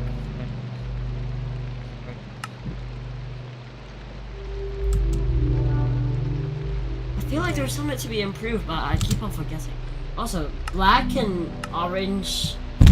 It looks like the hub colors, bro. It is the hub colors, actually. Gabriel. You're so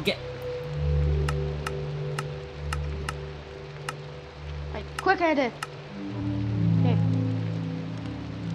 Hexagon. Actually, instead of heart. Gear. Because this just looks so bad. Because it's the colors of the you know what. So. Alright, so yeah. I decided to use this, the netherite mesh, the most expensive mesh. Machine. I will cut you down, break you apart, display the core of your profane. I cut you down, break you apart. I'll give my speech. I cut you.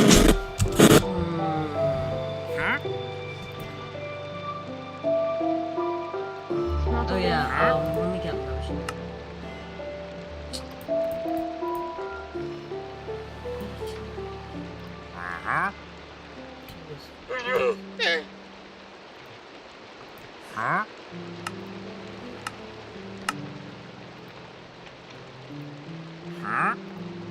Ireland. England.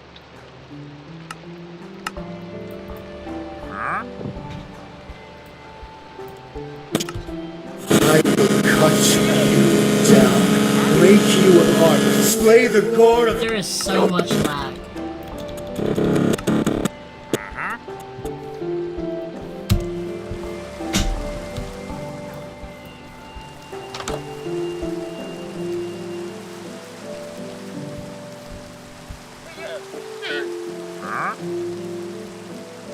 Yeah, there's way too much lag. 20 FPS is 20 FPS in a 60 FPS project. And just this is a text and an image. Like, what are we doing here? Is my PC really this bad? you apart, display the gore of your profane— the gore of your profane form across the stars. I will grind you down until the very— I will cut you down, break you apart, display the gore of your— Angel Dad! Kill your parents. I killed his parents.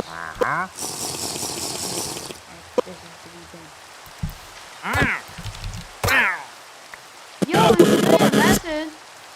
That is what that is.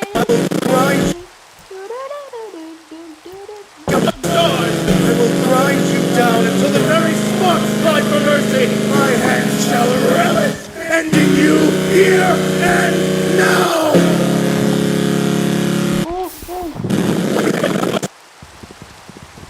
Now this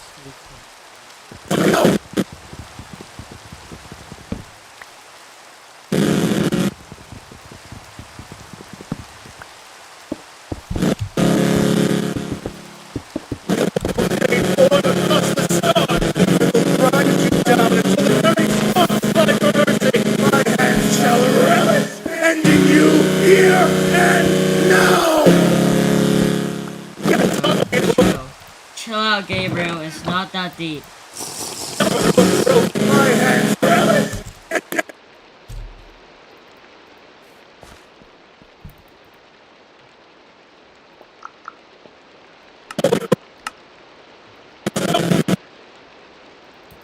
We need to get it exactly the frame.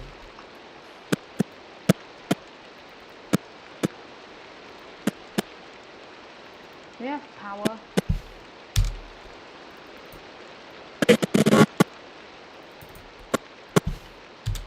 No. Power.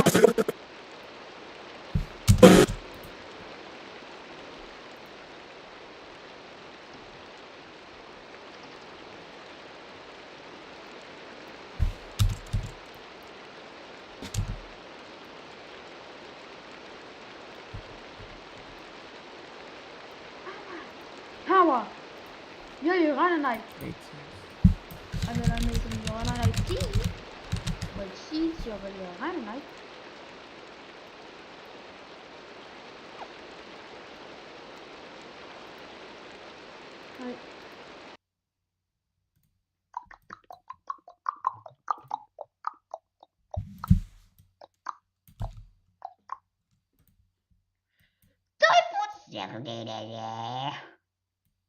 Ever find yourself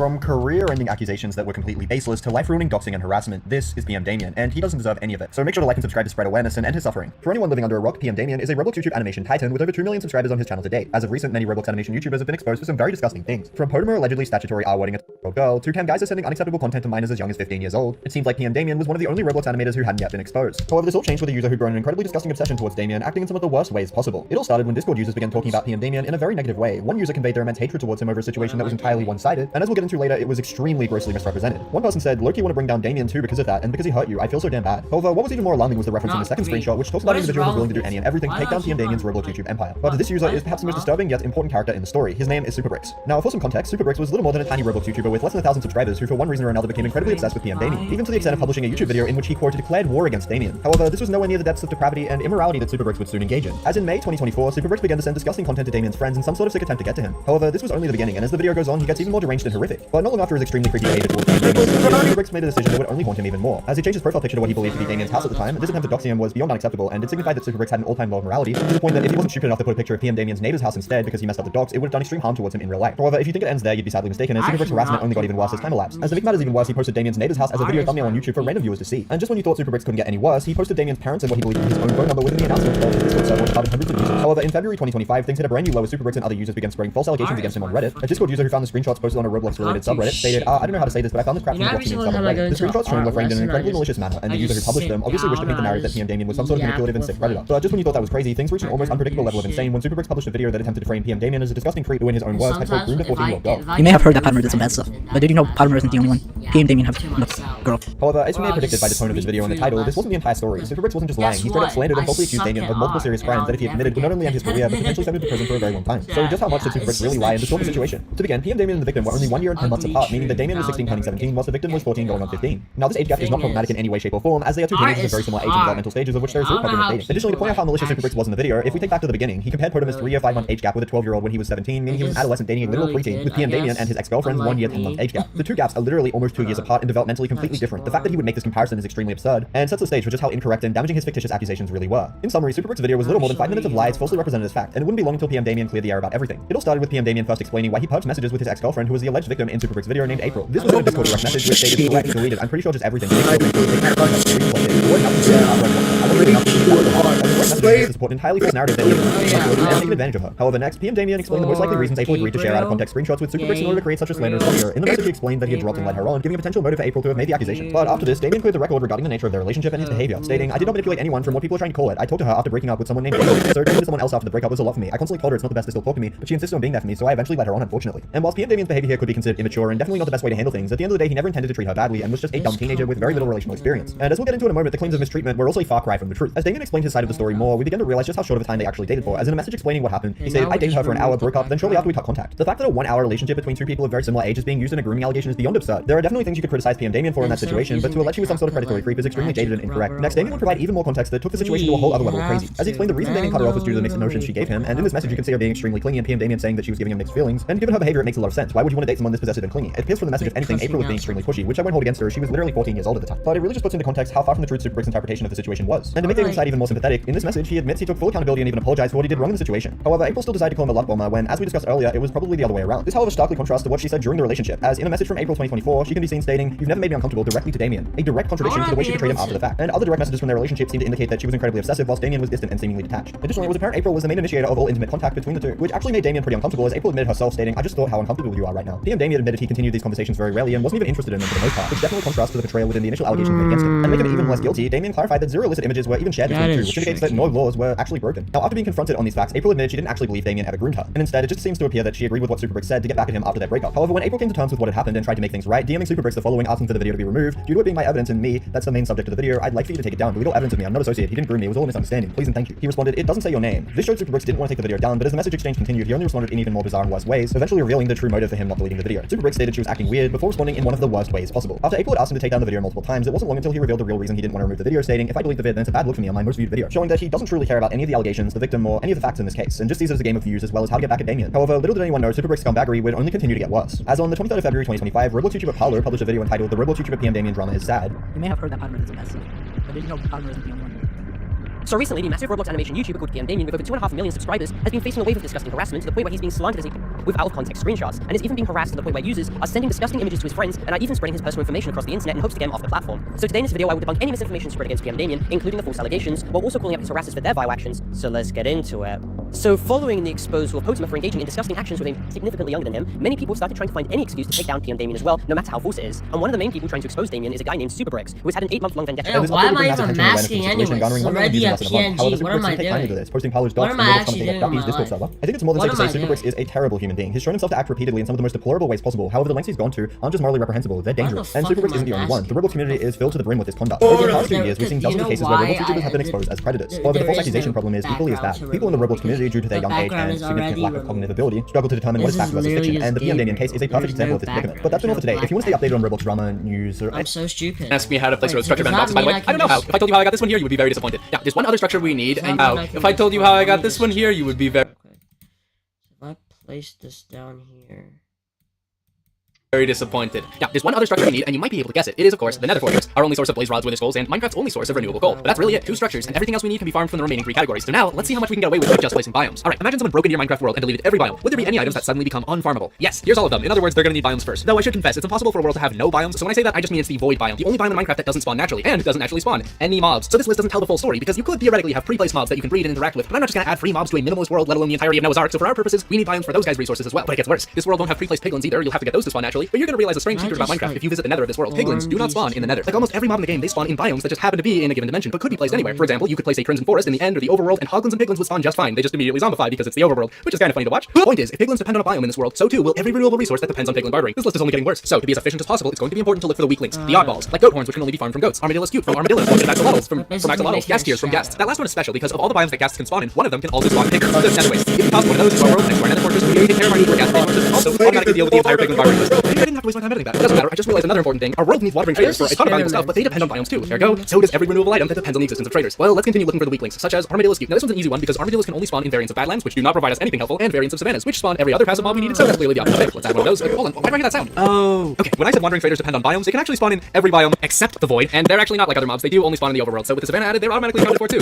This is why I never upload. Anyway, next up is goat horns. Goats have 3 biome options, which are basically identical. Playhead at the exact frame. Why am I moving it somewhere else? Snowy slopes with snow and goats. Finally, let's take care of the obvious. All this coral, which has any TNT you can enjoy your nose, can only be grown underwater in a warm ocean. And it feels weird to add a whole biome just for basically one thing, but it's not just for coral. This is our only way to get naturally spawned drones with tridents. I just didn't put tridents on the list. The reason why, you will find out soon. But look at that, the entire list is done. Except for bucket of axolotls, which only spawn in lush caves. Yeah, this is how it's gonna be now. If you were going for fewest biomes possible, it only takes 3. You'll need a biome for ghasts, any biome where you can collect snow and ice in a warm ocean. The rest of the biomes I'm going to add will be trade-offs, most of which will be very small, like the example I mentioned earlier. We need frog spawn or a swamp, so I'm picking the swamp. It's pretty easy to see how the same can be done with turtles, our only source of skewed. They spawn naturally in beaches, so this world doesn't need turtle eggs. The player also doesn't need bamboo, because bamboo can just appear in a jungle biome. Well, kind of. If you go fishing in a jungle, you have a 1% chance of just receiving bamboo. So check that off the list. Mojang got even lazier with pink petals. Yeah, you can obtain them by bone meal pink petals that you already have, or you can go to a cherry grove biome and just bone meal the ground. Can't believe I'm adding a whole new biome just for petals, but finally, last item on the list, emeralds. Foxes. Okay, here's the thing. I know how painful it is to wait for the super rare chance for a fox to spawn with an emerald, because I did it. And we don't need foxes for emeralds, right? There are other sources. If you're watching this video in the future, the wandering trader rebalance might be out, which just makes wandering traders a source of emeralds themselves, but that's not out yet. The only other way to get them out here would be villagers, which would require golden apples to cure. And hey, Zeus can give you gold if you sacrifice the right mob, which is great, but he can't give you apples. The only way you're getting apples is from oak or dark oak trees, which comes from wandering traders who want emeralds. It's a deadly circle. We can add any one item on this list into our world, but that would add one extra item, at which point I may as well just add the biome instead. So I have no choice but to keep the taiga and its painful 1% chance of spawning an emerald fox. Curse my insistence on minimizing items. Fortunately, there might be a way out of this later. For now, there's still plenty of really weird renewables that we still can't get yet. Here's all of them. They are items that can't be obtained from natural mob spawning, including trading with villagers, traders, and piglins, but also can't be obtained with the help of any more biomes. That means we're finished with those, with 10 total. I'm actually slightly lying. This list doesn't include lava, and everything that branches off of it, and everything you craft from cobblestone, and you need a furnace for, and while we're at it, every item you expect to get access to in the nether, all of these items are not going to be farmable in this world until we add lava. In fact, these are the exact items that make the difference between what's obtainable in the block versus the one block world, which we've already discussed is a lot, so I don't think I have to try hard to argue that lava bucket will be the first item added to this world. Alright, now here's every item left for real this time, and you might start to realize something. Wandering traders definitely carried in terms of all the diversity of plant life, but only for the overworld. We currently have no source of crimson and warped wood. The bad news is these trees can only grow if they have their respective color of vanillium, so we definitely need those 2 blocks. And vanillium has a tiny chance of becoming useless netherrack the same way grass becomes dirt if you don't break the block that grew on top of it fast enough, which is definitely sketchy, but I'm not giving you extra netherrack in case you mess up. What am I looking like? Redundancy enjoyer? The good news is vanillium is pretty overpowered. Bone meal gives basically all plant life in the nether, including the 2 kinds of fungi that become the 2 trees we need. They even have a small chance of growing crystal vines, and crimson trees naturally grow with wheat fungi are excluded. Obviously, we expect to get bone meal and skeleton spawns, so these 2 blocks take care of the whole nether, except for nether wart, which can only be produced from itself, so we'll have to add nether wart to the list of items. as well as the soul sand to grow on. That'll be provided once you get around to picking fire. No point in getting yourself. It's a similar situation with forest plants, but you can't actually doing anything clever. We kind of just need forest flower to start out with. You might think we need to block the plankton off, but the can be obtained naturally under the end exit portal as the dragon tree. Fun fact, since regenerating endstone requires end crystals, which are crafted from gas tiers, that's why I listed this under resources that technically require a biome to farm. All we really need aside from that is a way to get into the end dimension in the first place. Now I could give the player 12 end portal frames, but why do that when I can just place 1 and 1? That's actually slay the core of your profane form across the stars. I will grind you down until the very sparks cry for mercy.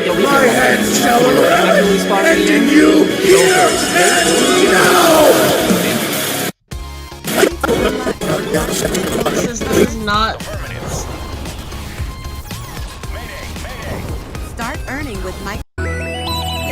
The first anomaly in the video is anomaly number 2, the sky distortion effect. The name is quite self-explanatory. It's an event that may happen in someone's Roblox client or in Roblox Studio. The sky will gradually distort over time. The strange thing about anomaly 2 is that it's client side. It picks a player, but it doesn't affect the game at all. My guess is it just tries to ruin the experience for the player. The only thing is, it's cool as hell. It was first documented in 2007 and still active up until 2013. The image provided shows a screenshot of number 2 in action. This instance taking place in Roblox Studio. There are no screenshots of number 2 in the Roblox client, but here's what it would have looked like. Let's move on to the next anomaly. The second anomaly of the video is anomaly number 4, Roblox Fun Client. This is a knockoff version of Roblox that was found around 2008. Nobody knows who made this website. The only video evidence that we have of this website is this video on the RA Archive YouTube channel titled Weird Bootleg Roblox Game. Let's watch this video. The person recording says that his friend told him about this bootleg version of Roblox. He scrolls down to see a huge download button. After clicking it, he downloads the client of the alternate version of Roblox. It takes him to a studio of a game, but then it begins to play weird noises. After the player goes around the game, we understand that these noises are the usual sound effects from old Roblox. The RA Archive website also provided us with a link to an archive version of this bootleg website. We could download this client and explore it for ourselves. Loading the game, we can see our avatar is also messed up. The Roblox sounds are different as well. This anomaly doesn't seem to be that much of a threat, but there should be some caution when exploring. Let's move on to the next anomaly. Anomaly number 7, or the cubic transmitter, was a model uploaded to the official Roblox account before it was taken down 45 minutes later. During this time, a few Robloxians were able to get their hands on the model. On the website, anomaly number 7 has been split into 2 variants. We'll see more anomalies like this in the future. This is the first variant of the anomaly. The screenshot provided shows us that the model page of number 7 is broken. This has no risk to the users, and it was fixed once it got taken down. This variant is only the page of the anomaly. Anomaly number 7A is the model we've been talking about. Once placed into the game, it looks like this. There's a 4x4x4 cube floating above that rotates when joining the game. Rarely, this cube may begin playing different audios. There are 5 different variants. These audios are not uploaded to Roblox, which means the cube makes the sounds. We can listen to the audios through the downloaded link provided.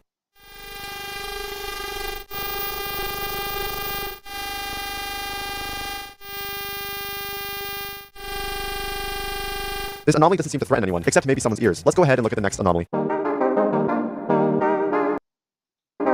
Anomaly number 10, or the intelligence, is an entity that resides in an unstable server and dodges the teapots of doom. Based on the screenshot provided, I can kind of see why. Upon joining the server, the entity will greet you before going back to its idle state. During this state, the entity will ask questions. Some of the questions are, where has the time gone? What happened to the machine? And why isn't anything working? It talks about this machine of some sort. This machine is the scripts that spawn the teapots. We have no idea how this entity got into the server in the first. The scripts that spawn the teapot.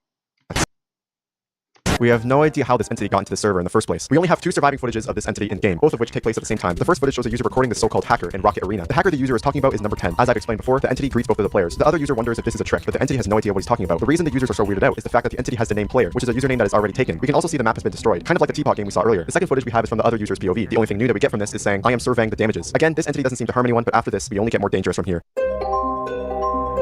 Anomaly number 5, or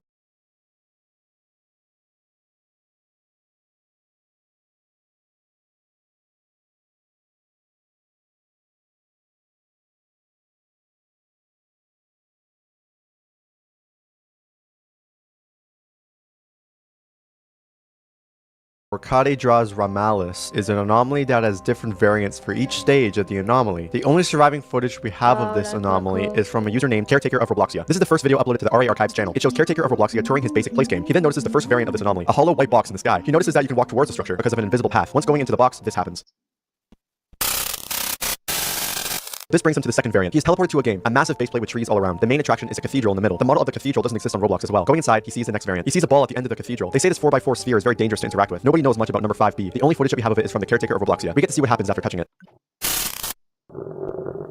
The final variant occurs once the player touches the sphere. The screen will go red and a countdown will be shown at the top left screen. After the countdown finishes, the screen glitches and the map turns to pitch black. After this, the player is removed and cannot rejoin. This is all we know from number 5. Always be sure if you see a weird little box in the sky in your Roblox game, it's in your best interest to ignore it. Anomaly number 18, or Ben, is a tall gray Robloxian, roughly twice the size of the normal player. What makes number 18 so dangerous is what this entity can do. It can realistically interact with objects in-game, never seen before by 2013 standards. Number 18 is also known to compromise the accounts that interact with it. From the screenshots provided, we can see this entity is very dangerous. The RA staff recommends that anyone who comes across number 18 does not attempt to approach or interact with the entity. Just simply leave the server and report it to the RA archives. The creator of a group named Roblox Ghost Jail discovered this entity and kept it contained for some time. According to a former group member, the creator released the entity from its containment. We have no information about number 18's whereabouts. According to the webpage dedicated to number 18, Ben has some ties to anomalies number 10 and number 4. An RA staff member interviewed number 10, and the entity brought up Ben during during the conversation. As for number 4, Ben seems to be connected to the bootleg version of Roblox that we saw earlier. The final piece of media relating to number 18 is the 8-Ball investigation, a 20-minute video on the RA Archives channel. The video is separated into 2 sections. I will summarize what happens in each section. This video was made in response to Ben sending a letter to the RA Archives. They were threatened to stop investigating number 18. The first clip is of 2 Robloxians touring the Ghost Jail game mentioned earlier, before Ben was released. They go over to Ben's containment cell. They then talk about Ben and how he usually makes sounds, but they're not hearing anything, which worries them. In fact, they don't even know if he's already escaped. Our main player comes up with the idea to communicate with Ben. We also find out their names, Ted and AJ. This brings us to the second clip. AJ begins to attempt to communicate with Ben. He begins with hello. Ben responds like Ted explained before. Thanks for reciting the whole alphabet then. AJ says, my name's Ben says, hi AJ. Ben seems like a chill dude. AJ asks, how are you alive? But he gets no response. AJ says, are you happy? But Ben doesn't know. AJ asks if Ben is a ghost, but he gets no response. AJ says, are you human? But yet again, Ben doesn't know. This isn't getting anywhere. Hey, that's what I'm saying. AJ says he'll talk to him later, and Ben says bye back. The video ends with the RA staff stating that they don't know about Ben's whereabouts. If anyone knows anything, please contact them. Anomaly number 15, or The Wisdom, is a game created by Drace Knar Null. Created in 2011, The Wisdom does not feature many things in the game. It only has gray stone structures with a headless statue in front of it. The statue is oddly pointing at the pillars in the middle. This could relate to the description of the game. There is only one way forward. Playing the game for a couple of minutes, nothing will happen. The events that occur in The Wisdom take place after spending lots of time in the game. The 2 confirmed events that take place in The Wisdom are the sky turning night. This is weird because there is no script for a day and night cycle. The second event is when the statue gets set on fire for unknown reasons. There are also some unconfirmed events as well. For example, many statues begin to teleport around the map. Another rumored event is that the game will play an extremely loud sound and crash the player's game. A mysterious decal was archived by the user Legend Zelda Warrior 64. It's a white screen with the words, the 5 truths follow the 5 balances. Obey these and they will obey you. Nobody knows what this means. It is unknown what The Wisdom could do to a player when playing the game. It is rumored that something in this game causes someone to avoid the internet entirely, but it's not confirmed. We will never know until more information is discovered about this unusual game. An X, or Anomaly number 6, is exactly what the name suggests. It's an alternate version of the Sparkle Time Fedora, except with an X on the front of it. It was uploaded to the catalog by accident on December 17th, 2007. We know it was by accident because it was listed as a free item. After the admins realized the mistake, it was quickly taken off Roblox, but for the few people who managed to get a hold of the item, they were able to experience something super weird in-game. Wearing this item in-game, a multicolored Robloxian will appear in your game. This entity is known as number 6A. This entity can clip through parts, which is weird. The only footage we have of number 6A is a short YouTube clip of a video. The original proof that I have a friend video was uploaded around the same time the hat was uploaded. This video shows a multicolored Robloxian in the game. Sir, stay away from that thing. Sir. The original video has been lost in time. It is unknown what number 6A can do. We don't know if it's dangerous, and we don't know if it's active. It is currently unknown in both categories. Until we get more information about number 6A, it will remain that way. This entity is to be taken seriously by everyone. This is the most dangerous entity I've covered so far. Doombringer's boss, or Anomaly number 16, according to the RA staff, is very powerful. When a player joins the game with number 16, the player starts to experience immense dread and paranoia. Going face to face with Doombringer's boss, the player will feel a sense of impending doom and a sense of terrible fate that is worse than death itself, according to the RA webpage. This entity seems to take a psychological toll upon the player, which is unlike any entity I've ever read about on this website. According to an unconfirmed rumor, to get rid of Doombringer's boss, you have to give some sort of gift, something that's important to you. This could be pictures, memories, organs, you know, the usual. After this, Anomaly number 16 will leave. But Sen, what happens if you don't give Doombringer's boss a gift? Oh, I'll tell you right now. The player will begin to be hunted by number 16. In real life, they will experience different symptoms. For example, coughing up blood, ear bleeds, sudden night pains, and strange scratch marks on random parts of their body. And after about a week, the player will experience heart failure and die. What? Nobody knows how number 16 can cause these things to happen in real life. This makes number 16 1,000 times more terrifying. Always remember, if you come across Doombringer's boss, always give a gift, even if it's your organs. The scripting box, or Anomaly number 11, is a Roblox game used for testing purposes from around 2008. The odd thing about this place is it's just an orange rectangular box. It is rumored that many strange events have taken place inside this game. One instance is when number 11 hacked a whole server worth of accounts. Number 11 changed their avatars to red and wrote in their bios, reach a higher level. But this is only a rumor. This game was created by a user named MidScriptCertified, but after searching his name on Roblox, nothing came up. Some people have seen this user on the site before, but this is unconfirmed. Some users seem to think that this game is connected to Noli and the well-known game The Tempest. We can only find out by watching the video dedicated to the scripting box. Our player doesn't seem to believe in this creepypasta. He decides that he wants to explore this place for himself. The game starts in a dark area. It shows a lot of similarity to The Tempest, like mentioned before. Our player is looking for a teleport that he read on the forum post. After finding it, he is teleported to the scripting box. It is exactly like I explained before, but then everything changes. The whole place goes dark and it turns into a huge maze-like area. The area has different rooms, layers, hallways, and when he walks around for a while, he comes across a flight of stairs. After going up it, this happens. The user XX after. I did not want to edit this as getting banned made all my motivation go down the drain. I will probably be back eventually. Sorry to all my fans. Damn. That sucks, dude. Some occurrences are confirmed in this game. Number 11 has the ability to expand to different rooms that look like the same as the spawn room. Number 11 can generate a strange room with a red sigil on the ground alongside a gray statue. Number 11 can have fake players taking the appearance as real ones. These could be previously hacked users by this game. This is what the Jason Rockets user was, a previous victim to the scripting box. Those were some of the hidden anomalies on Roblox. I appreciate all the work that goes into researching every single one of these anomalies. You can support... Let's not go for no this. We're not together anymore. Because it just got too much for her. Now, since my last video detailing extensively the drama surrounding the Roblox game Forsaken, more specifically the false allegations against the creator of the game being Sol, and having spoken to Sol and Juno myself, getting their entire side regarding the situation out for everyone to hear, a lot more extremely serious updates have come out which I feel like I need to address. So please like and share the video around so as many people as possible are able to see, and let's get into it. So after my video had come out, I had hoped that it would have immediately cleared up a lot of misconceptions regarding Sol, but for 2 days following the situation, it only seemed to get worse and worse, before it slowly got better and the community could finally heal. Not only was I getting attacked for standing up for Sol regarding the false allegations, but more documents were being released against them to maliciously pile up the harassment campaign at the time. This caused many contributors to the game to publicly announce that they would be leaving the community, as well as members of the team such as Toki to announce that they would be leaving the community and pulling his characters away from the roster. And something else extremely sad to see too at the time was the fact that Sol and Juno, aka Antitheses, had actually broken up in response to the horrific amount of backlash that they were both receiving. Juno had to leave because they physically and mentally could not deal with the stress and constant harassment that was affecting them for numerous weeks in a row, only seeming to get worse and worse by the day. Sol described on Twitter how they lost everything in their personal life due to this drama, and they lost everything they cared about. They also go on to state that Juno's parents stopped their relationship because they were being told a lot of misinformation from bad actors seeking to make their life a living. And it's sickening to say, but Juno had then following everything that had transpired and were ultimately hospitalized from it, with Seoul planning on following through too. And this hits very close because I had personally spoken to these people and resonated very much with the position that they were in due to the harassment and false allegations that they constantly receive. And the fact that people on the internet were soulless as to completely bash them relentlessly with Google document after Google document makes me think that some people in this community honestly forgot that they were even human with real emotions. And if anyone even faced a tenth of the problems that Seoul faced daily, they would absolutely crumble under the pressure too. On Twitter, Seoul even made their anguish known by highlighting how she'd broken up with Juno and voicing her frustrations over being attacked for her actions in which she did numerous years ago, despite the people criticizing her doing far worse. Also highlighting how they attempted to talk with the people who created a new document on her in private and explained how they will go public about what they did to them when they had the breathing space to do so. And this is all in reference to the plethora of Google documents which are all dropped one after the other in a very small space of time. Now, before we address that Google document which we just mentioned, there is another specific document that I want to address which was making the rounds. This specific document which I'm referencing prompted Seoul to make a live stream responding to it, and this is what they had to say in regards to the Juno situation at the very start. I just want this to be done with, man. I'm so tired. I lost my girlfriend over this. Not like in a physical sense, but we're not together anymore. It's just got too much for her. I had my entire life without her, and I was just like, seeing this is so awful.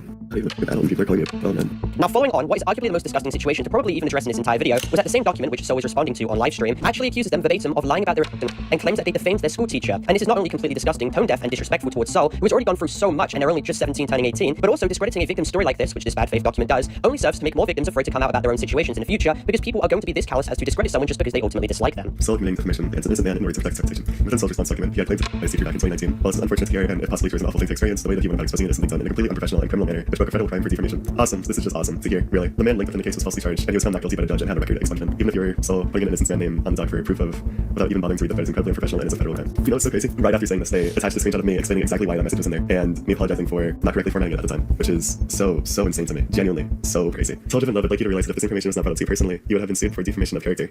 Do you even realize the naivety of your actions and the example you just set for your community? That it's okay to lie. I'm not lying, dude. I don't know what you want me to say here. I said in the same thread that I never came out about what he did to me. Do you think that there would be any kind of article made on this man at all if I just never came out about what he did? No, there wouldn't be. The only reason I cited this is because I wanted to give a past example of what he did to others. I just wasn't aware that the victim could have potentially been lying about it, and I corrected myself. Like, what more do you want me to do? What else do I do? This is the same man. There's no difference in the story. This isn't like a different man. I'm not like lying about some innocent person. Now, I'll leave Seoul's entire response live stream down below if you'd like to read it all, but shortly after addressing this document and the other bad faith document which I mentioned earlier is released, detailing a lot of smaller drama regarding Seoul from back in 2023 when they underwent the alias Robo. Now, the original creators of this document claims that they didn't want to post the doc at such a horrible time, when the timing couldn't be more convenient. They claim that Seoul has been apparently avoiding addressing the situation in private, however showed no proof behind this, so they just felt the need to pile this on top of the million and other one documents and allegations that are all being dished out at the exact same time. But of course, they preface the fact that this document isn't intended for harassment purposes, of course. Now, shortly after this document was released, it was used as the main document people started rallying behind to bash Seoul. This was, of course, until Seoul made a quick response document also detailing how the people behind that document were mutually toxic and unprofessional. This prompted the original creator of the document, after public opinion started turning against them, to then ask for all of this to be sorted in DMs, despite the fact that this should have been their go-to option since the beginning. They literally could have just been patient and waited for Seoul to regather themselves and then dealt with this efficiently. A lot of the problems highlighted in their document could have also been sorted out and clarified to one another in private, and the timing of when they released the document is beyond coincidental. So after finally coming to terms with the fact that it should be discussed in DMs, the user then scraps the document and then ultimately deletes it, marking an end to the entire drama, as this was the last document which was ultimately created. Now, as the drama eventually died down and after my video debunking the lies and misconceptions made the rounds, eventually public perception increased, allowing Seoul to then have a clearer mind to announce to their Discord server that they would be removing their tweets which were made in a much darker headspace, and that Ava, aka Juno, is doing okay, and that Juno, along with themselves, will also be taking a break from the internet, and that they will come back eventually with a cleaner slate. Even more good news came along with the fact that Toki's characters have been added back, being a Rook, Phosphorus, Azure, and Ringmaster. So it is very nice to see that the community is gradually healing after a very tumultuous past week, and I wish the best for Seoul and Juno moving forward, and hopefully this is an ultimate end to the Forsaken drama and troubles. But anyway, for clarification, as this video ends, this video is not intended for hate, harassment, or cyberbullying whatsoever. End cities, which our world doesn't have. The reason they're renewable is because when a shulker is hit by a shulker bullet, they have a small chance of duplicating. So we'll kind of need one shulker spawning to start out, which you can get to hit itself and gradually dupe into more. Ordinary behavior, that takes care of all the shulker items, and now it's very clear that we have no source of skulk or amethyst, both of which have very unique sources. Everything amethyst can be obtained with one budding amethyst block, which just grows crystal unconditionally, so that's pretty easy. As for everything skulk, that can all be grown from a skulk catalyst. Except for more catalysts. For that, we're gonna need wardens, which spawn from shriekers. Now, of course, you can grow shriekers from the catalyst we started with, but not the kind that spawn wardens. The ones that catalysts grow are basically fake ones. For a true source of skulk, we need a natural, legitimate skulk shrieker, which means that's our second place block in the world. Yay! Now you have something to stand on. Don't worry though, wardens aren't gonna spawn if you don't place any blocks, so you're safe. Just don't place anything. Looking at what's left, it's clear we'll need a sniffer. They're the only mob that provides you torch flowers and pitcher plants, so we can add a sniffer egg. But wait, we also need a source of renewable sniffer eggs, which means we actually have to Noah's Ark this one. They need to breed to lay more eggs, so it takes two. I do think that it would be wrong to call two sniffer eggs one thing just because they stack, so I'm not gonna do that. But what I will call one thing is my next creation. Minecraft's only source of breeze rods is the breeze, and trial spawners are the only source of trial keys. So I put them together. Now we have a breeze spawner, which generates naturally in the real game, so I think it's pretty clearly one thing. It's one block. Now we don't have to start this world on a skulk shrieker anymore. We can spawn on this. I don't know if this is much better. This is also our renewable source of cobwebs, but I'll leave that as an exercise for the viewer to figure out why. Next, a creaking heart would take care of all the resin variants that we need, though a creaking heart can be crafted with a resin block, so I think I'll give that to the player instead because having more recollectible blocks are better for the early game, and either one would work. And as usual, I'm not gonna provide you the logs when you can get those from a wandering trader later. Eventually. Next up, we still need the grass block, but not just to grow more grass. I didn't really make this clear on the list, but technically we kind of need grass for, most passive mobs to spawn, so it's pretty important. And with the grass block added to the list, that leaves 9 items left. And guys, what if I told you that all 9 of these items can be obtained from the same source? Themselves. I hate them. Each of these items can only come from themselves and only produce themselves. These 5 can just be duped with bone meal. These 3 just naturally grow. I will admit cocoa beans technically are the exception since they do have crafts, but in this particular world, you can already get cookies from villagers and brown dye from wandering traders, so cocoa beans don't really have much of a use. Traders can give you cocoa beans in Bedrock Edition, but not Java, so we'll have to add them to this world for their own sake, just like the others. Our last one being mycelium. Only here to grow more mycelium. Thank you, mycelium. And there you have it, 20 items and 3 blocks. Add that to the 10 biomes and 2 structures, and we have 35 things that can let you farm every renewable resource. Except for 27 of them. You thought this was over? Ever since 1.21, the list of renewable resources has become sketchy simply because of vaults. Vaults can reward items that we don't have in our world yet, like diamonds and heavy cores and enchanted golden apples. Once a player opens a given vault with its respective key, they can never open that vault again, but other players still can. Each player gets one chance at each vault. But here's the kicker. Vaults can only remember 128 unique people. If a 129th player opens the vault, it adds them onto the list of players who have opened it, and then forgets the first player, which means the same player can open it twice. And if they did so, it would forget the second player, and so on. Which is great, new renewable items. My original plan was to include this, at least for the I have more than 128 friends edition of this map. It would require adding 2 new things, each kind of vault, since you do need both vaults to get access to the full palette, but they both reward golden apples, which is now a much easier way to get emeralds, meaning I can finally remove the taiga. So the net effect is you only need 36 things. That's not bad. And anything crafted with diamonds can be renewable now. Your jukeboxes, your enchanting table, and every armor trim, which only come from themselves. They're in their own crafting recipe. More items that only exist for themselves, but they have to be added because they're renewable. But hey, at least 2 of them come from the vaults, and 3 of them require non-renewable resources, so they wouldn't be in this world anyway. So it's not 18 practically useless items to fill your inventory with. It's only 13 for a grand total of 49 things. Hey, I mean, at least it gives a better block to spawn on. Honestly, I do not like this. If we just removed all these self-serving items, it would only be like 27. That's only 16 items and blocks. But these items just make it so inconvenient. And if we're being completely honest, you don't have 129 friends. So I decided if I was going to make this a real Minecraft map, which I did do, I would make both the 35 version and the 49 version. That does make you wonder though. It technically has the bare minimum, right? But is it actually playable? Yeah, it actually is. With the literal bare minimum if possible. I know because I played it with tick sprint and keep inventory to make it easier. It's like an escape room, but instead of escaping your way into normal Minecraft, you have to farm your way in. It's a bizarre world since you get every item right from the start. Where else would they be? There isn't any coherent game design built into this, since this is just what you get when trying to be minimalist. In fact, it'll take you around 60 hours just to get your first villager. And if anything, that's an under-exaggeration. I didn't say it was a fun map at all, just possible. I was gonna joke about the goal of this world being to collect one of each obtainable item, but I think the real goal would be to actually enjoy the process, waiting for the budding amethyst to grow while dodging breezes day after day, waiting for skeletons which walk off the map half the time, waiting for enough snow so you can start to spawn foxes on a big enough platform, waiting for enough iron from zombies living off of nothing but flesh and sweet berries, waiting for the foxes to spawn. Holy mother of Dairy Lum, waiting for foxes. And then traders. I spent 2 hours waiting for a wandering trader to spawn with tick sprint enabled, and I didn't even have the item I needed. I think only the most unemployed friend kind of people would be able to legitimately complete this map without speeding up time at all. And hey, even once you've beaten the map and obtained every item, you still haven't because of the limited resources that can't be farmed at all. Remember that from the beginning of the video? If we really want to 100% this map, you could just add one of each limited resource to the world, you know, just for the completionist, or make them into renewables in some illegal way, like a custom villager that trades for the, I think, 65 root items that would branch into the others. But at that point, do we also want to add the unobtainables for true completion? Probably not, because at a certain point, we may as well just do everything with trades, and what even counts as unobtainable? See, if we start trying too hard, it starts to get subjective again, and I realize I don't even know what it means to be a renewable. Who says a resource has to be an item? What about mobs? Of all the renewable mobs in the game, comment if you know the 2 mobs that aren't. 7 renewable mobs still can't be obtained in the world I just made. Maybe it's not complete yet. There's definitely a lot more to do to engage with the original question, but this is where I'm going to draw the line, because you know what? Si on cousait la tête du chien.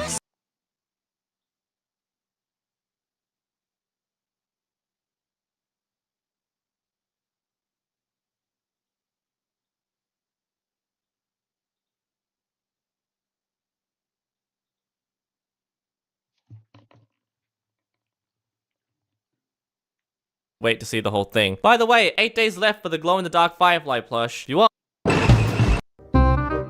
Okay, we'll play a guessing game here. Oh boy. Okay, behind one of these signs on my 6 monitors list. Stop! Stop coming! I literally. Oh my gosh. So it is spreading as if it's a salt block, but it is way more intense. So the entire village has been turned into a barrel block. And also, I've made your second barrel block, andesite block, spread as well. Like this. Isn't this pretty amazing? This village house is probably going to turn into andesite like this. Ooh, god. Alright, so andesite on the left and diorite on the right. Let's get it. Yo, let's go. So, ooh, wow. Whoa. This is so cool. So, as you see, it is making this border, but the border is somewhat moving. So as the time progresses by, the andesite and the diorite has invaded each other's spaces. Bam. Okay. I think it's working. Yes, I think it's working. Oh, yes. So the tree's growing speed is just as fast as the spreading speed. And yeah, the forest is getting bigger and bigger. So this time, we're gonna be infecting this entire stone plane with sand. And you can probably guess what happens if the sand infects this block. There's no supporting block which is gonna be falling. Bam! And oh, that's not supposed to happen. That's way too anticlimactic. Whoa, whoa, whoa, no, no! Okay, this is not good. Oh no. Okay, that was a really horrible idea. Okay, so this time I've made the sandstone spread as well. Okay, that was a little bit too fast. But did you also know that it can also infect water blocks as well? Check this out. Yep, that was the water block. So I have a really good idea. So I'm gonna place down a water block right here, and then I'm placing down a sandstone right here when the water block touches. And this will infect the water block. And if the sand block infects the water block, it gets higher and higher. So as you see, it gets bigger and bigger because the water block will make new blocks flowing down the sand blocks. It's gonna be making something like this. Okay, so it's not gonna be spreading anymore because the water is run out, and from now on it's gonna be only spreading to the sides. I've also made the water and lava spread like sand blocks. Oh my gosh. So what happens if the sand block means infinitely spreading water, like spreading to other blocks? This is kind of really cool. The lava should be also spreading as well.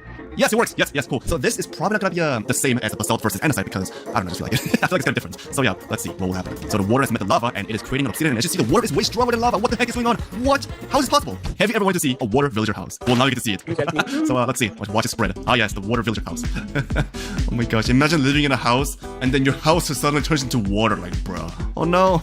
You're gonna fall. No! You're a dingus. No, no. Okay, so this is a normal Minecraft world, and as you see, the water is taking over the entire Minecraft world. So let's make it a little bit faster. Okay, so let's do 4,000, and this should probably destroy my computer. I'm so like all these water, and I'll still not be able to find a single fish because I'm really sick of finding anything. Look at me, I'm a boat master. Oh no, I'm sinking. This is what will happen if water and lava do not react to each other.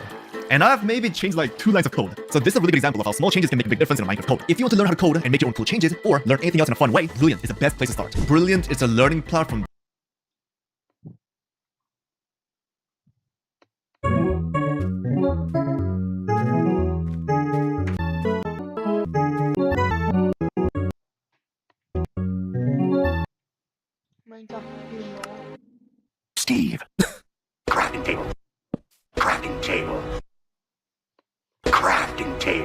Oh god. The movie is 2 weeks away. I don't even know what to do at this point. Guys, what's that down there? It's the Minecraft movie. Well, it's finally that time of the month again. Parental advisory, explicit content. You know, when I see the movie, I fully expect everyone to start cheering at that moment. It looks like he's about to kick this car in half. Yeah.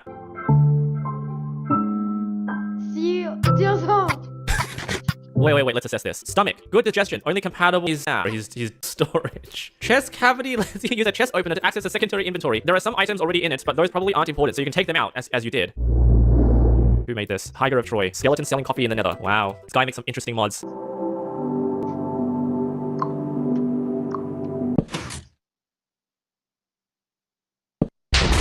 Roses are red. Minecraft is good. The new villager eggs look like Tim Lockwood. I mean, we've gone through this already. They look alike.